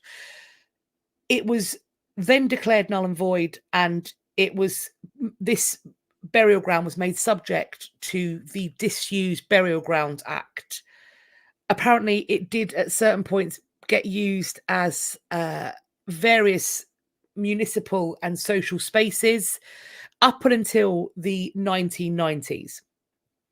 During this period, there's a whole bunch of excavation, cut and cover, various, if that's how they make tubes in the 90s, that's how they made it earlier. So they are digging for tube lines. They're putting in the Jubilee line, which I use frequently as a side note. And as has been the pattern for a few years, many years actually, in this country, when you're doing that sort of work, you have a tame archaeologist on hand. And so this was the Museum of London's archaeology, and they located a whole host of human remains. They, according to the Museum of London archaeologists, in this excavation, they removed 148 sets of human remains. They refer to this as, quote, less than 1% of the total number of burials that were made on this site. They then exhibited some of these remains in 1998 as part of the London Bodies exhibition. Now, everybody's free to have their own opinions about the display of human remains, but I'm going to flag up that I think that it's unacceptable. And I think in particularly, and especially in the case of potentially commodified bodies in life that were objectified and outcast, then being displayed as potentially a source, I don't know if it's a paid exhibition, but donations happen as a source of revenue generation for a museum, makes me uncomfortable. Part of this exhibition, we are told, is, quote, a young woman's syphilitic skull with multiple erosive lesions from Red Cross Way, Southwark, dating to the 18th century. They did some forensic tests, and I believe that actually these forensic tests were covered in a series of documentaries where the team of forensic, so it was a forensic archaeologist, a reconstruction specialist. I believe they're all on YouTube, and I think that this is called Crossbones Girl, and she was found to be 4'7". She's tiny. They debated her age, but they rounded her out as being in her mid to late teens, between about 16 to 19. What they found was that the disease in her body was advanced. And that sort of thing takes years. And what they also said was that it wasn't something that she had contracted during her mother's pregnancy. There was no evidence on her teeth of it being congenital syphilis, that it was something that had happened to her when she was in her very, very early adolescence. It has been estimated that of the 15,000 sets of human remains that they believe are buried at the site now known as Crossbones, 60% of them were children. So that's where I'm going to pause. Did they manage to date these skeletons? So the girl they found, they dated her to the 18th century. I don't think they went any more specific than that. So yeah, right, okay. So but are we assuming that maybe women right back till the 13th, 14th century might be in there, or around there? I think that may be the assumption. They believe that those remains that was used. It's, of course, the question is it the same site? That is still in question, but it is a place where people go to memorialize. And I do just want to say, I've got I'm looking right now at the Bankside Open Spaces Trust. I'm just going to tell you, because if you are based in London, or if you are planning to come to London, the garden looks incredibly peaceful and beautiful. It is, and it says here that the Crossbones graveyard is opened and run by volunteer wardens. It's open Wednesdays, Thursdays, and Fridays, 12 till 2 p.m. But if you do want to do a specific visit, there is an email that you can go to. And they also talk about how it's referred to as a garden of remembrance. They are always looking for volunteers as well. So if you would like to know more or perhaps get involved, then there is a website that you can check out. If you go to as well, check out the Crossbones website more generally. If you just search Crossbones Graveyard, that will be the first search that comes up. Something you were saying there, though, about that they're buried in unconsecrated ground because of their trade, which we also know they've been licensed for. But then they were actively punished for potentially getting out of that trade by having a relationship with someone who potentially could have taken them out of that trade and looked after them. So they're actively punished for trying to get out their trade, and then actively punished for being in that trade. They would be fined, and then they would go to prison for 3 weeks. I think it was 3 weeks, 2 or 3 weeks. But if they don't get out of their trade, if they don't find a way to repent, and let's be clear, repentance will incur some kind of penance, probably fiscal. So how are they meant to earn that money? It's just impossible. Exactly. And this was licensed by the bishop, everybody. Yes. Yes. Maybe we should stop that line of thought there before we end up getting yeeted. Well, no, that's the fact. That's the fact. I mean, that's why we're talking about the Bishop of Winchester. I just mean let's not push that any further than. No, I'm literally talking about the time we're talking about. Was that? No, I know. I just mean that has a potential to kind of snowball, doesn't it? That conversation. And I'm not going to snowball it. I'm just saying that is the fact. Lottie asks, they weren't allowed to marry someone of a higher social status. If they weren't allowed to start a relationship, I don't know how they would. Yeah, how do they? I mean, if there was someone rich enough, they could be bought out. They could certainly be bought out, but the question is, what's that going to look like? That sounds to me like a knight coming in, like literally, like I don't think somebody very knights in shining. No, exactly. I don't think there are any knights in shining armor for these girls. Nope. I think it would be incredibly rare for there to be actual knights in shining armor, and who knows what would be expected of them if they had been bought out. Yeah, what's the motivation of the person buying them out? Yeah.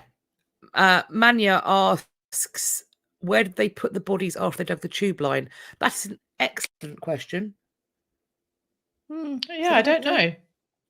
I don't know, because there have been numerous human remains excavated when various tube lines have been put up. So what do they? That is. I can't believe I don't know that. Do either of you know? I don't know. No. Let's make a note of that to see if we can find out. It's interesting you say about, like, of course, we don't know that might be actually the Crossbones Cemetery as is now. We don't know was the cemetery of these girls that we're talking about. Well, the under the time of Bishop of Brian or whatever. And now I'm thinking, yeah, because if they wanted to build somewhere, the remains of someone they don't care about in life, let alone death, would not have stopped them. Probably No. would have ended up in the Thames, whatever, but certainly wouldn't have got a proper burial. But in the 90s, when they're putting the Jubilee line, where do those remains go? I don't know. Maybe they're all in the museum. No, that's 1,500. We'll have a look. No, 15,000. Sorry, 15,000. Yes. Yeah, they That didn't. is a lot of They said they didn't uncover. They excavated 148. Maybe they Right. were reburied. I wonder if they were Have cremated. they actually taken them all out? No, Okay, so I don't think so. but what happened to those 148? Okay.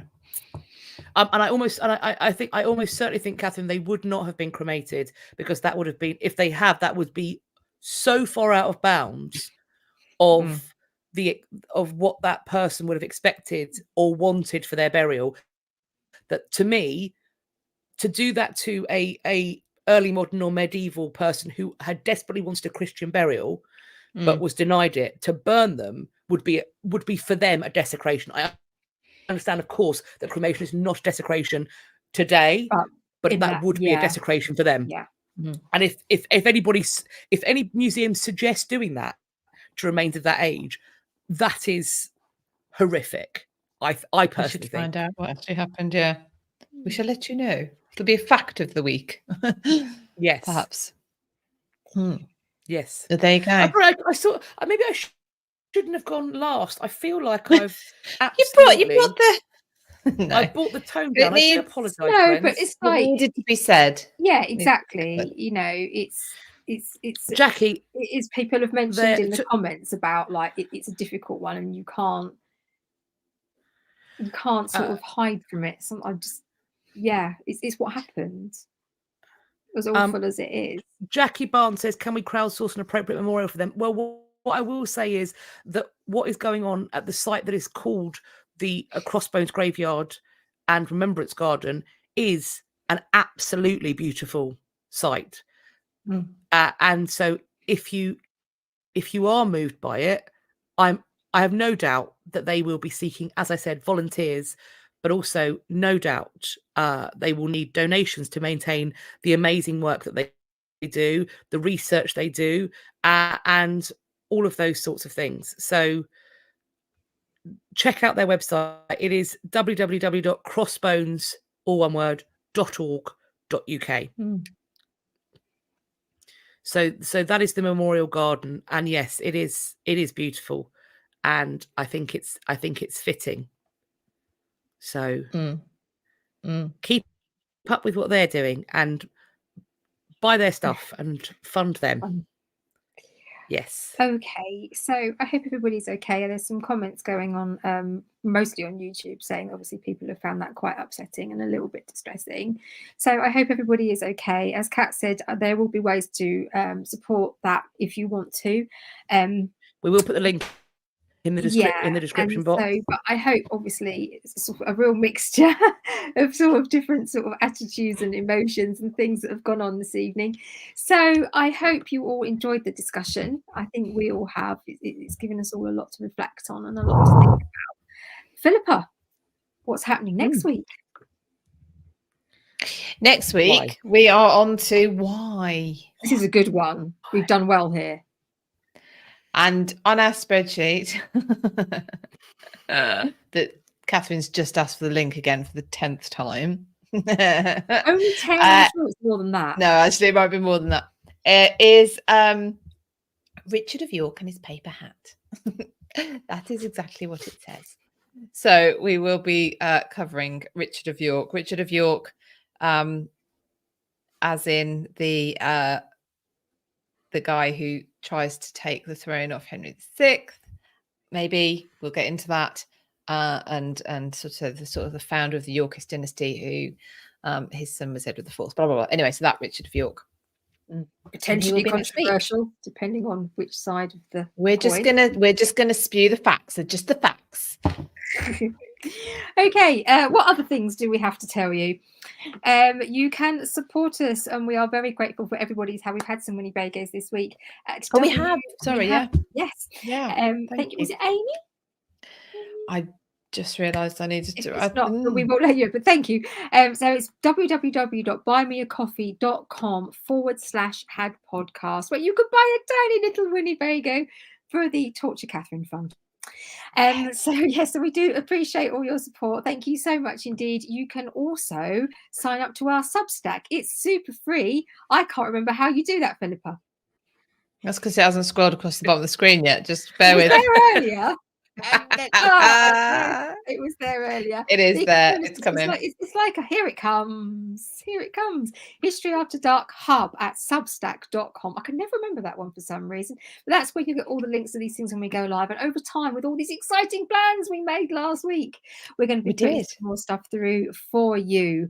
If you're still following us on Instagram, thank you so much. It's history.after.dark on Instagram if anybody wants to come down. As Kat mentioned, we are be moving across to YouTube soon. So do think about making the hop across. It's very close. It's only about that far from where I'm sitting, so it won't take long. So do think about that. We will still keep that open as a page on the Instagram. So there will be bits and pieces that go up, but the lives and so forth will be here, and you get to keep all the comments, which is super fabulous.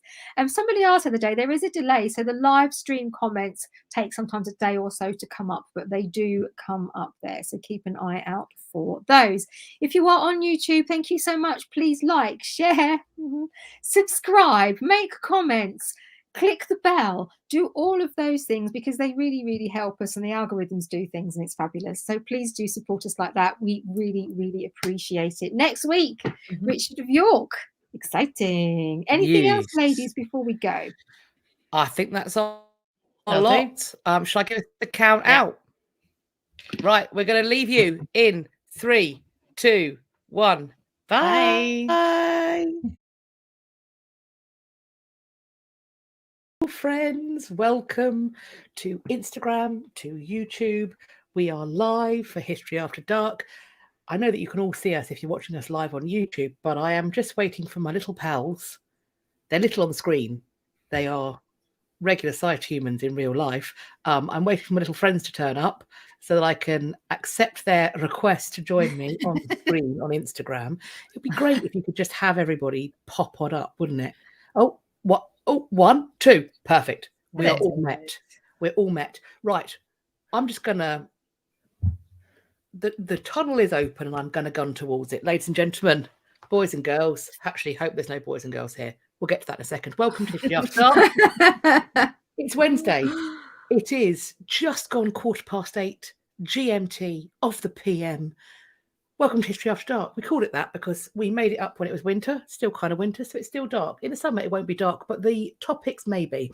We like our history informative, but we like to be laying in the gutter while we're looking at the stars. So prepare yourselves, gird your loins for some smut, some swears, some historical information, some innuendo, and some potentially general depravity. With that being said, if you happen to be in a open plan office with a judgmental boss, put a headphone in. You don't want to get disciplinary. If, on the other hand, you are in a car or a kitchen with a child, we call this child Timmy. Timmy's a problem. Timmy's a dobber. Now, if Timmy is likely to go into school tomorrow and ask his teacher what some utterly depraved sentence we've said is, the sort of thing that I say in my warning for you not to Google. If Timmy is likely to repeat that to his innocent teacher, who then calls you up and expects you to come up the school and explain things, which is embarrassing for everybody, put a headphone in. Alternatively, you can listen to us on the playback, either on the Instagram or the YouTubes. I say that with caution, because on one occasion in our illustrious careers as a triplet, we have one time had a podcast, an episode that was so unspeakably depraved that we had to yeet that footage into the sun. It will never see the light of day again. It's illegal. So you'll never see that. Still have it, you know. It's but it will never see the light of day again. If you try and blackmail me, Catherine, I'll send the boys round. It doesn't make me look any better than you, though, does it? I will send the boys round. Right. So it's always worth watching live, because you never know when we might go off on one. It has only happened once, which either means we've got better or we're due, one or the other. We are gathered here today in the Church of History After Dark for the smut that is deceit. Welcome. Go with God. Spectacles, testicles, wallet, and Wallet watch. and watch. Take down your tents and go home. We are here, and the lightning strike comes down to discuss the Deceased Git Supreme. Potentially, we'll see. I think it's going to be a popular one. Will he win? Only time will tell. We're talking about himself, King Henry VIII. Now, obviously, as I'm sure you can probably understand, we have quite a lot to cover in this one because he lived long enough and did enough gittish things that this could take approximately 3 days. So, to spare all of our bottoms and voices, odd choice of things to spare, but okay. Carrying on, motoring through. We are going to motor through. We're going to talk about the topics. We're going to have our brief interludes in between, and this will be a celebrated hits of gittishness. The aim is to present him as a git. This is not big about being fair. If you want fair, go somewhere else. We are not your ladies. We are salt bitches, and we are here to read him to filth. So with that being said, the plan is we're going to talk about personal life, public life, and legacy. And the person in charge of his personal life is going first, and that is my esteemed colleague, Catherine. Thank you. I just want to read this out from Manya on YouTube. Our cat is getting spayed right now, and I need this to distract myself. Glad to be of service. You also have to mention Tracy. You have to mention Tracy before we start. Oh, okay, so Tracy, it's her husband's birthday. Happy birthday, Tracy's husband. Tracy's husband. Yeah, I mean, he can't hear that. So he won't know because she's got her headphones in on the QT in the restaurant, having a bit of a listen and pretending that she's paying attention to what's happening in the restaurant. So kudos for that. I hope you pull it off. Let us know how it goes. This is a new warning sign on top of don't Google it, and this is not a drinking game. This is not a drinking game. Especially tonight. Also, this is going to be a Larry one potentially. Maybe Hi, listening to us, find yourself make sure you've got a good divorce attorney in your back pocket just in case your nonsense gets caught. Yeah, but we love you and we thank you for Thank your you. fine work. We do. Thank you. Okay, so in terms of Henry's personal life, there were initially I'd made a list, and we talked about how we were going to do ours up, and I made a list of people, and I was thinking, am I going to run through those, talk about some of them individually? But then you see patterns in these behaviours, and there are so many people, and there's so much you can say about all of them. And as Kat touched on, we cannot cover everything, even in small amounts of detail. So there's a couple of people I want to talk to you about individually, more specifically, because I think it's quite relevant, but then kind of like bookmark groups of people almost. So the first really the familial relationships, but particularly his mother, so Elizabeth of York. And I think one of the things that's slightly unusual about his relationship with his mother, and I think Henry was about 11, wasn't he, when his mother died, and it's hard to know how much that hit him. But one thing that David Starkey has talked about when he's looked at sort of documentation surrounding the young Henry is that his handwriting is exceptionally like his mother's. And it appears that she had a huge hand in his education, and he was in the home with her and his sisters. So he had lots of like strong female influences at that time. And that was quite unusual, really, for him to have had perhaps that level of input with those feminine influences with his family. So it has been postulated that that possibly really shaped a lot of Henry's personality in terms of what he looked for in his relationships with women. Was it very nurturing? Was it very romantic? He was quite spoiled. He was a little prince almost, wasn't he? And he was used to being centre of attention and doing what he wanted and getting his own way. So can we then translate any of that into what he expected in the relationships he had with women later in his life?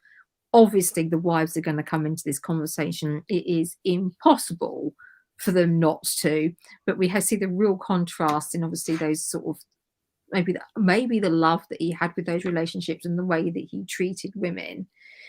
So it would have been very hard for it not to have affected Henry to lose his mother like that very suddenly. The loss of the infant sister at the same time, obviously following hot on the heels of the loss of his brother. But the loss of his brother, now he probably didn't really know his brother particularly well.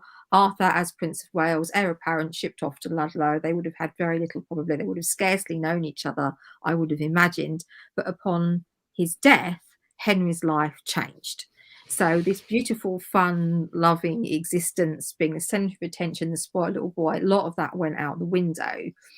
And we don't really know how much he got to grieve for his mother, but this affected his relationship with his father as well, because Henry Tudor was like, so I tend to call him Henry Tudor, Henry VII was just like, no, this is it now. You are the one hope. You're the heir and the spare. We've had other children that they haven't made it through to adulthood. This is on you now. We have got to just focus. You can't do this. You can't do that. You can't joust. All these things that Henry used to enjoy as a pleasured young man. A pleasured young man. I'm so sorry. That's later. That's for later. That happens later, Catherine. Breathing. Particularly the jousting. He particularly is very embarrassed about the fact that he's not allowed to joust and things like that anymore. And they form quite a fractured relationship, actually. They're very different in personalities, but they don't end up ruling completely differently. But there's lots of conflict. There's lots of displeasure. So he has his relationship with his father isn't particularly brilliant. Now, we've seen, for those of you who know about the history of the English monarchy, that's quite common. It's not uncommon at all for the monarch and their father to have not got on very well. So those are the relationships he had with his parents. I think with Lady Margaret Beaufort, his grandmother, she gave him some good counsel before she passed away. I couldn't comment on how close they were, but he would have seen how useful he was to his father. Now, his two sisters, so his elder sister Margaret got shipped off to marry James IV of Scotland. I think the reason I wanted to mention her is in some ways Henry did show her some good support when she was in trouble. He said to her to come back to England, but she was concerned for the regency of her young son, future James V, so she didn't. But then when she wanted a divorce from her second husband, he was like, no, you can't. Marriage is for life. That's terrible. Everyone's standing around going, qu'est-ce que c'est que ça? Are you sure that's not a tiny bit hypocritical? And then, of course, Mary, his younger sister, was definitely the favourite. And when he sent her away to marry the 360,000-year-old King Louis of France, when she was about 9, they made an agreement that she would be allowed, I'm paraphrasing this, that she would be allowed next time she married to marry for love. And it's likely that she already had feelings for, I want you to watch Cat's face when I say this person's name, Charles Brandon, Duke of Suffolk. Yeah. So, and when Louis died, Henry sent Brandon to collect her and made him promise not to propose. Anyway, they got married. He was not a happy bunny at this juncture. But here we see something a little bit about Henry could be very forgiving. He could be very selective, because if anybody else had gone and married the king's sister without permission, death would have been on the cards. Yes.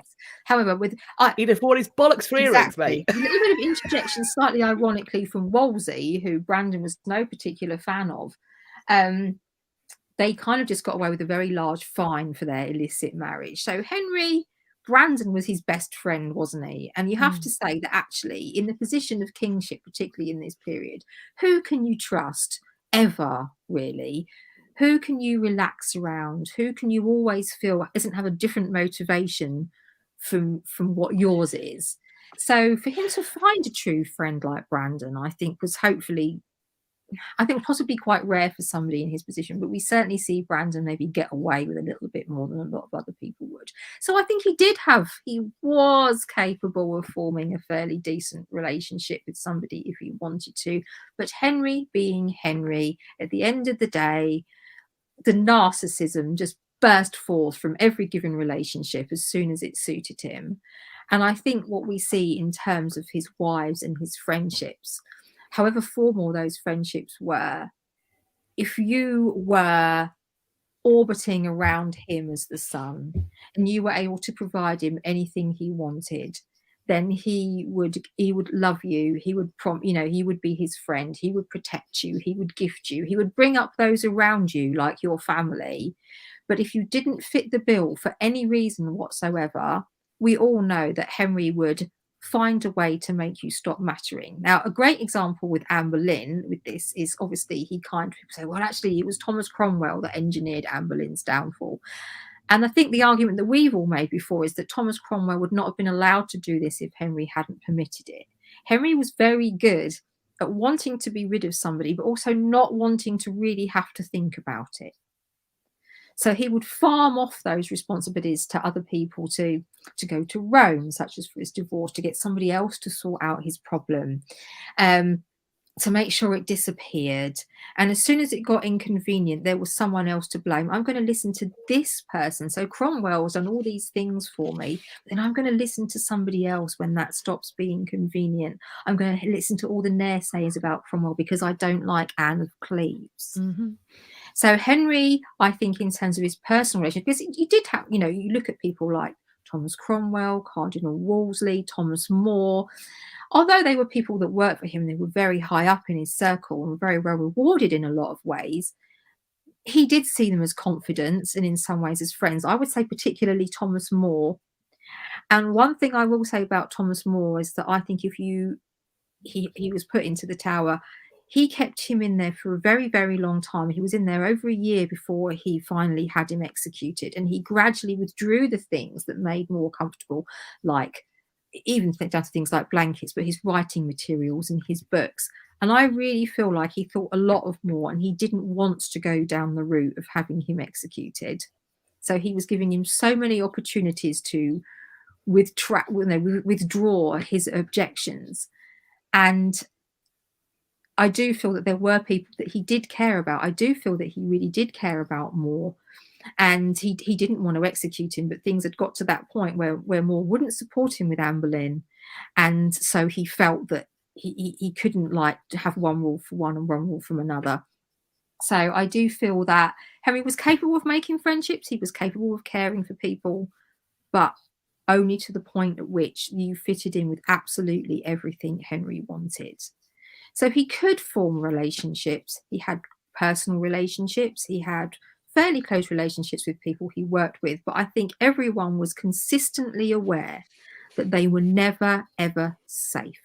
It didn't matter who you were.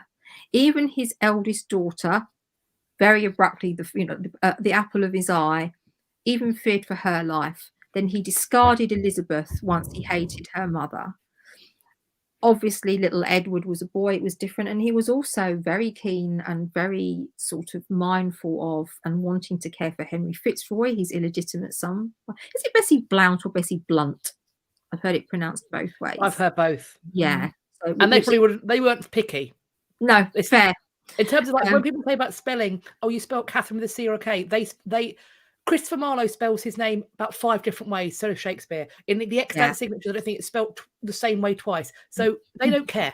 They literally don't care. So they don't care. Pick whichever one you like the most. I'm going with Blount because that's the one I like.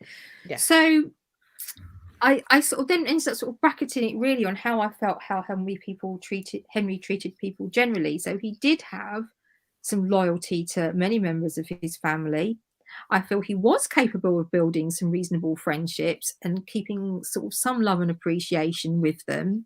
But at the end of the day, Henry was Henry, and it came down to what he wanted and how he wanted it. But he, as brutal as we say he was, because he was, when it came down to getting rid of people, a lot of the time he wanted to sort of slightly disassociate himself from that. We obviously have the question of the wives and the sons. He has the son with Jane Seymour. Then we have Anne of Cleves, obviously Catherine Howard and Catherine Parr. I don't know, do we feel at that point that, not that he'd given up wanting the son, but his view on relationships changed a little bit, but he was very happy to discard women, or if he felt even slightly slighted, they were just gone. They became nothing. He could just switch off. How that intense passion and that love, he switched between these two things really, really easily. He was a very all or nothing person with his emotions, but that makes somebody extremely, extremely dangerous, as is very, very evident here. So that's, I think, I'm sorry it's not very, very in depth on any particular people, but because there are so many of them, I just kind of wanted to go in quite broad, really, and talk about how I see Henry as a person and how he can or cannot hold a relationship together, and how I think he just saw people which was there to serve him, and literally to him, were they functional for him, and how did they make him feel? He may allow them to stay around if it didn't make him feel good, if they were extremely functional, but you basically had to fulfill those two criteria for him to be bothered with you, in my eyes. And because of who he was, he could do whatever he liked with you whenever he wanted. And he was, I just don't see how anybody would ever have felt safe around him. I don't think anybody was ever safe around him, basically. No. And that became more and more evident, didn't it, as he got worse. older, he got worse. And the people who were For sure. actually loyal to him, you know, it's all gone. He's killed them all. Nobody after that. Brandon, really. The only one that didn't was Brandon, but everybody, as you say, exactly. No one after that is going to be making meaningful bonds with him. They're all going to be cautious.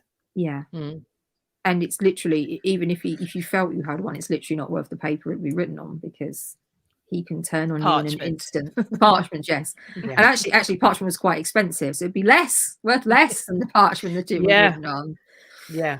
So I don't know what everybody thinks of that. If there's anybody in particular, anybody individually has got any questions about, then please obviously do put that in the comments, and we can look at whether or not there's anybody has any thoughts on. We could all talk for ages about the wives, but we all know those stories. Really, I don't really think that's necessary. Intrepid Frady Cat. Mint Pixie on Instagram asked, did the jousting accident change his personality? Now, people debate this, and I think actually with what I'm going to talk about, I might challenge that idea, and we are going to talk, and I'm going to lead with executions. We're going to look at those.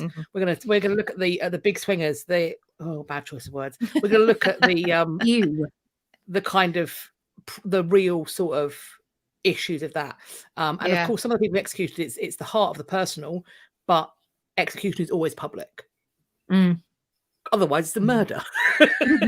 Otherwise, it is really. It's judicial murder. Yeah. Intrepid. Some of them were judicial murders, but Intrepid Frady Cat made a good point. He had an excellent relationship with food. He did. I was harsh there. I forgot about that. Not salad though. Not a salad. I'm not bothered about the salad. Not a salad dodger. In fact, you might say some food, meat. He had an excellent relationship with meat, and thus I doubt with his privy. He must have had a very contentious relationship with his bumhole.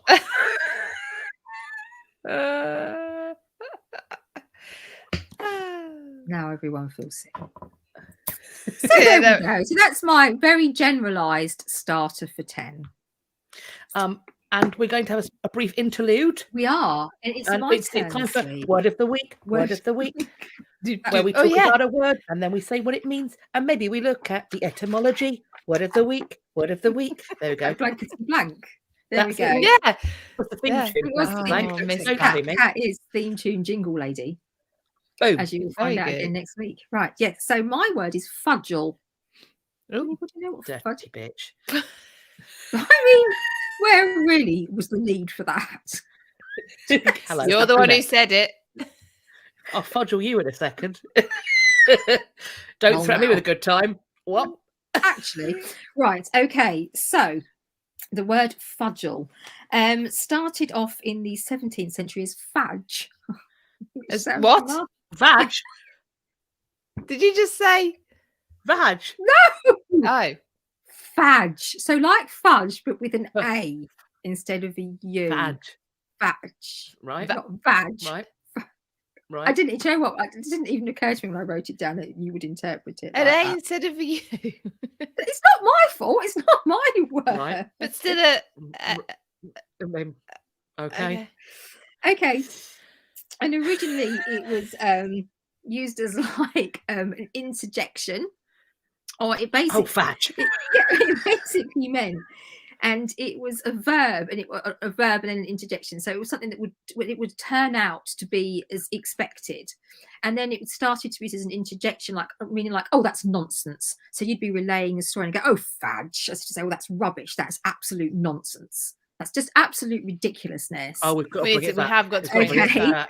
So, and then what's the spelling, Catherine? The fudgel and the fadge. This is the etymology a little bit. So the fadge originated. The word becomes fudgel, and I like fadge. And then it starts because it's. And then because it starts to be used with things like, well, that's nonsense and that's rubbish, it began to used a bit more as like a noun. So something to describe something that is that's fit together in a more clumsy manner, that hasn't come together very well. So we've heard the expression, oh, you fudged that. So you sort of put it together in not a particularly brilliant way. And then at the end of the 19th century, more in America, this is where the origin of the word fudge, as in the confectionery, may have come from. So some American bakers were meant to be making caramels, and there was an error. And what they came out with was they fudged it up. They fudged it. And so what the result was called fudge. And that's what we call fudge now. Now, no one can seem to clarify how 100% true that is, but that seems to be where the confectionery fudge came from, because they fudged the making of the caramels. They got it together wrong. They fitted everything together in a clumsy way. From this, we get fudgel. This is the story of my life. I shouldn't say that because I'm sitting here with one of the people that employs me. But fudgel means pretending to work without actually accomplishing anything. Oh, I feel both attacked and seen. Me too. I feel slightly like, if you'll pardon the expression, I've just exposed myself. I'm just going to send you messages now. Are you fudgeling? Have you actually done that, Catherine? Or you So there you go. To fudgel means to pretend to work without actually accompanying anything, which originated in the 17th century. So there we go. Fabulous. And I do think we should bring that. Everyone's been putting comments, things like, yeah. So guilty. Guilty is charged. Guilty is charged. So there we go. Lovely. Fudgel. Like it. And now we know maybe where fudge came from. I like it. I think that one might. Yeah. Do you reckon that's true? I'd like it to be true. I don't know how fudge is made. If no, that's mistake. Well, not like would caramel. Would a caramel-based accident end you in fudge? I don't know. Well, both involve sort of tempering of sugar and stuff, don't they? So maybe the consistencies were wrong, or caramel's a lot smoother than fudge. So maybe an ingredient was missed or misweighed or something. We've got cooks. We've got cooks in the chat. I'm sure they will enlighten us. The caramel fudge. Sounds dirty. Raven, I'm still hearing vag. Margaret, what? A fudge with an interjection. Anyway, Irish bread. I want fudge now. Yeah, me too. Yeah, I need something sweet. Yeah, just fudge. Fudge has chocolate. Rebecca says. Does it? You can have chocolate fudge. Finger of fudge. No matter how you spin it, I still hear caramel fudge. Well, anyway, shall I?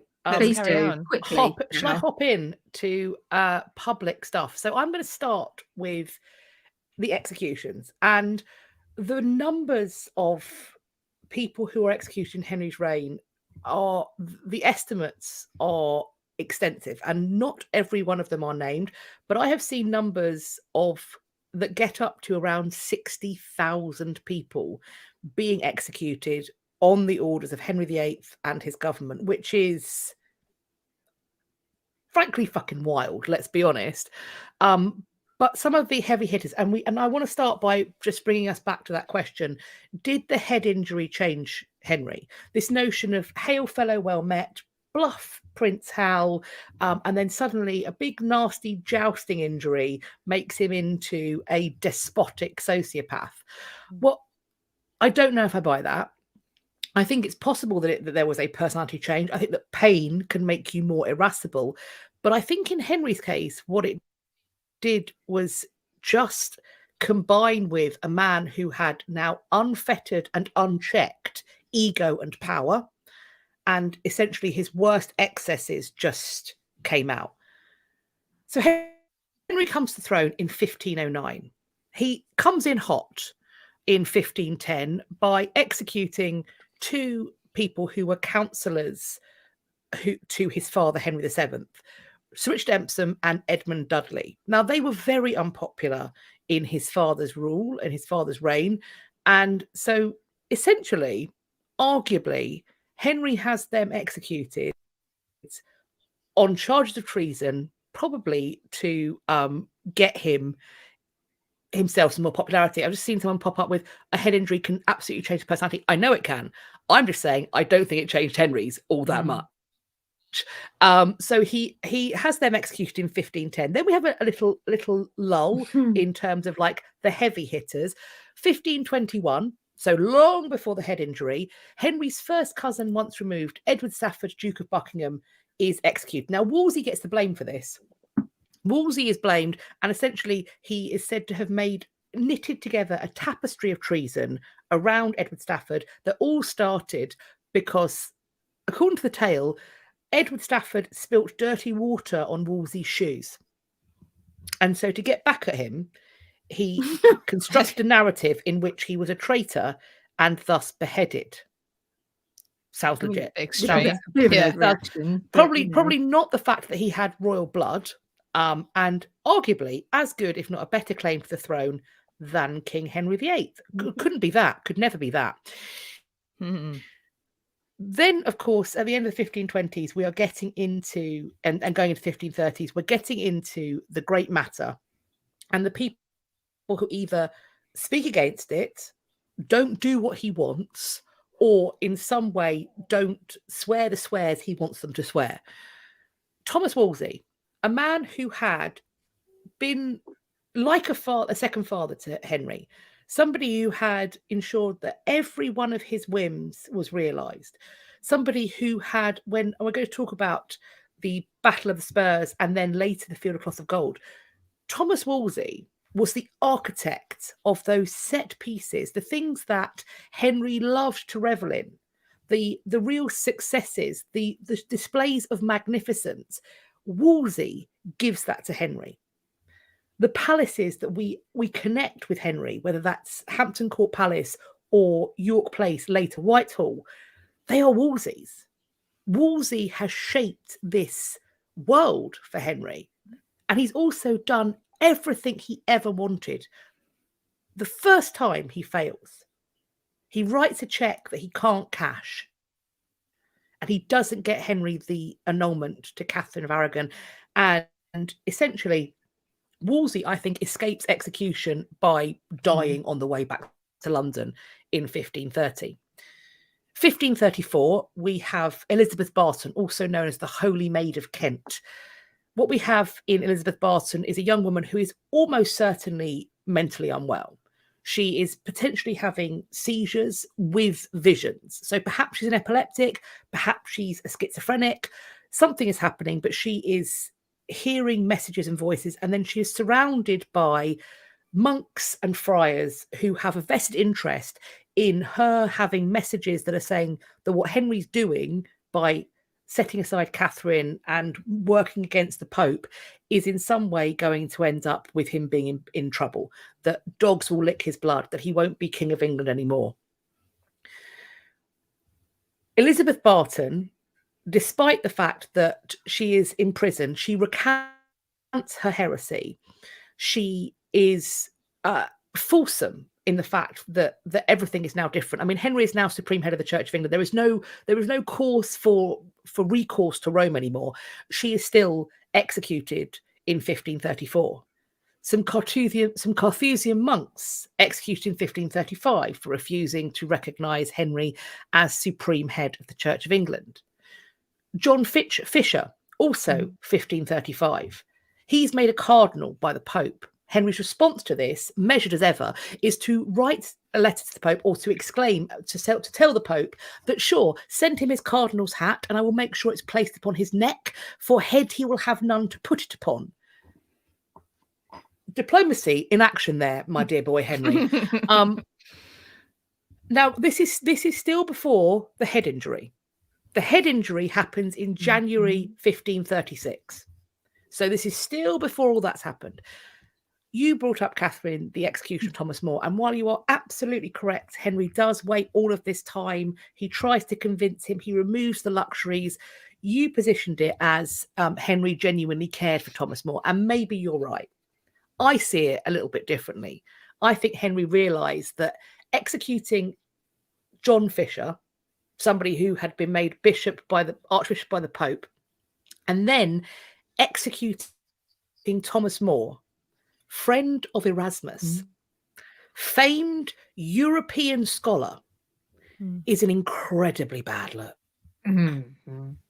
disaster. The closest, I think, in terms of the prominence and the place that somebody like Thomas More has as a scholar and thinker, I think the closest in terms of name recognition we have today would be if Stephen Hawking was still alive and the government of England decided to imprison him for his ideas, and then I don't know if we had execution to execute him as a political prisoner.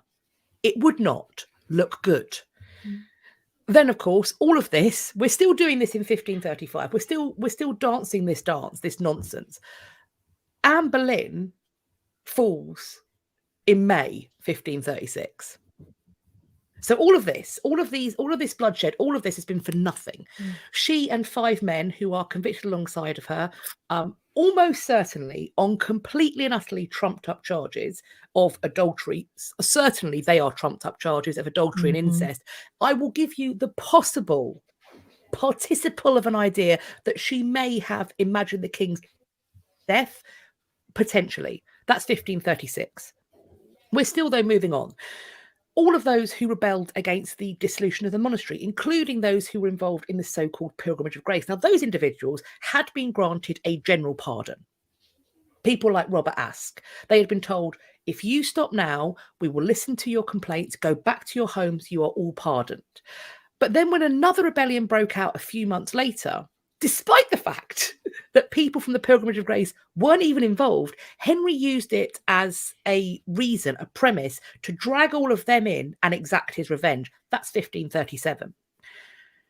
Thomas Cromwell falls in 1540. Another one of his incredible... This man made Henry inordinately fucking wealthy by stealing the money of the church. Like this, the money that he desperately wanted. Thomas Cromwell falls in 1540, despite the fact that he writes Henry a letter from the Tower, where at the end he cries for mercy, mercy, mercy. 2 days after Thomas Cromwell's execution, if you thought for one single second that Henry was either going down a path of Roman Catholicism or reforming, no. There will be a middling way, and it will be Henry's way. This is not established theology of anybody else. This is Henry's theology, because 2 days after the execution of Cromwell, 3 Catholics, Thomas Abel, Edward Powell, and Richard Featherstone, are hanged, drawn, and quartered for their treason. While at the same day, at the same time, 3 reformers, Robert Barnes, William Jerome, and Thomas Garrard, are burnt at the stake as heretics. Henry uses execution to send a message. He uses the threat of execution to send a message. Later, we're going to get to it, where he threatens another wife with execution. And that, I believe, is always to send a message. What Henry is doing with the deaths of 6 human beings is saying, do not think you know where I sit theologically. You will do as you are told, or you will hang, be drawn and quartered for it, or you'll burn in the fires. 1541, the next year, he executes Lady Margaret Pole. And that is fucking grotesque. This is a woman who is a family member. She is an older lady. Now, is her connection to Reginald Pole and the potential treason he's involved in reason to have her imprisoned? Maybe. What does executing serve? He could have just kept her in prison for the rest of her life under house arrest. Margaret Pole is not a threat to his reign, but I believe that Henry is being spiteful. The execution is a botched job as well. To double down, the execution is a botched job. It takes numerous blows. After the first one that misses and lands in her shoulder blades, according to reports, she starts running around the scaffold. It's an embarrassment. Also in 1541, we have the executions of Culpeper and Derham, those who were accused of, in the case of Derham, having sex with an unmarried woman who would later become Henry's wife. He should have known that, obviously. Yes. Of course. And thus not done it. So he committed treason before he even knew, before Henry had even laid eyes on Catherine Howard. Derham had committed treason by having sex with her. The other one being Culpeper, of course, who may have been her lover during her marriage to the king. Also in 1542, Catherine Howard and Jane Boleyn are executed without trial. They are attainted for treason, and to do so, Henry changes the law twice. In the Act of Attainder, he changes the law twice. Firstly, he makes it treason for a Queen of England or someone marrying a King of England to hide an immodest past, and that anyone who helps her hide her immodesty is guilty of treason. Because when Anne Boleyn is executed in 1536, she can't be executed for adultery, because adultery in a queen is not treason. The men who defile her are traitors, but she is not. He has to change the law. And he changes the law in this Act of Attainder. He also, at the same time, changes the law so that it's legal to execute a person who is deemed to be insane, which Jane Boleyn, Lady Rochford, was. So that's 1542. And then in 1546, we have and this will come up again when we look at somebody else later down our alphabetical list, Anne Askew. 1546. Anne Askew is a woman who is gently born, and she is engaged in preaching of the Reformed faith. She has ties, it's believed, to a circle at court. That circle of court surrounds Henry's last wife and queen. Nothing happens in Henry's England without his say-so. Two of Henry's closest foot soldiers, shall we say, they go and they take Anne Askew, who's already been convicted of heresy. She's fit to be burnt. But they take her and move her to the Tower. In the Tower, they put her on the rack. The Constable of the Tower refuses to rack her because she's a woman, she's already been convicted and is set to die, and she's gently born. And on top of that, torture has always been illegal. So one of them, and we'll find out later down the list of alphabets, but you can probably guess who it bloody well was, takes off his jacket and starts racking her himself. Anne Askew doesn't talk. But one of the things about a public execution is that it's about watching justice be done. When Anne Askew goes to her burning, she is so badly injured by the process of being racked. Her hips have been dislocated. Her shoulders have been dislocated. She can't stand in the litter that's taking her to be burnt. She can't stand to be put on the pyre. She has to be tied on a chair. Around this time, Henry VIII signs a warrant for the arrest of Catherine Parr as a suspected heretic. He is potentially saying that he is prepared to execute a third wife, to have her burned or beheaded, as is the king's pleasure. But for some reason, this warrant ends up in a place where she sees it. And I can only imagine the unspeakable terror that she must have felt. Mm-hmm. She manages to go to him and to change his mind. But that was always the plan. No one actually changes Henry's mind. He wanted her to beg for her life and promise to do as she was told. And she did it. He didn't call off the dogs, though. He made sure he was with her when the people tasked with arresting her turned up the following day. So he got to box their ears and send them on their way. And just like those 6 people that were executed, 3 Protestants, 3 Reformers, 3 Catholics, just like them, he is telling his court, don't think you know my mind. If my hat knew my thoughts, I'd throw it in the fire. But it's not just the executions. There were periods of debasement in England prior to what I'm going to talk about, but the Great Debasement begins in 1544, and some economic historians have referred to that as the greatest trick a monarch ever played on their subjects. By removing the precious metal in the coins, by reducing its face value, the coinage of England, internationally and domestically, had such an incredibly bad reputation that everything cost more. Even good coin from England, no one trusted. And this is coin that bears Henry's face. So inflation is absolutely screaming through the roof. This won't be fixed in the reign of his son. His son inherits it. Mary tries to fix it, and it's not until Elizabeth that the full recoinage happens. So he sets up all of the chaos of religious change, all of the chaos of one wife and making this one illegitimate and that one illegitimate. He's also adding to that chaos through debasement.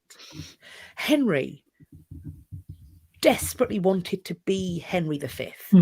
This is where we get the phrase war boner. Back in 1513, we get the famous Battle of the Spurs. My Christ, does he dine out on that shit?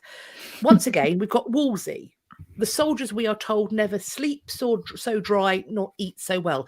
There are some successes at Terouanne and Tournai, but these arguably pale into insignificance when compared with what his wife and regent, Catherine of Aragon, actually achieved when she oversees the troops dealing with the Scottish invasion that ends up with the Battle of Flodden that kills James IV of Scots, Henry's brother-in-law, which in turn leaves an infant on the throne of Scotland. That is declawing, defanging one of England's greatest enemies. Henry doesn't return to France until 1544, when he leaves as a regent his other wife, Catherine Parr, the one who later tried to have executed for a heresy. Ultimately, in that case, he's paid to go away. That's it. Henry's desperate to be a player on the European stage. And when he's with Wolsey, Wolsey recognises the truth of it, that at best, when you've got these two enormous power players of the growing Habsburg, Spanish, Holy Roman Empire, and then France, the best that little merry England can be is a counterweight on the seesaw of power. So who Henry makes peace with gets a sway in that balance of power. That is what Henry will have to accept. And Wolsey is great at selling peace to Henry. Really good. Field of Cloth of Gold is Wolsey selling peace to Henry because it's lovely and shiny. There's wrestling, there's jousting, there's a bloody kite that's like a dragon. This is perfect. No one else quite gets how to sell, essentially, give him a shit spoon and go, this is what you actually want. And Henry's like, oh, gobble, gobble, yummy, delightful. Henry loves war. And he arguably is the progenitor of the idea of an English navy. But even in that, the Mary Rose is one of the greatest catastrophes, 1545. This is an older ship. It doesn't sink on its first voyage like people think. This is an older ship. And we're not quite sure why it sinks. Is it weather? Is it turning? Is it hit by the French? Or is it that Henry takes this old ship and demands that they put lovely, big, heavy bronze guns on it in a ship that ain't supposed to have heavy bronze guns on it?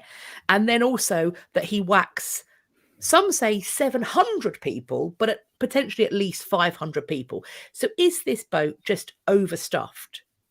And because it's going out to war in the Solent, they put anti-boarding netting over the top of it.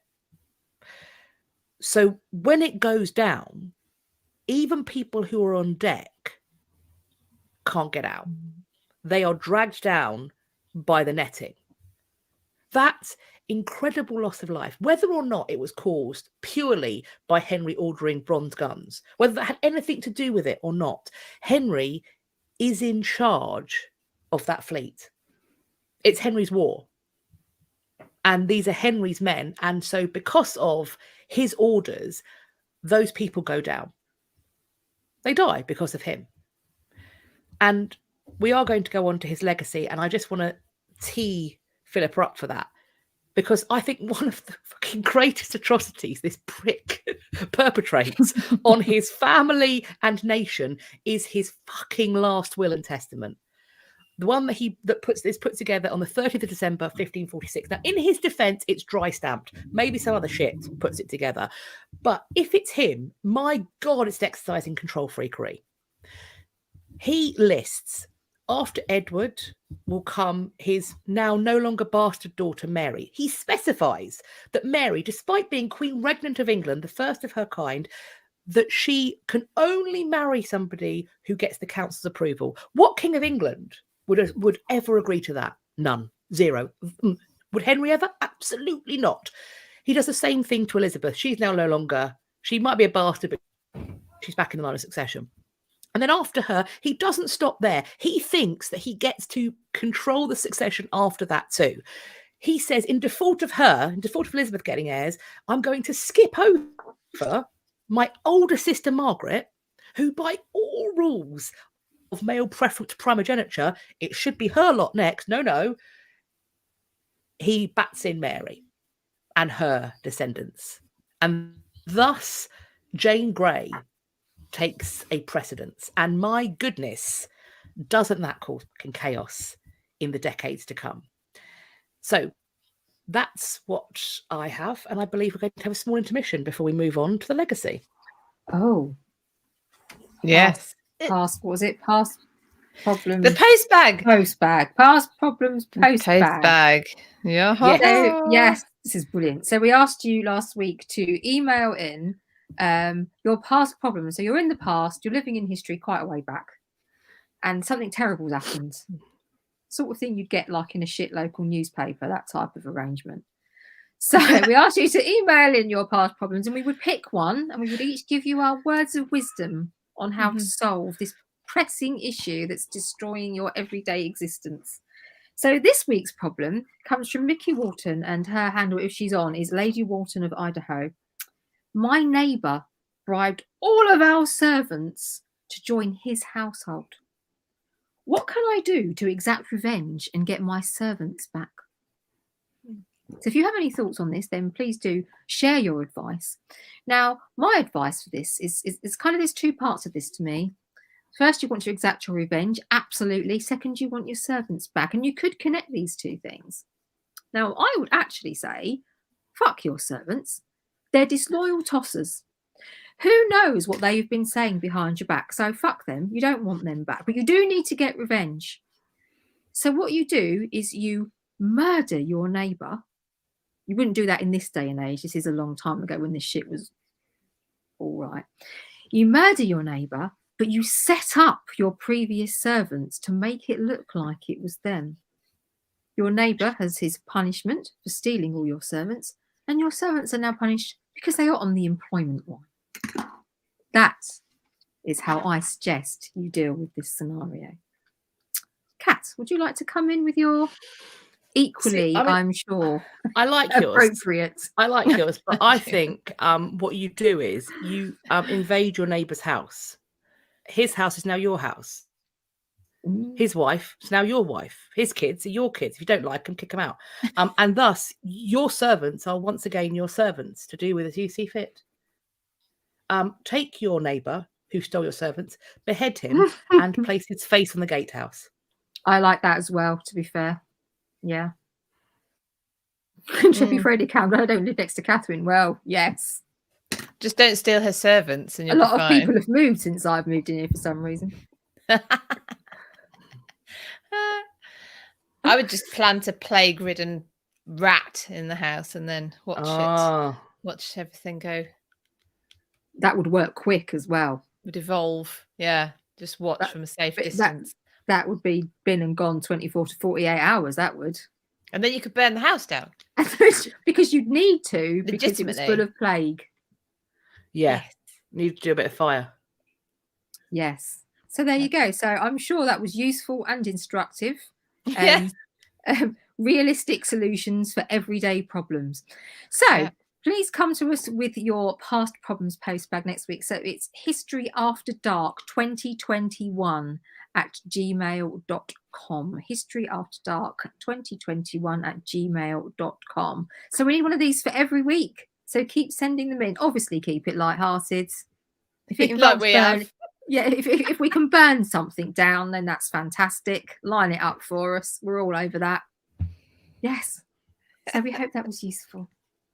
Philippa. Yeah. Do you think we should mention what's happening next week now? Because I know some people are having to go. Oh yeah, chuck it in. Yeah. Should we chuck it in here? Do it now. We have had requests for we've had requests for a few things. One being this, we drink alcohol while we're doing this, which would not be a good idea. Brian, well, that was light-hearted. Yeah. That's how we like to do it. Exactly.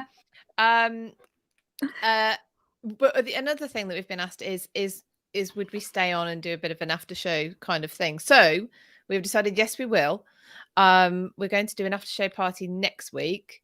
So if you want to come to it, we've only got 5 spaces. You can get your ticket on buymeacoffee.com, and we will share the link to that on our Instagram story after this. But yeah, we're going to have a little after show party, so you can get 30 minutes just 5 of you and me, Kat and Catherine.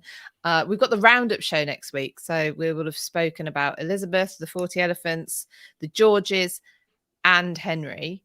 And we can take the conversation wherever people want to. We can continue with that, or you can ask us what was in the footage that got yeeted into the sun.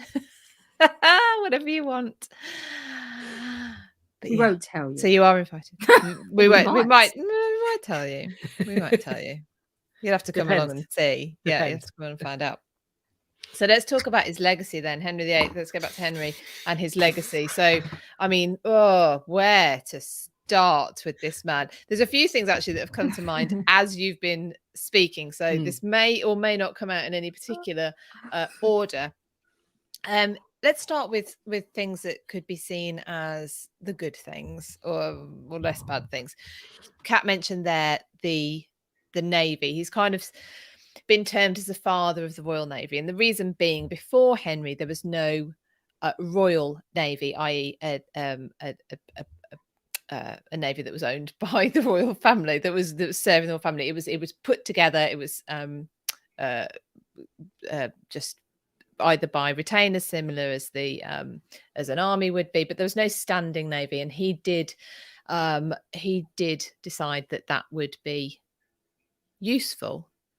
Became even more useful when he decided to break with Rome and Europe, to have this sort of seafaring force, trained, ready, equipped. So there's that.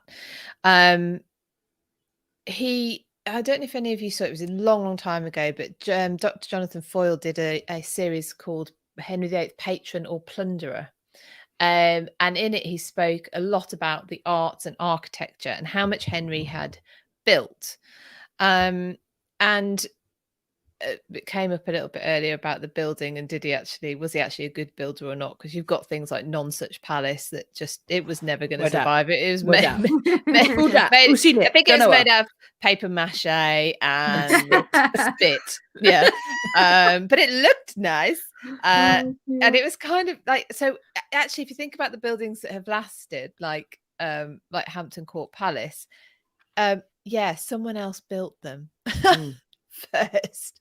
So he's when he sort of gets to do things himself, it's all a little bit for show, but no substance.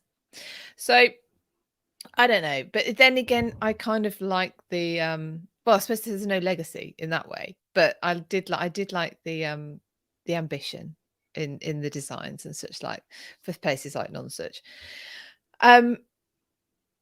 Then let's go on to the big. I think there's 2 reasons why we even talk about Henry. I actually think he could have easily just blended into the line of kings and never to have been discussed, because actually in terms of what he ever did for the country, not a fat lot. The reason he's famous is that he had 6 wives, and that is a hook. And in order to get his own way, when he wanted the second one over the first one, he went to the extreme and broke with Rome. I mean, he broke what would we have been? So nearly 1,000 years worth of connection back to Rome. Obviously, you have the dissolution of the monasteries under Henry. The legacy from that, combined with that break from Rome, is huge. It gives social issues that last for. I mean, actually, I would argue the social issues last. I don't know. We might still be dealing with the repercussions of that, because we didn't, until the end of the Second World War, have a health service which effectively the monasteries were for people. In fact, the health service is also possibly one of the biggest employers in the country. And again, the monastic institutions created a lot of employment, not just for the religious people, but servants and workers on the land as well. And they were schools. They were everything that you needed in a community. You know, the hospital, the arms, the school, the brewery. I am actually interested in what they did for beer after the dissolution of the monasteries. It's of a particular interest of mine. Good point. And I'm going to be looking into it and finding out. So the impact of that dissolution of the monasteries, which we see as him doing for really purely greed, dressed up as reform. Yeah, make monasteries great again. Oh, they can't be. Let's just nab great again. let's just nab their stuff. But also that break. So you've got that, but the break with Rome. Obviously, we know in his reign and the reigns of his children, we then get this swinging pendulum. But that break with Rome lasts, well, it gives issues right into the Stuarts and the Georgians. We spoke last week about the Georgians and how George I of Hanover comes to the throne after Queen Anne, because Catholics are barred from the throne. The fear being that if a Catholic comes to the throne, you are giving away the sovereignty of England or Britain at that point to a foreign power, basically to the Pope in Rome. So that split that Henry makes with Rome can never actually be repaired, because it's effectively giving power to a foreign body, and once that's gone, that's not coming back. So that obviously goes on into other centuries. Now his children. Something that I picked up on with you talking earlier, actually, Kat, is, and I'm trying to think, you can correct me if I'm wrong, but Henry, I think, is the first one to use execution en masse for ridding himself of political dissidents, of people who will not go along with his ideology. I know it was done, but but in the numbers he did. I think you're right. Yeah, I think in that numbers, in those numbers, which then continued with his children. This idea that if you don't agree with me, the answer is execution, and I don't care how many of you that takes up. So I think that was a rather disgusting part of his legacy. That kind of set the precedent that then seemed to just be adopted as a matter of course, with what happened with especially his two daughters, although we know they had different ways of managing it, but they managed it. And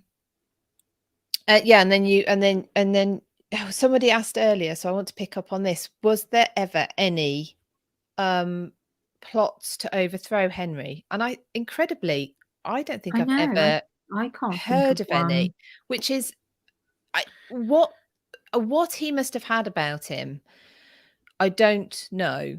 That meant that no one plotted against him, because they most certainly plotted against his daughters. And I'm wondering whether that was part of his legacy as well. They couldn't get rid of Henry, and then when they see things they don't agree with happening with his daughters, it's, oh, let's not go down this path again.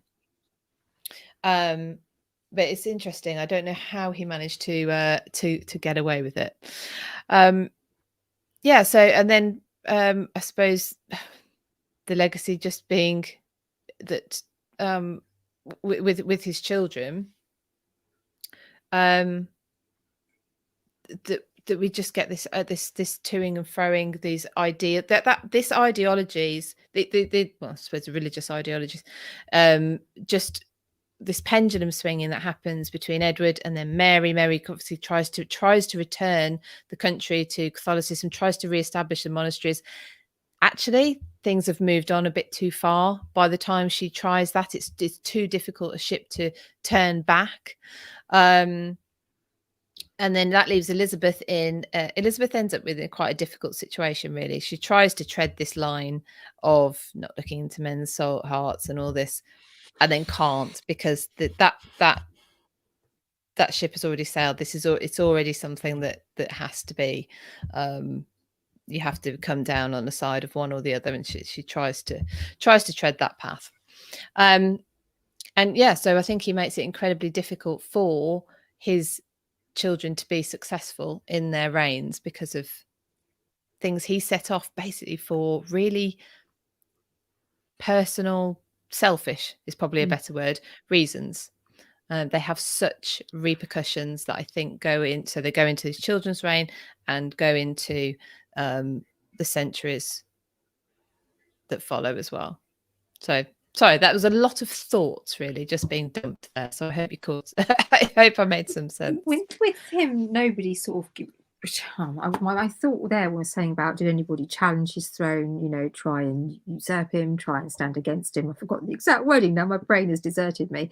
But basically, try and dethrone him or whatever.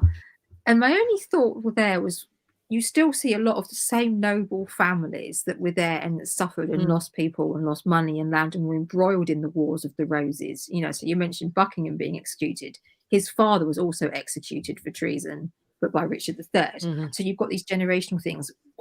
Possibly there was still an element of remembrance of the Wars of the Roses and the spirals that created that maybe would make people take a step back from those sorts of courses of actions. Is the only thought that I have with that. It possibly explains that why you didn't get. I mean, even Henry Tudor had sort of these pockets of resistance with the Pretenders and things like that. It's quite extraordinary that nobody went, this bloke's a prick.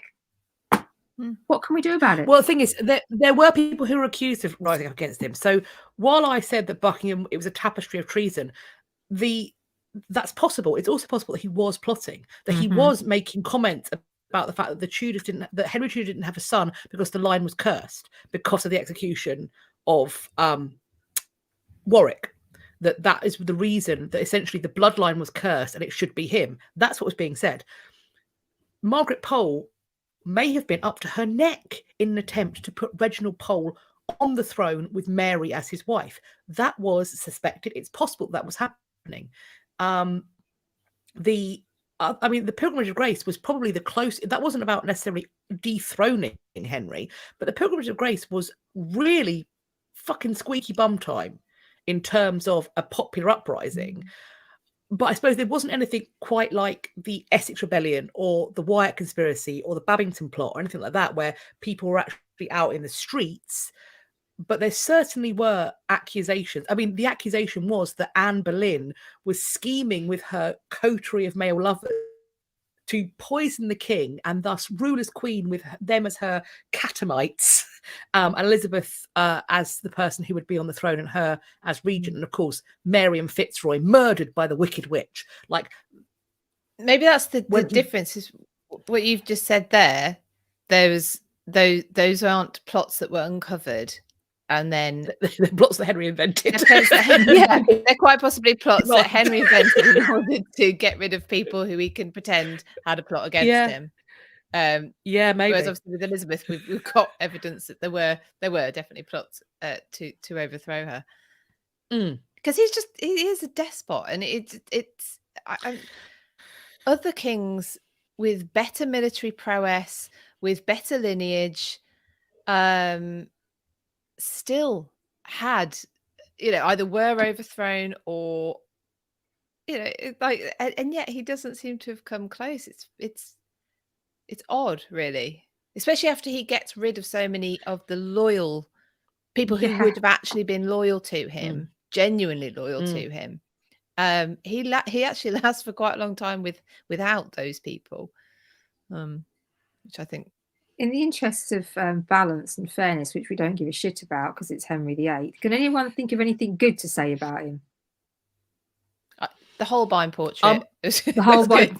As a patron of art, music, and learning, and also as somebody who privileges and supports female education, like the daughters of the Tudor dynasty and his courtiers, like Thomas More's daughters, spectacularly well educated in a way that the Stuarts were utterly fucking failed by their progenitors.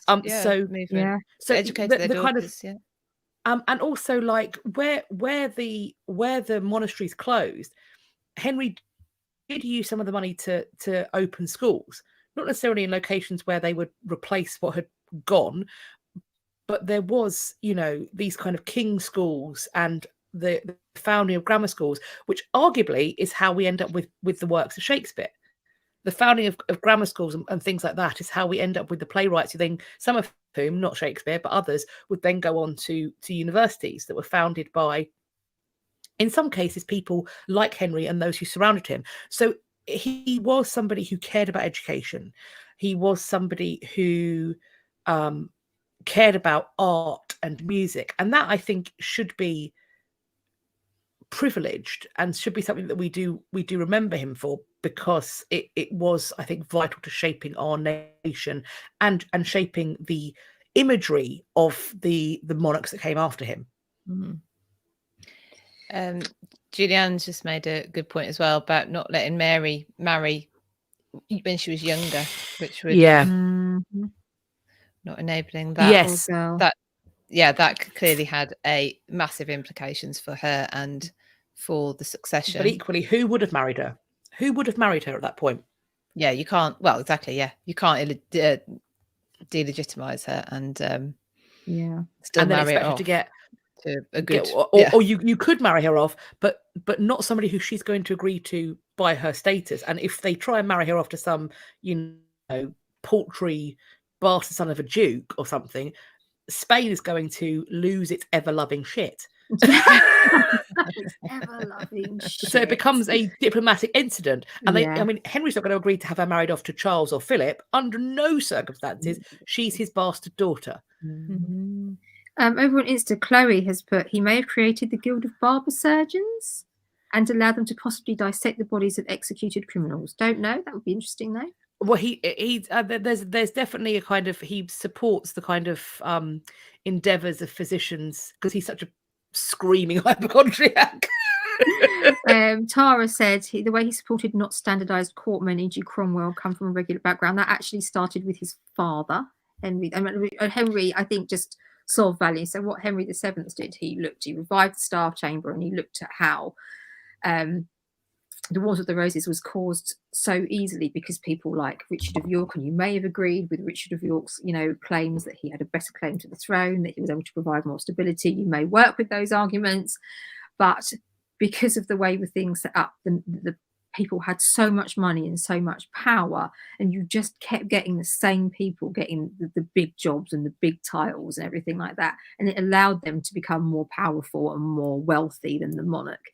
So Henry VII looked at this and saw that as a very big reason why the Wars of the Roses was able to take hold so quickly and so easily. And so one of the reasons that he looked and he started, because Wolsey started to rise under Henry VII.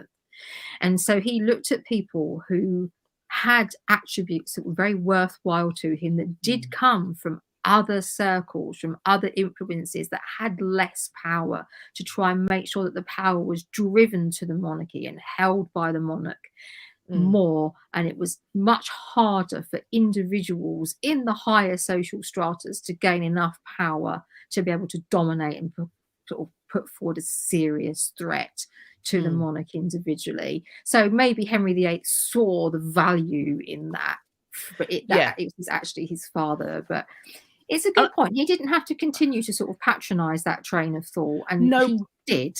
Do you know what? So, I think there's actually, Henry VIII chooses his low-born counsellors, and I say low-born in big commas, because Wolsey can't possibly have been. We hear this Ipswich butcher's boy, but he still goes to a grammar school, which I know is free, but it means that his family don't need his labour, so they can't have been that poor off. And somebody in the family funds for him to go to university.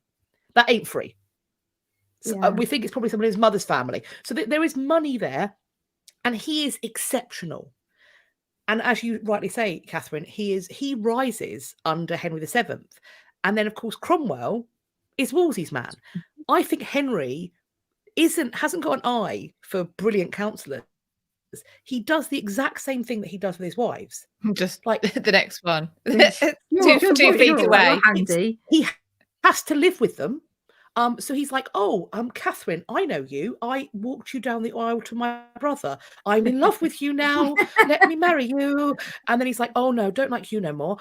Your fault I've not got a boy, even though it's all about what my Willie makes. I know what. Look, there's a lady in waiting. She lives in your house. Oh, she lives next door. I'll have her. There we have Anne. And then what happens again?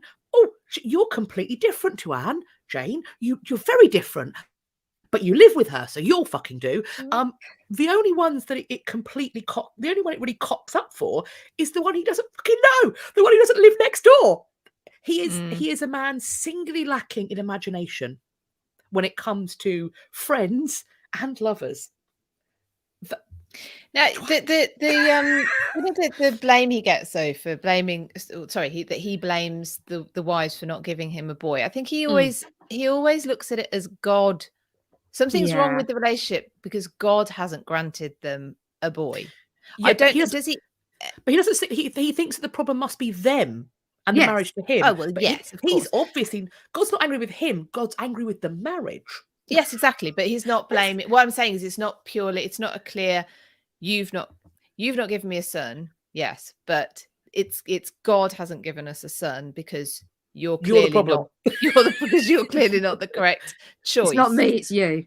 It's not me, it is you. Yeah, exactly.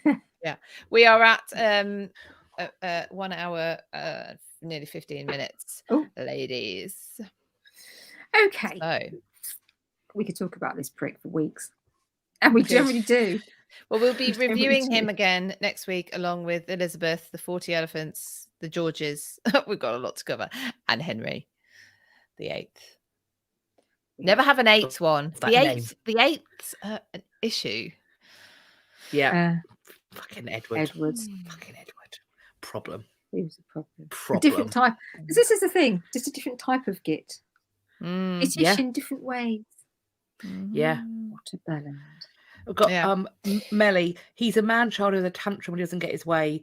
Then when he does get his way, he tosses it aside when he's bored. Yeah, he is. And this is the thing, when we talk about his brain injury, I think he is a spoilt child, an overindulged child who expects to be utterly beloved of all women. He's a mummy's boy with an overdeveloped Madonna whore complex who grows up to be a spoilt grown-up with the power of a king and the mind of a tyrant. No head injury fucking required. But he doesn't have a plan. I don't think he doesn't have a path. He's got all this power. He's got these tyrannical tendencies, but he doesn't fucking know what to do with them. He basically just wants to, as we said, be Henry V. That's his plan. But he's shit with at more that. sons. Yeah, but he's crap at that. He's crap at marriage, and he just doesn't. So he's flitting from things to things. He's trying to do on a daily basis, change, huge things, and of course it just goes wrong because he hasn't got. I don't think he's got any vision for what he's actually trying. Well, doesn't have sons, I suppose, but it just seems to not have the requisite vision, I suppose, for being a leader who has absolute power. Where's his actual confidence in what he's doing? I can't persuade you, so I'm just going to kill you. Yeah. I mean, there's a temptation with that as a way to live your life. Tara asks, he and his father clashed, right? I don't know if they clashed outwardly. I think that Henry sort of chafed under the requirements and demands, and when Henry VII died, he was like, fuck, let's go jousting, give me meat. Yeah, I demand saddle my fucking horse. I can't remember the details, but I think there was one sort of quite public verbal altercation about something, but now I can't remember what it was, between the father and son. I mean, I think Well, I can't remember importantly, what it was now, he wasn't 18 when his father died. He was a few months before his 18th birthday, so he was for much of it a child. Mad journalist, can I safely Google Madonna whore complex? Yes, I believe so. I think it's a fairly well-known pseudopsychology term. I think you're probably fairly safe. It's not pornographic. It's essentially where an individual compartmentalizes femininity, female people, into either being Madonnas or whores. So they're either like their mummy, or they are a slut that should be either mistreated or at worst have violence done against them. Lots of individuals who kill lots and lots of women have overdeveloped Madonna whore complexes. Incel vibes. But more than that, they think they have the duty to that. Essentially, a woman is only valuable if she based upon what's between her legs, and if she's not, then she should be destroyed. Intrepid Frady Cat says he got all the power at the absolute worst age. I think that is a really good point. He's not developed into a person. He's not developed. I mean, 17-year-old boys I can vouch for have not got the mind of someone you want to be in charge. Yeah. But they're wildly insecure as well. And if that's Barbara, what's sorted, I'm sure you're wonderful. There's no, you can be both. I am also a slut and wonderful. It's fine.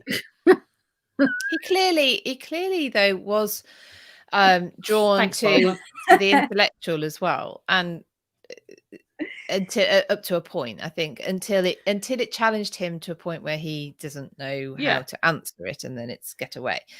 I mean, he made a long-lasting relationship with Anne of Cleves once they're not married, as his sister, but he looked after her, and I think because she did what he wanted, because she complied. Literally that. If you he still got to kill Thomas Cromwell about it, so he'd got somebody had paid for it. So, he got to do a stabby stab. So he was like, "I feel better now. It wasn't my fault. I don't it think was she fault." sticks into one of or two of either of those categories. Oh no! I think the thing is because he didn't want to fuck her. The Madonna whore complex, it sits with the people that you want to have sex with. And and essentially, if he doesn't want to sleep with you, and that's okay, you're out of that. Then you're out of the kiss or kill. Do you remember when we did Shag, Marry, Avoid? We should do that again. That was amazing. We should play that game again. We should do that. We'll do it. We'll have a week off and just do that. Jack or marry. Ladies, we're 1 minute, 1 hour. Yes, 1 hour 20. My brain is getting. Philippa, what's happening next week? I know we talked about it, but standard procedure. Well, we're doing a roundup. So every time we've done 4 candidates for Deceased Git, we then do a roundup. We will do the scoring. You will be asked to participate, I think, probably. So like I said, we're doing Elizabeth I, the 40 Elephants, the Georges, and of course Henry VIII. And you can join us in the after show party. We'll be staying on for half an hour. For people who want to do that, you can go to Buy Me a Coffee and get your ticket. So it's scrolling across the bottom there on Instagram. So it's www.buymeacoffee.com/hadpodcast. It's in the link tree if you are over here on Instagram, and that is how you can get your ticket for next week's after show party. So do that now. Do it immediately, if not soon, if you want to make sure you can come. And make sure that you do write to us with your past problems. Post problems, post bag entries. Go to I'll just wait for it to come on the screen. History After Dark 2021 @gmail.com. Because some prick took historyafterdark@gmail.com. Find them. Email them. And email them. Irish birdie. This is how we get Catherine in our Winnebago. All of this helps. We are one wheel closer to forcing Catherine into Winnebago, suspending her from the ankles and driving around while she's asleep because she hates that. I know, but how? I'm not going to be asleep You if I'm mentioned it, so we've suspended said- from my ankles on the front of a Winnebago. Babe, How am well, I you're- going to be well, asleep? You don't know what meds I've got. You Well, don't fucking then know. I'm not. If I'm fucking unconscious, I ain't going to give a shit, am I? So now you've ruined it for Well. yourselves. No, you wake up eventually. I'm not killing you. I'm just giving you bye-bye juice. we're going, Catherine, go night-nights. You'll Sleepy wake time, up Catherine. eventually. I feel like Cat might have some affinities with Henry VIII here. I'm going to put Have to this go into night-night. past problems post bag myself. Yeah, what do I do? My if friends I'm apparently drunk want to. Yeah.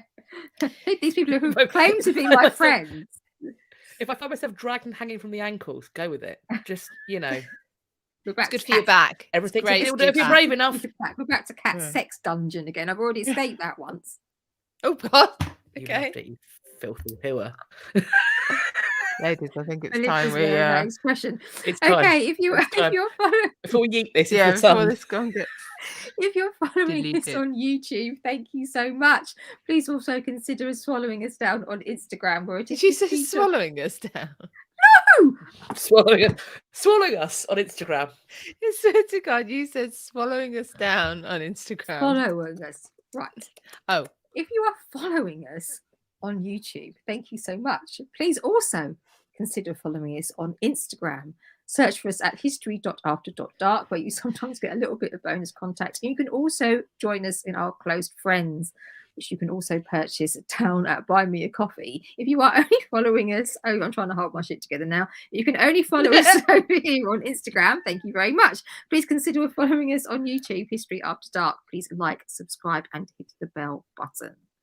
Thank you all so much for coming down. We will see you next week for more of Cat's jingles. yeah. If you followed jingle. the previous Roundup week, you will know that Roundup weeks are also musicals. So that's nice. They are now. They are now. yeah. They are now. They are now. Good I'm going times. to drink coffee. I'm going to be good to go. Righty ho. Okay. Shall I Count me out. count us out? Yes. Right. In 3, in 2, in 1. Bye, everyone. Bye. See you next week. Today it is History After Dark, and now if you're on YouTube, you should be here with us on YouTube as well. So hopefully I am both your ends. It's early for that. I'm just going to wait for Kat. Kat sent a request to come in, and of course Philippa as well. I'm waiting for her to send a request to come in onto Instagram. You should be able to see all of us over on the YouTube, but lots of people coming in. Imagine says, "Hi, gorgeous, hiya." I'm just waiting for everybody else to come in on the other end. Here's Philippa's request. So hopefully, in just a moment, you should have all three of us, wherever you are in this equation. So, yes, ta-da! And for my next trick, I will let someone else do the speaking in just a moment. I just want to say hi. Thank you all so much for coming down. We're really, really pleased to have you with us. Today, we are looking at Deceased Git number 3, who is Oliver Cromwell. But without much further ado, in interests of keeping ourselves young and tight, as we discussed last week, Kat, the disclaimer. It's already begun. So I'm going to just I can't believe you've already thrown cat amongst What? pigeons. We were talking about keeping things short and concise, like Young- us. Like us. Catherine, I'm not angry. I'm just disappointed because it's pre-disclaimer. Friends, you may. I sound nasal. I've got some form of plague. It feels historical. I feel wham. Historical. I feel like I need to be on my fainting couch with my smelling salts, but we are here, and it's time for a disclaimer. Welcome, friends, to History After Dark. We called it that because it's 8:15 in the evening here, and it is now dark because it's winter. It's summer. It is not after dark. However, it does get dark. We like to talk about historical things. We like to share some information, some historical facts, but we also like to go on the spicy side of things. We like to lay in the gutters of history, but look up at the stars. We like to talk smut, do some swears. Essentially, this is a space we can let our freak flags fly because we are very well behaved on all of our other social media platforms. It's like an Enid Blyton book, minus some of the more problematic elements. Here, the problematic stuff may pop out, although not quite Enid Blyton problematic. With that being said, if you are in a car with a small child. We call him Timmy. Timmy's a problem. Timmy looks like a creepy kid in a 17th century portrait. Timmy's eyes bore into your soul, and Timmy is a dobber. Timmy is the kind of kid that would go into school and be like, Miss, what does name this offensive phrase mean? If you're in the car with Timmy, if you're in an open plan workplace with a judgmental boss who's just looking for a reason, then put a headphone in. Alternatively, if you've not got a headphone, then I suggest you watch us back on the playback, either here on Instagram or here on YouTube. I'm pointing at the respective screens.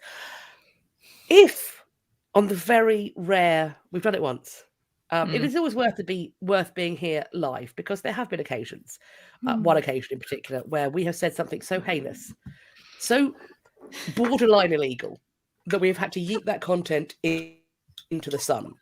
And I'm not feeling well. So that means my already low inhibitions are lowered further. So buckle up, Buttercup. It could be a wild ride.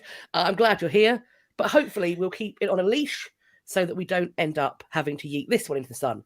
That is the disclaimer. We are now allowed to say anything. People who are coming more recently must have been wondering what in God's good name we said that time. Well, you will never know. No, you will never know. No. It's almost Because certainly none of illegal. us want to go to prison. No. Or have our families removed. Okay. So this week is our third deceased git. So we all hope you have been enjoying the gits. And we have, in your absence, been discussing new ways to categorize gits and things like that. There was some good conversation going on about that before I had to go and do Pilates. But we have much gittishness to look forward to, ladies, do we not? Both immediately and in the not too distant future. Yes, but so much gits. So there's just not enough time. So many gits. So many gits, so little time. If you're looking for us on YouTube, we are at History After Dark. If you search History After Dark on YouTube, you'll find us. Yeah. Make sure you have access to us on both ends. Oh no, Catherine. Right. Catherine. I love it. I love it. I don't know what's going on. You deviant. I love it. It's because I've been watching Titus Andronicus, and now my whole That's my fault. That's my fault. I made her watch. Core of my being is corrupting. I sent Catherine the Anthony Hopkins Titus Andronicus, and she's just been live texting me going, "What is happening?" I'm like, "Nothing good, babe. Nothing good. Nothing good." That's when the cannibalism started. So I don't know, and I went, oh, "He's making a pie."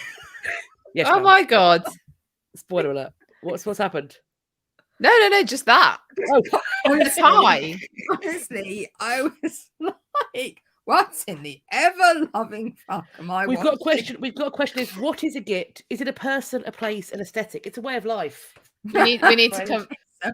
We need to come up with a definition of git. We're working on it. You were talking about that, weren't you, before we started? So we are going to define terms, right? And but also some of ours are git question mark. Yes. How git? Yeah. It's a little bit subjective. As are so many things. Mm-hmm. It's fair. Sister Krista, Soylent Green via Shakespeare. I mean, facts and truth. I tell you what, it's all wrong. I don't see. Right. Anyway, so don't see wine glasses because we do this sober. We are just like this. Yeah. I'm drinking tea. I never drink alcohol for reasons. I've got water out my Jubilee glass. Clara says we should put the definition of a git on a mug. We should absolutely put the definition of git on a mug. Merch. Eleanor, cannibalism. Do please clarify. That's part of Titus Andronicus. Not git. Not us. The Hopkins one is available on YouTube for free, so you can check it out. The quote, "That's where the cannibalism started," I believe, is from Jeffrey Dahmer's interviews. So there's that as well. Right. Yeah. So shall we hop in? Yes. Let's get on. This week's git number 3 is C. Everybody. Hopefully my comments will... He is a C. You're right. Hopefully my comments will work this week, so I can keep an eye on your questions on the Instagram a little bit better, because last week they weren't working. So yes, now we were saying this now, git question mark. This is Oliver Cromwell. I'm not sure how much question mark we're going to be needing here, ladies. Oliver Cromwell is the original deceased git, if you have been with us for many months now. Okay, this is where this He's the concept git of that the started it all. it's the primary git, which is not to say that in the competition of all the gits that he will win. He's just patient zero. He may Yes. he may not be top He git. will. So if you've been with us for the other 2 weeks worth of gits, you'll know what we've done is we've kind of divided it into 3 sections. So the preamble of here's the git, here's a bit about the git, then the main section of potential gittishness, like the hub of the activity, and then of course they sort of mump it and you talk about what happens afterwards. So this week's order of service is I'm doing the preamble. I'm not. That feels like we're going to get struck down by lightning, saying about making this a religious service. We are going to. That is. For Christ and his angels will come down. Really, not think that we're all going that way anyway. I mean, True. I don't want to go yet. Fun. I don't want to be struck down yet. I'm going to hell for the company, but I don't want to be struck down yet. I've got a kid to raise, and he keeps asking for knives. Maybe we'll go in there. That's a you problem. Right. Who's doing the birthday? So I'm doing the starting bit. Kat's doing the interregnum, and then which is the best mate. Well, I'm classing that as the period of hypocrisy, and then Philippa is taking on reflection. I'm taking him to the grave. I'm taking him to the grave twice. Yes. Which is not just like once. You're like the wrestling Undertaker. You're taking him to the grave and back again. Right, so I will make this as sort of as interesting as I can, because some of it's a bit facts and figures-y, but obviously what we're expecting, I'm sure, is this sort of changing perceptions on the importance of different elements of religion that cause so much turmoil within this period, and like everything else, this is what a lot of this stuff boils down to. Because the delight that is Oliver Cromwell was a Puritan, which is about as much fun as it sounds, which is no fun. So anyway, the aforementioned was born on the April the 25th, 1599 in Huntingdon in East England. And we'll get to that bit in a bit, but he died on September the 3rd, 1658 at the Palace of Whitehall. Now, his father, he was married. They only had one son. He was the only son. They did have a number of daughters, though, as well. And his father's name was Robert Cromwell. So you recognise the name Cromwell. Was the great nephew of Oliver Cromwell, or of Thomas Cromwell. I think from Wolf Hall fame. So there is actually that line through there as well. So if you recognise I recognise that name, that's because you do recognise that name. That's where he's come from. And Cromwell, who introduced us to the beaver. Yes, Cromwell of beaver fame. That sounds even more right, and other things. Not just beaver fame, but for us, he is our beaver. He is our beaver in chief. He's our beaver daddy. Anyway, Philippa? carry on. I don't know. Did you say he is our beaver daddy? Philippa. I love it. Thank you. I just want to cheer you. You're dragging you every day further down to our level. No, I'm trying to cheer Kat up because she's not feeling well. You're all over it. Okay.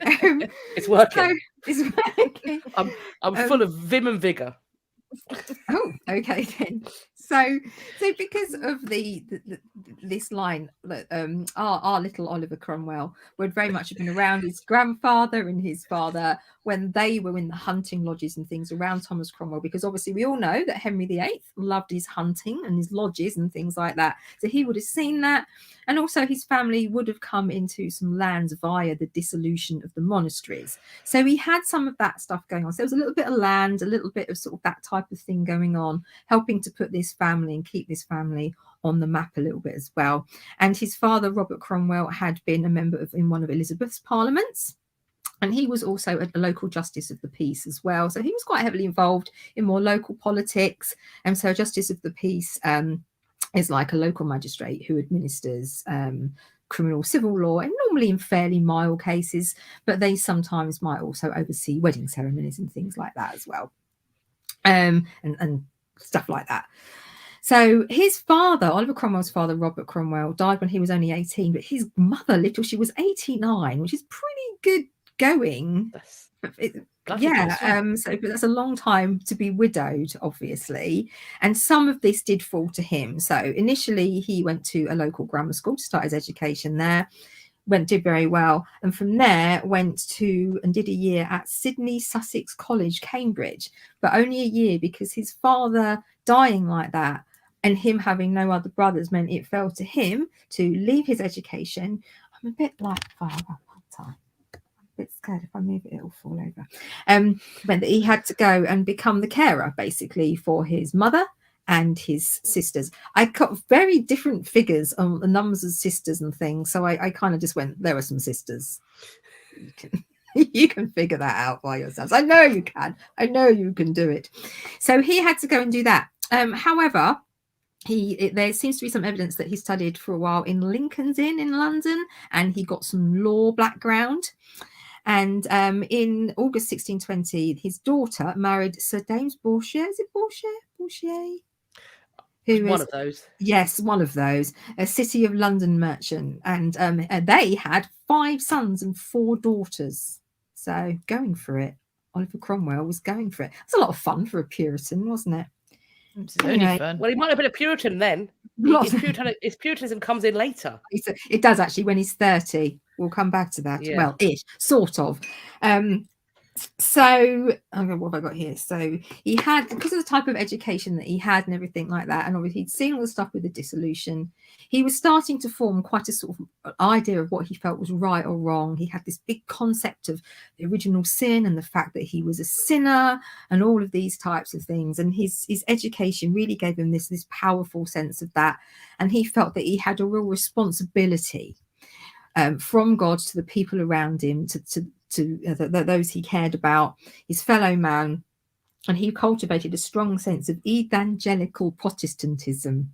You see, if we were drinking, I would not have been able to say that. There's a lot of syllables there. There was. It wasn't easy. I'm not going to lie to Chewy. you. So as he got a bit older, he kind of went through a lot of emotional or psychological struggles regarding his faith and what he thought was correct, what he believed in, how he thought he should conduct himself, how he thought the country should be conducting himself. And when he hit about 30, he kind of found a more sort of steady road and where he wanted to be.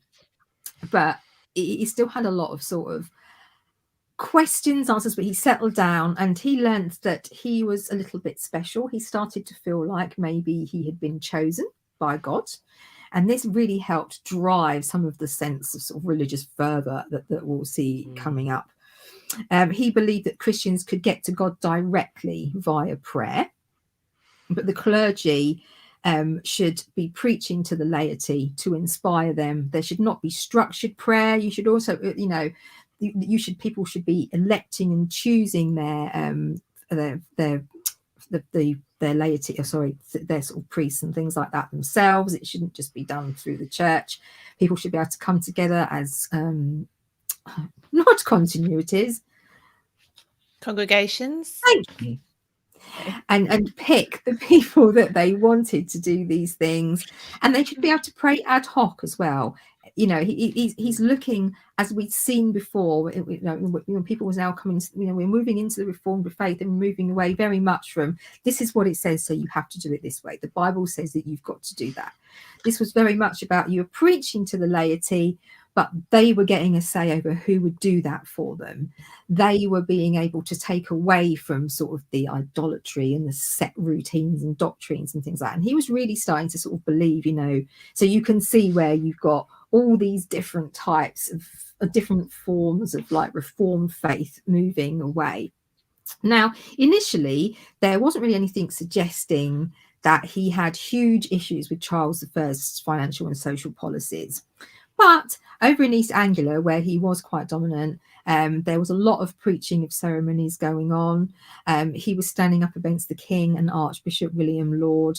And there were links there with Puritan groups in London. And there's some suggestion that he did actually go, even at this earlier stage, and do some underground preaching in terms of how evangelical belief should be and how inappropriate he thought the actions of the king were and things like that.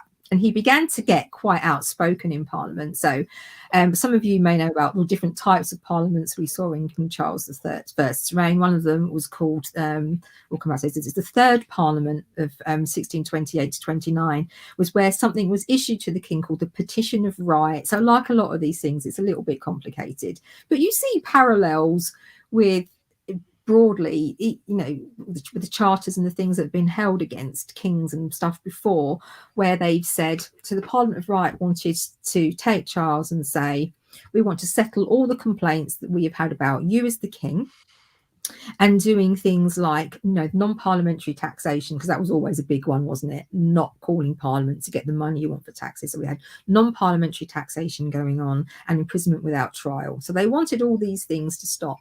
And obviously, Oliver Cromwell was very much on top of this. He agreed with some of the stuff that was going on. He didn't disagree with everything that the king sort of stood for, or the monarchy stood for at the time, but very much he was against a lot of the things that people were getting involved in. And he was very critical of the sort of the structure of the church.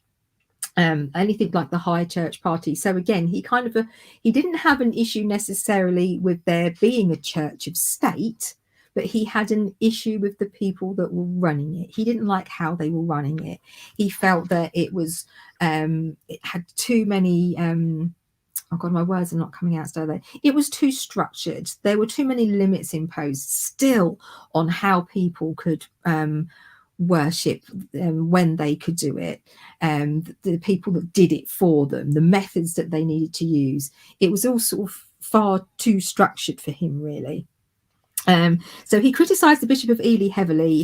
He was the leader of the High Church Party, which sounds quite fun, and in the House of Commons, and he was a member of a committee to have this guy looked into, basically. So he's getting these little bits of power to help looking into the people that you need to look into to get rid of them, to start to forge your way forward. He wanted to abolish the institution of the episcopate, also not easy to say, and banning all the rituals from the books of the common prayer. Now you may have heard these two. In 1640, he was elected to the Long and Short Parliaments. This is all really interesting. It might not sound it, but it really is quite interesting. So Charles basically wanted to avoid calling parliaments because they made him do things he needed to do, and he didn't want to do those things. He just wanted to say, open Parliament, give me the money, close Parliament. Anyway, it didn't go well, as you can probably imagine. But he was elected into these parliaments in 1640, probably due to his Puritan link. So he's getting more and more radical, more and more spoken about what he wants to do, and he's getting quite the reputation. Now, religion was brought to the forefront of the group of people who were opposing the king. And here's a guy you may have heard of. In November 1641, you have a guy called John Pym, who presents the king with the Grand Remonstrance, which is over 200 clauses, including censoring the bishops and the corrupt part of the clergy who cherish formality and superstition in support of their own ecclesiastical tyranny and superstition. Okay, so Cromwell was all over getting rid of this. He was all over it. And the king was like, not so much. So they came to a little bit of an impasse about this. It was not going well. And now you really see the start of these two factions really, really breaking through. And Oliver Cromwell's ability to push this forward, be very forceful with it, stand up and speak when other people were not prepared to do that, was a really large part of the two factions being, the royalists and the thingies. Oh God. The crown and the parliamentarians, the royalists and parliamentarians. It's not coming out, is it? At all. So he's got a good name now. People are starting to look to him in order to help create this split. And we see Charles come in and he makes a disastrous attempt to arrest 5 people he's accusing of treason. In 1642, he actually goes into Parliament and tries to arrest them. They've legged it. Massive faux pas. All right. So he leaves to raise an army. And Cromwell is, with the group of people he has round him, gets permission from the Commons to go to his constituency and also to get his men to take up arms and raise the army. So when the war begins, we see the first of the English civil wars. Charles is there. He's in armour. He rides in with his cavalry into Huntingdon and makes his first appearance there as captain. and the trip of the final stages of the Battle of Edge Hill, October the 23rd, 1642. Now, Kat, I don't know how much you're going to talk about this, but the reason it's worth mentioning this message now, if you had been to the Stuart Summit with me and Philippa earlier in the year, you'd have heard me and Julian talk about the Battle of Edge Hill and how very important it was. So if you're thinking, oh no, I didn't get to see that, don't get FOMO, buy tickets for the Georgians instead. Okay. And you can add on the Stuart one then as well. Yeah, you can see, get both. You see what I did there? I like what you did there. But basically, the Battle of Edge Hill. Speaking on both of them as well. Yes. See? Yeah. So the Battle of Edge Hill really should have been quite a decisive parliamentarian victory. And royalist victory. And the fact that it wasn't really came as a bit of a shock. So it was expected to kind of be the royalist victory. That's it. It goes away. But instead, we have this indecisive outcome of this battle, and the English Civil War really does spiral from there. So it's honestly really interesting. Yeah, I know I'm freezing bits just, of it. It's complex.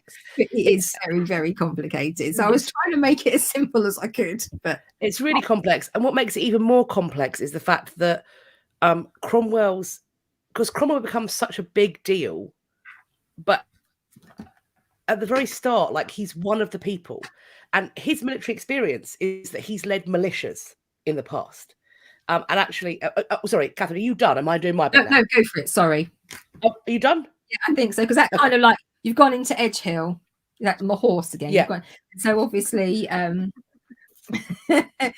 you started now to enter into the interregnum, aren't you? The end game is approaching. Yes. I'm interested by people's motivations, and at this far remove, we can suppose potentially more than we can know, but part of the fun is asking the question, I think.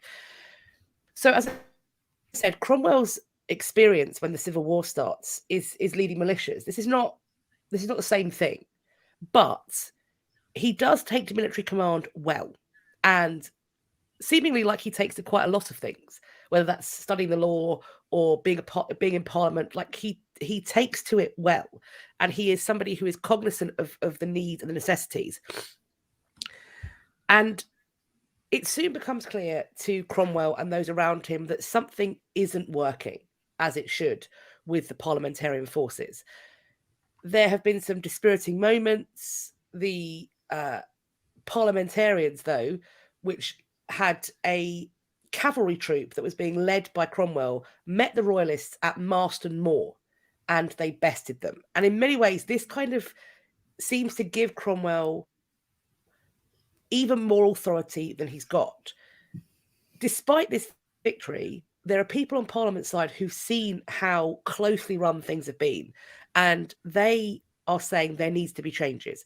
Essentially, there's a problem with the way they are recruiting people to the parliamentarian force, because it's pretty much coming out of that militia model. So you go to local counties, you gather together men, and they want to stay and defend their local area. And that's how wars were fought. That's the point. But it suddenly gets hit upon that what we need is a full-time professional fighting force. These are going to be paid, trained soldiers who are going to go where they're told.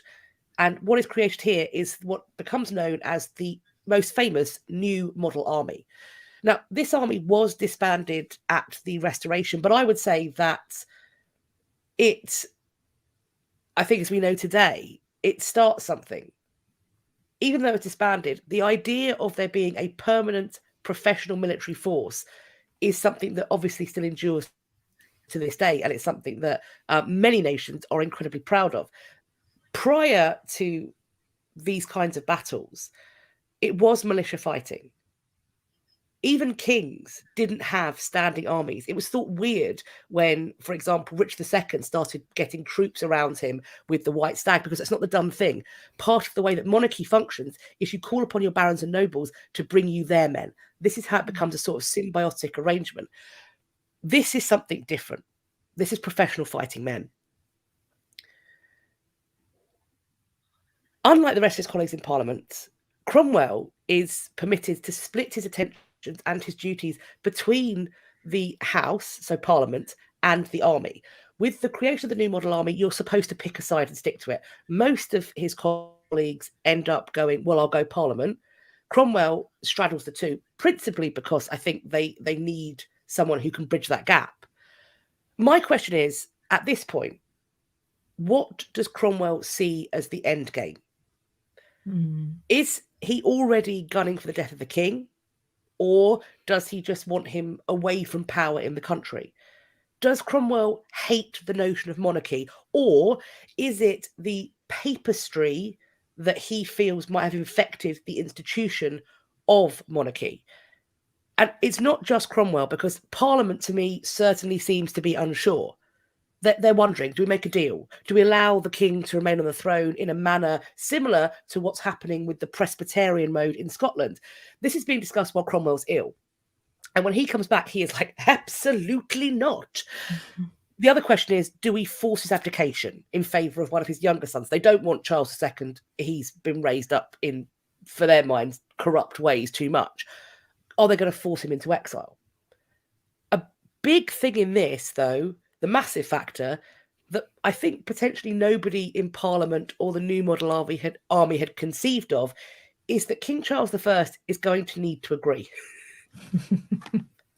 He's going to need to agree. If you aren't going to kill him, he's going to need to agree to go quietly into exile or to sit on the top of a presbytery or whatever it is. And as we very quickly find out, King Charles I is unwilling to compromise or even give a fraction, a participle of an inch. Parliament is dragging its feet, is unsure of where to go next. And then December 1648, we have Pride's Purge. The Long Parliament is cleared. Anybody who's going to stand against what is seen as being the decisive action, they are out. And it's the Rump Parliament. And almost at once, the decision is made to try the king for treason. Now, even at this point, I'm not sure who out of the people involved actually thought that this was all going to end in the scaffold. I'm not sure if the Rump, I'm not sure if I certainly don't think the king thought it was going to end on the scaffold. In my interpretation of what's going on, and I'm very happy to have this debate and discussed, I see it almost like King Charles I and his accusers are basically locked in a deadly game of chicken. And ultimately, no one blinks. And so the end game plays out and his head is cut off at the banqueting house. Not long after, there is, and this is where, I mean, civil war is always a problem. Famously, it said that it turned father against son, brother against brother. It was obviously a devastating thing to happen to England. But of course, it didn't just stop in England, did it? It couldn't. And after the king's execution, a group of royalists gather in Ireland. And this, to me, gives Cromwell the reason. Cromwell already hates the Irish.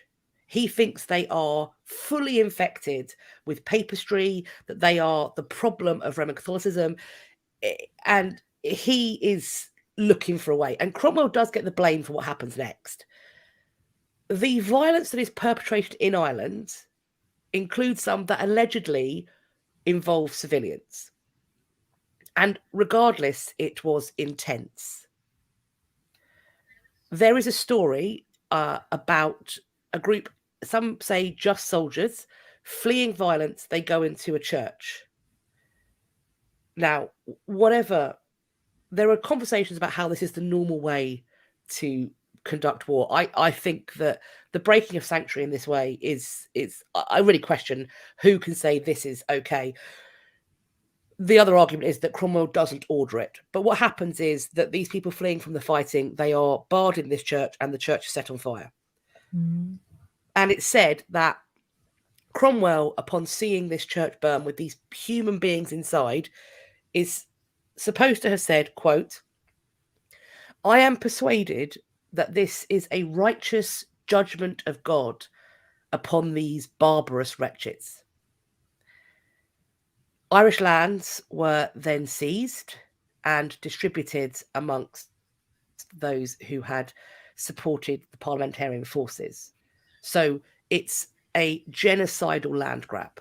In 1957, Winston Churchill writes about Oliver Cromwell's impact on Anglo-Irish relations, and I'm going to quote directly. I've got it noted here.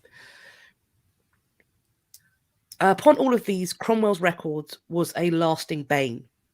By an uncompleted process of terror, by an iniquitous land settlement, by the virtual prescription of the Catholic religion, by the bloody deeds already described, he cut new gulfs between the nations and the creeds.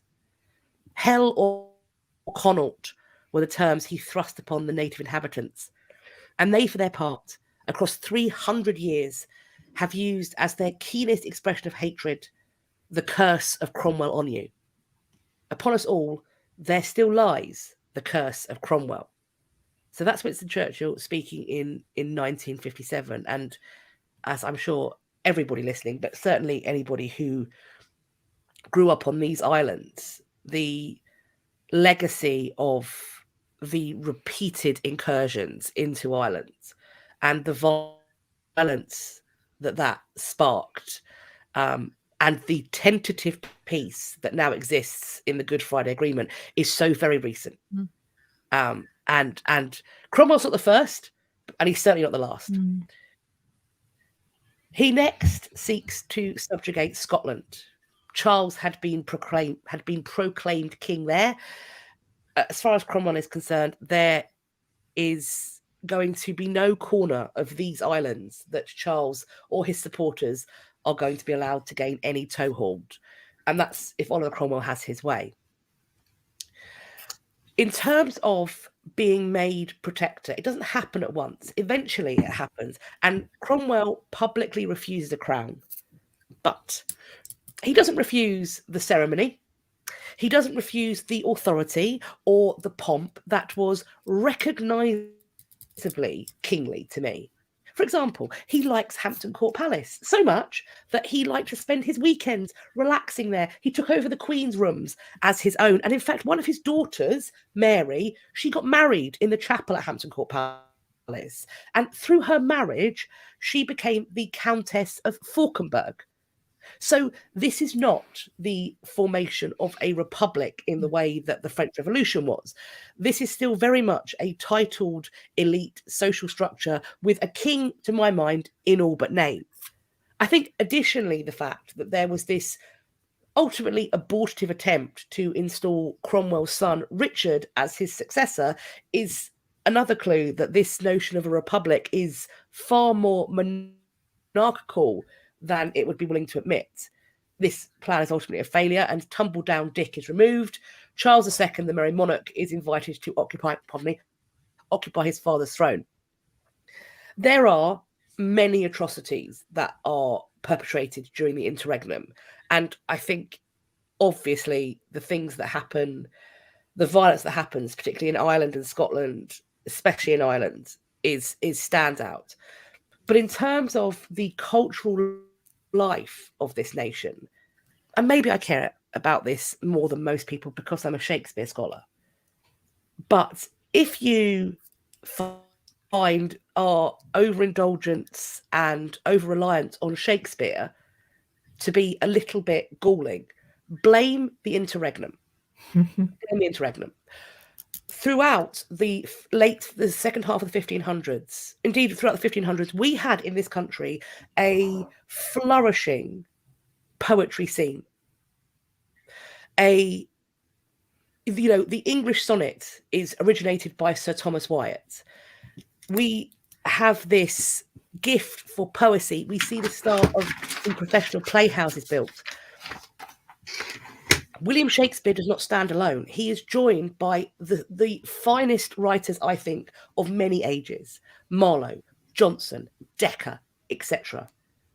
And they encircle London and in some cases play in London, and they shape the identity of this nation. And the closure of the playhouses by the Puritans stops that progression in its tracks, stops it. The open air playhouses never return. And when the playhouses reopen in the time of the Merry Monarch, there are no playwrights who've still been working. That's going to need to gear up again. So once again, we have more decades of Shakespeare. Shakespeare once again becomes the soul of the age. And this time it gets very exciting because we're having ladies on stage to play the breeches parts. And that, I think, cements Shakespeare as being something, a pinnacle. He is a pinnacle because the development of the art scene is interrupted. It's interrupted by religious zealots who wish to indoctrinate a nation in a way that they feel should be the only thing. They want to police thought and behavior. They want to stop people celebrating Christmas with a feast. It's a joyless time. If there is one sliver of silver at this cloud, one sliver of a silver lining, the one thing that I think is good about Puritan England is that women get access to education in a way that is stripped pretty much when the Stuarts come back to the throne. It's famously said that the Stuarts' great crime is they failed to educate their daughters as well as the Tudors did. The Puritans are very keen on female education. So if we had continued in a Puritan regime, who knows if we ever would have got theatre back, but we may have seen an equalising of women. Potentially they would have been at university sooner. Who knows? It's at this point we start getting into what iftery. And I think that's probably me in terms of my problems with Cromwell. I think I've covered what I want to. So I'm going to hand over to the lovely Philippa. So can I just read this comment? It's great. Yeah, it's me though. Yeah, Puritans had a really good time destroying the ability to have a really good time. Yeah, they did. They enjoyed themselves. Correct. And actually, so when I was looking up various stuff, I did actually come across some of the stuff about the theatres. And you mentioned earlier, Catherine, about the failed attempt of Charles to arrest these 5 MPs, and basically all went to shit after that. He was away. So it was only September 1642 that the first order for stage plays to cease was put into place.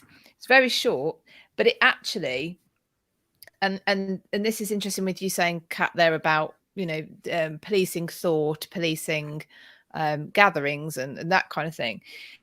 They actually there's a veneer of, oh well, we shouldn't really be doing plays and fun stuff now because there's a civil war about to break out and it's going to be very nasty and bloody, and you can't be going to plays. That's not really necessary, and you're going to attract the wrath of God if you're going to be doing stuff like that. And they do it by February 1648. And then further, I think February 1648, they're bringing in actual penalties, punishments for people putting on plays, people watching plays. They're actually putting into ordinance. What will happen? So if you go and watch a play, 5 shillings, your penalty is 5 shillings. Huge amounts, So I thought that was really interesting that they'd begun with this sort of veneer of this is good for the country while we're in a bad time, and we actually have to bring in punishments because people aren't buying that story. But plus ça change, eh? I was going to say, are there any other periods in history where that might have happened? Yeah, should learn, shouldn't we? So let's get on to Cromwell now. There was Cromwell's death, should I say? So there's we've talked lots of about hearts coming up the screen at that point. Just like to put that in there. What's good for Cromwell and what's not good for Cromwell? Well, we have Cromwell being buried twice, so let's get on to that. So deserves it. It's just attention seeking, isn't it? Attention seeking. So Of course he he was. died. Of course he was double ceremonies. What a Of course knob. he does. Well, the one he didn't want, the first one. I'm Correct. not actually sure if the first one he wanted, but anyway, let's get on to that. So he died 3rd Yeah, of did mean he September. was dead, I suppose. Yeah, 1658. 3rd of September, 1658. He dies.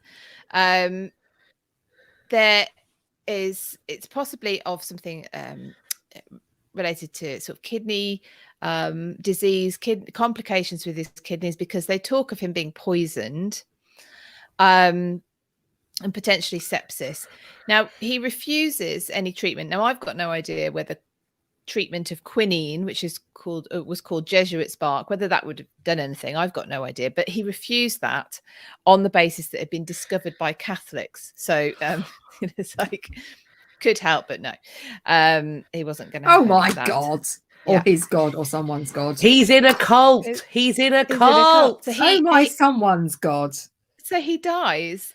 So, like I said, the 3rd of September, that's actually the anniversary of the Battle of Worcester, which was the final battle of the whole English Civil War. So he dies on the anniversary of that, like you say, at Whitehall. He is laid in state. So that's to sound very much like a monarch. Now, of course, it's kingy, isn't it? It's a bit kingy. Now, of course, he had been offered the position of king and decided... in fact, I think the majority of Parliament wanted him to take the title of king, and he refused. And I've seen different accounts as to why. But Simon Sharma says basically he saw himself as working for God, not being a god, and therefore king was not a position that he felt he should actually be taking on, even though he enjoyed the trappings of it. So this first funeral, right? On British Online, I think it is, British History Online, you can actually look up Cromwell's death and the funeral order. It's 14 pages long, most of which is the listing out of the funeral procession and who attends the funeral. It is humongous. Just to give you an idea, so we're talking 1658, £60,000 this funeral. Wow. It's a state funeral. It's a state funeral. A full-on state funeral. Yeah. The effigy is dressed in purple cloth, got a cloth of gold, velvet, ermines, the whole lot. And Wow. and his coffin is pulled on a carriage drawn by 6 feather-plumed horses. They really went for it. The funeral procession was based on that of James I. So they were using that as a template. But his body was not in the coffin. Did you know that? I did not know that. I did not know that. Why? Well, that just makes it even more frivolous. He wasn't even bloody there. He wasn't there by that point. Couldn't be asked to show up.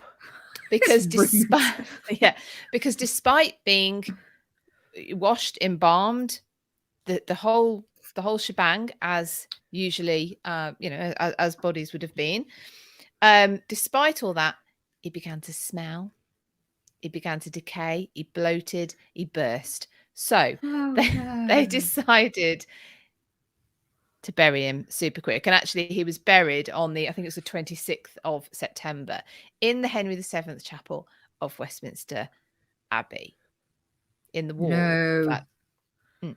Don't like that. So his funeral's 2 weeks later, this massive state funeral, which he isn't actually at. But anyway, already been. This just gets more. He's already been grandiose by the moment. So there's that. Now, he's got. So he's wrapped in lead. There's actually a copper gilt coffin plate with sort of an inscription on. That eventually gets sold at auction, just as an aside, for nearly £75,000. Wow. When? Actually, I don't know that. Sorry, that's in the 18th century, I think. Yeah, it's no. That might be that might be later on. I haven't got when, but also, can we stop? I mean, even though he's a dick, let's not rob graves. Let's stop that. Stop auctioning off grave goods. Let's stick the move. So, yeah. So that's not the worst of the grave content that gets sold around. So, so as we know, when Charles II comes back to the throne. He has a like Parliament have set out what they now expect from the king if he's going to come back. Yeah, sorry about the gourmet belt. I should probably add a disclaimer that there's probably that this might be a no eating. We should have said that. Some of them will be no eating episodes. A bit late. Yeah, all episodes. Yes, do that. So under Charles II, so under Charles I's son, when he comes back, he has his own sort of demands, although I think Parliament basically have a quite a strong set under George Monk of you're coming back, but this is the way it's going to work. But Charles II wants to go after all of those who signed his father's death warrant. And the ones that were alive, well, that makes sort of sense. Even if you don't agree with it, they get arrested, hung, drawn and quartered. Oliver Cromwell's already dead by this point. But that didn't stop them. Yeah. So Oliver Cromwell, when you're determined to do something, he is exhumed from his wall in the middle aisle of Henry VII's chapel at Westminster Abbey. He is taken overnight to the Red Lion at Holborn. Don't know if that still exists, but there you go. And he is taken to Tyburn. This is the 30th of January, 1661, 12th year anniversary of the execution of Charles I. He's taken to Tyburn alongside another two regicides who'd already died, John Bradshaw and Henry Ireton. One of them. And they're all hung from the gallows at Tyburn. So they're all already dead. But anyway, that's by the by, it turns out. And also, they're hung there. They're unrecognisable as well, like completely unrecognisable by that point. It's been 12 years. It's been 12 years. I have respect for that level of pettiness. That could be anybody.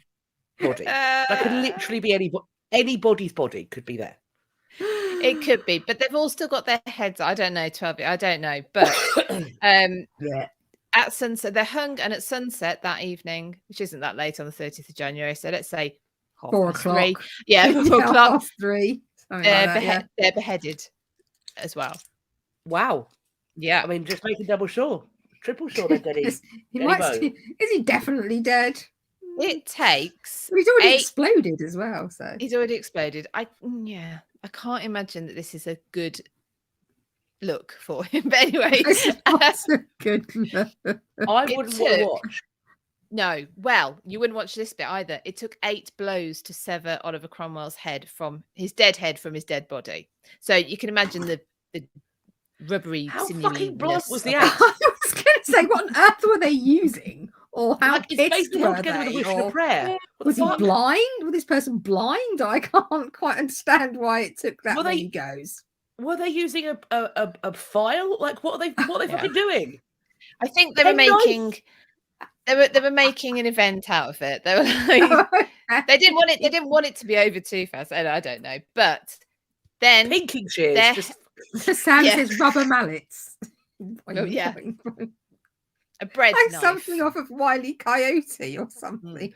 Yeah, Acme. It says the Red Lion is still there and has a function room called the Cromwell room. Maybe that's where he was put the night before. Oh babe, we should go. We should. That would be quite funny. So then the heads are put on pikes above Westminster Hall, and they are left there. No plans to take them down. A storm eventually brings down Oliver Cromwell's head, and it goes missing. Dun, dun, dun, dun. Supposedly taken up by a guard and hidden up his chimney, but we're talking I can't remember what year it blows down. He hid it up his chimney. But not lightly, because people needed chimneys. They needed fire. They needed the heat. Mad journalist has just made me laugh. Sorry, I'm not going to lie. As an Arab woman, I thought I was next level petty, but this dude has fucking got me. And every other person beat hands down. Yeah. Oh, he was. I was loving his work at that point. Now, I don't think this actually ends up doing Charles II huge amount of favour because it is seen as petty at the time. It is seen as overdoing it. I think it is seen as a personal issue, and really, you know, you can't get over it. I'd have done it. Pepys talks about the heads. Pepys talks about the heads being there, and they're just a tourist attraction. Really, when he's talking about them, but yeah, but there were a few other things that I picked up about. One thing I forgot to say about the day that he died. The day that he died, there was a tempest across the country, dragging him to hell. Old wives said was the devil coming for his soul. Fair. Possibly. Fair. Yeah.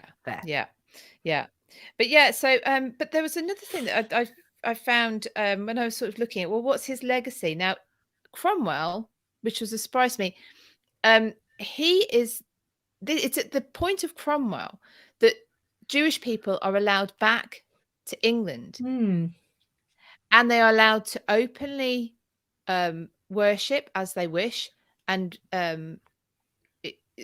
live as they wish, because there was a pragmatism to him as well, and he recognized that the Jewish population had trade links, effective, basically, to the Dutch and to Dutch and Spanish trade links, and that this would be good for the country, and also they could tell him what was sort of cracking off in on the continent as well. Yeah. But that was a bit I'd never heard about of him. So that was that is really that's sort of seen as one of his legacies, is that, you know, the Jewish community was allowed back. They'd been banished 350 years before. Yeah, Edward the First. Yeah, the first. Yeah. So however long ago that, and whatever maths that is. It's maths. 1350. A while. I think. Yeah. Wow. So So those.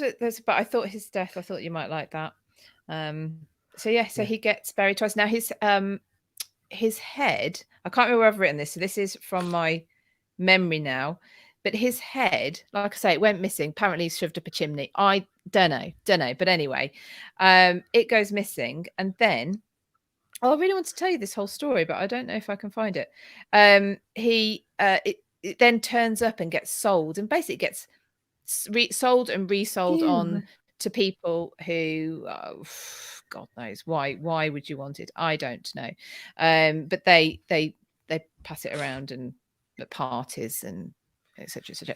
And then it goes back to the I think it's Oxford College. I think he went to, and his head is reinterred there in a secret location. Secret location. And we would tell you, but we can't because it's a secret. We can't. Yeah, well, unless I can find my notes.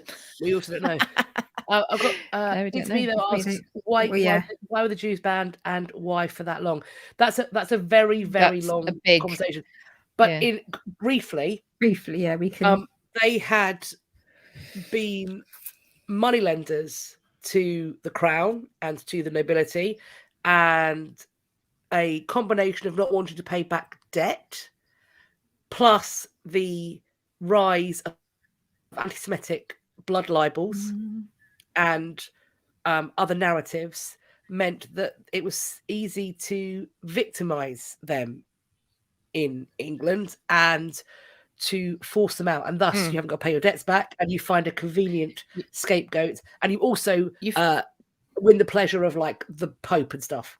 And you find a lot of support for that. Yeah. So I found my notes on that, and Tara asked, was his head ever returned to his body? No, I think his body was put into a grave pit somewhere. I don't think his body got any particular good treatment. So it was 1960, that he was reburied at the Sydney Sussex College, Cambridge, not Oxford, sorry. So Sydney Sussex College, Cambridge. So that's where he went, wasn't it, for a year after he finished grammar school, where he'd been a student.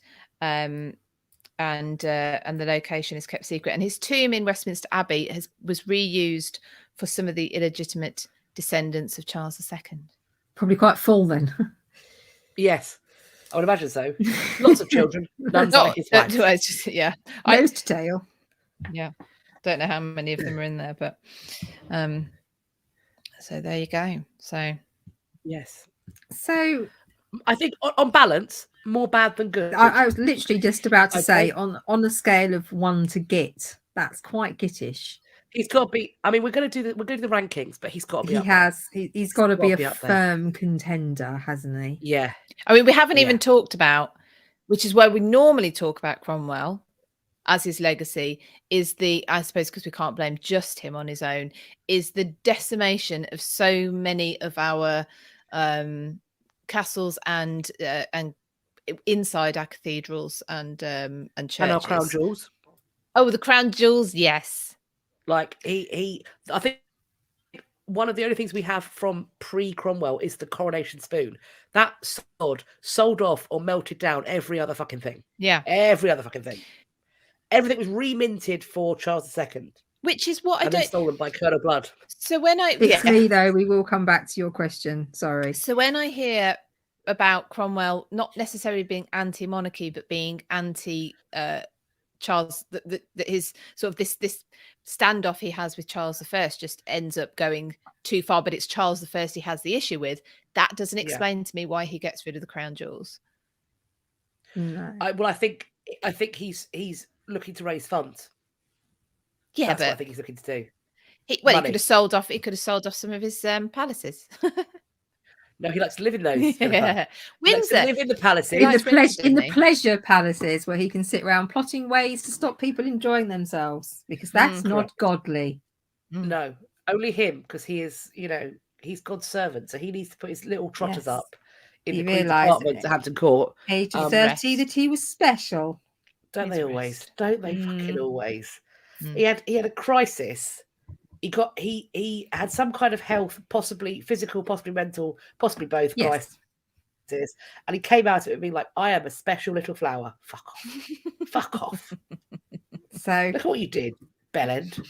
He is God's bellend. He is God's bellend. I found truth and facts. We've actually found specifically who God's bellend is now. Yes. Well, there's a few actually. He's one of them. It's a side note to git. We haven't for the question of what is a git. We haven't. We'll define it next week. We'll sort it out. We will have our definition. Other definitions are available. We will pick ours. And we'll go with it. Correct. Yes. There you go. Tara. What it is. There you go. Tara said. Well, that's what Tara said. An unpleasant or contemptible person. Google said so. There you go. Yes. So yes, it's not. It's not positive. It's just no, it's not positive. Would you like to know though? I found just a little summary of how Cromwell was considered through the different centuries, because I found this quite interesting. Oh yeah, as well. Yeah. So in the late 17th century, he's a brave bad man, but generally made his country better. Wild. 18th century, they're calling him out as a nauseating hypocrite. Fair. I like that. Fair, yeah. That works. By the 19th century, they're a little more, they've mellowed a little, and they're talking about him being just a constitutional reformer. And actually, one of the other points of his legacy, but one of the other points of his legacy is that is the same. The way he was set up is the same as a constitutional monarchy. So he's effectively the governor. He chooses his government. The government are kept supposedly in line by a frequently elected Houses of Parliament. That's what we have now in the Prime Minister, the government, and the Houses of the House of Parliament with our representatives. That came about in the interregnum. So that's working out one so of his well legacies. for us. Yeah, we might need to. Thanks, Ollie. Love you long time. You did a bang up job. Yeah. The Stunning. people that we have in charge are stellar at their work. Stellar. All of them. Everybody in the house is definitely not on the take. They understand all our problems, and they live it. They live our truth. Yeah, they're so sympathetic to our. Can't even say the words. And we had a question: how accurate is the 1960s Cromwell movie? Haven't seen it. Don't know. Couldn't tell you. Sorry. Same. Don't know it. Haven't seen it. Couldn't tell you. Sorry. no idea. No. You're all so youthful. To be fair, we are. Like, that is before our time. So we have watched stuff that's old though. But I have to say, I would like to watch that now you've mentioned it.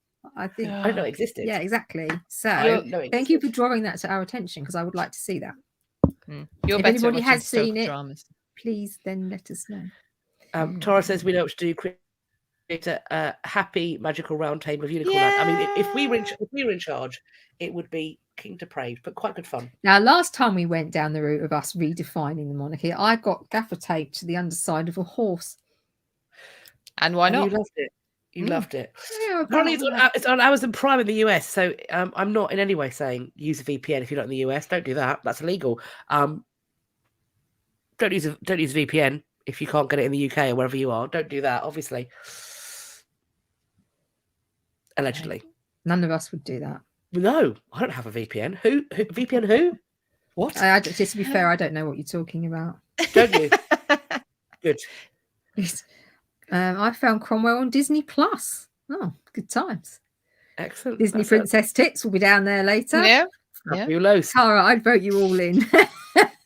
So, I mean, God bless you. That'd be a terrible mistake. Terrible fucking mistake. Thanks for the vote of confidence. Thank you. Oh, Catherine, Shall it was we? justified though. It was that time you said you don't drink tea. yeah, Same. totally justified. I took her out for lunch yesterday, and I ordered. I know was it, and I was like, I'll have a tea, and I had to get her a cup of tea because she's a kid, and yeah, they came over, and for some reason I felt compelled to tell the waiter that she didn't drink tea. No, Because he was not for her. as he delivered my tea, I was like, yeah, because she doesn't drink tea. And he's about 17, this boy. He's like, oh. Yeah. Are you bringing her in because you feel sorry for her? Oh, We bring her out and go, look, come see the non-tea drinker. Welcome to it's like a freak show. show. Join Yeah. in. We have here a non-tea drinker. Gather round, children. Wonder, if you will, at the terrifying sight.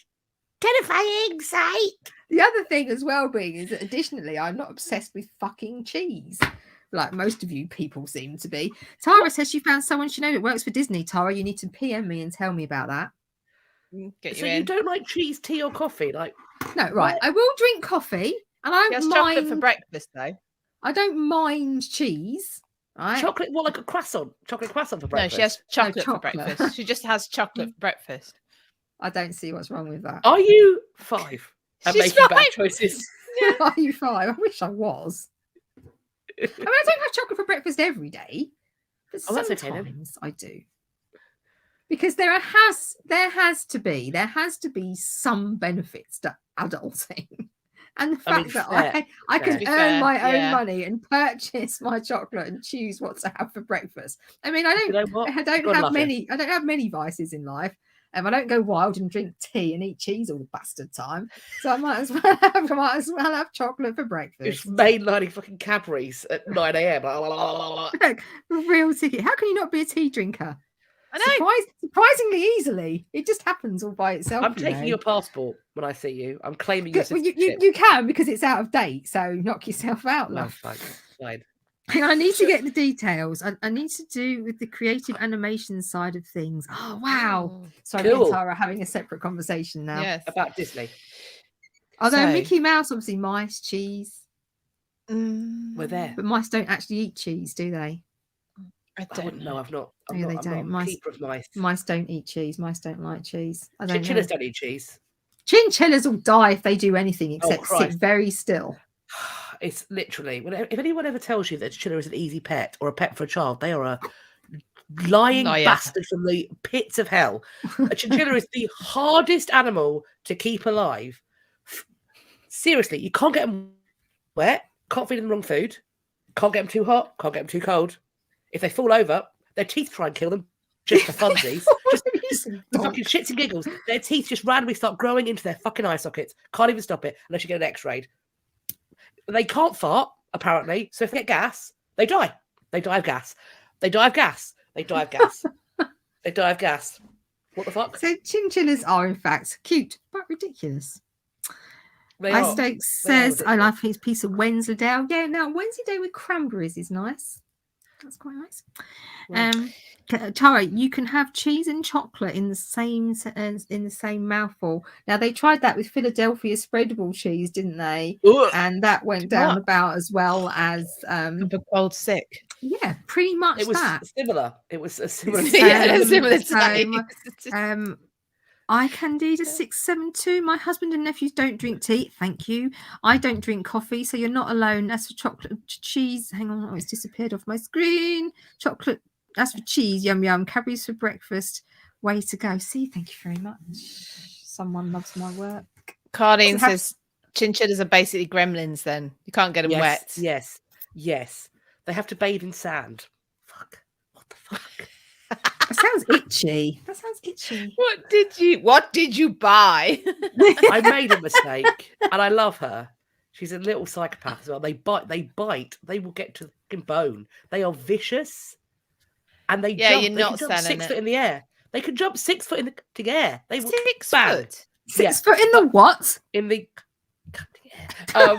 Our one's so stupid that she only goes to wherever the top of her enclosure is. So we let her come out and play, and she'll only jump as high as the gate.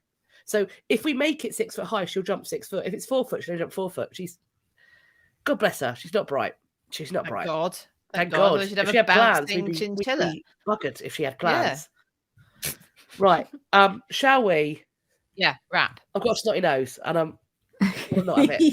Okay, so Philippa, what's happening next week? Next week, we are moving on to our next Deceased Git. And Kat, I think, is going to enjoy this one. It's Charles Dickens next week.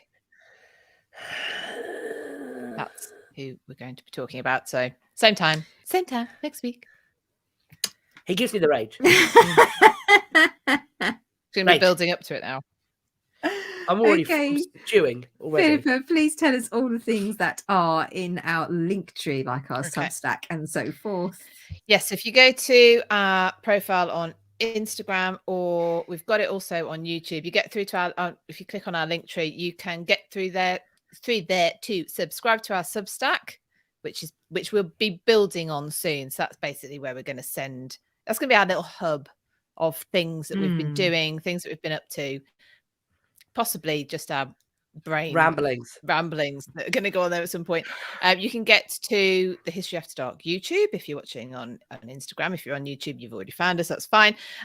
You can find our podcast. Not that I've updated it for a while.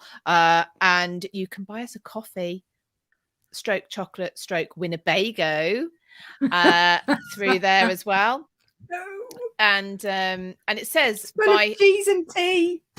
We're going to get it and buy History After Dark merch, but we also have to update that as well. But it's coming. It's all. But thank you ever so much for we have a person we need to give a shout out to, don't we? Oh yes, Margie has become a close friend of ours on. So you can do that with Buy Me a Coffee. It means you get our close friends story on Instagram with all our suspect things that we don't share anywhere else. So like random shit. We've got basically random shit. I mean, like what? It makes us giggle.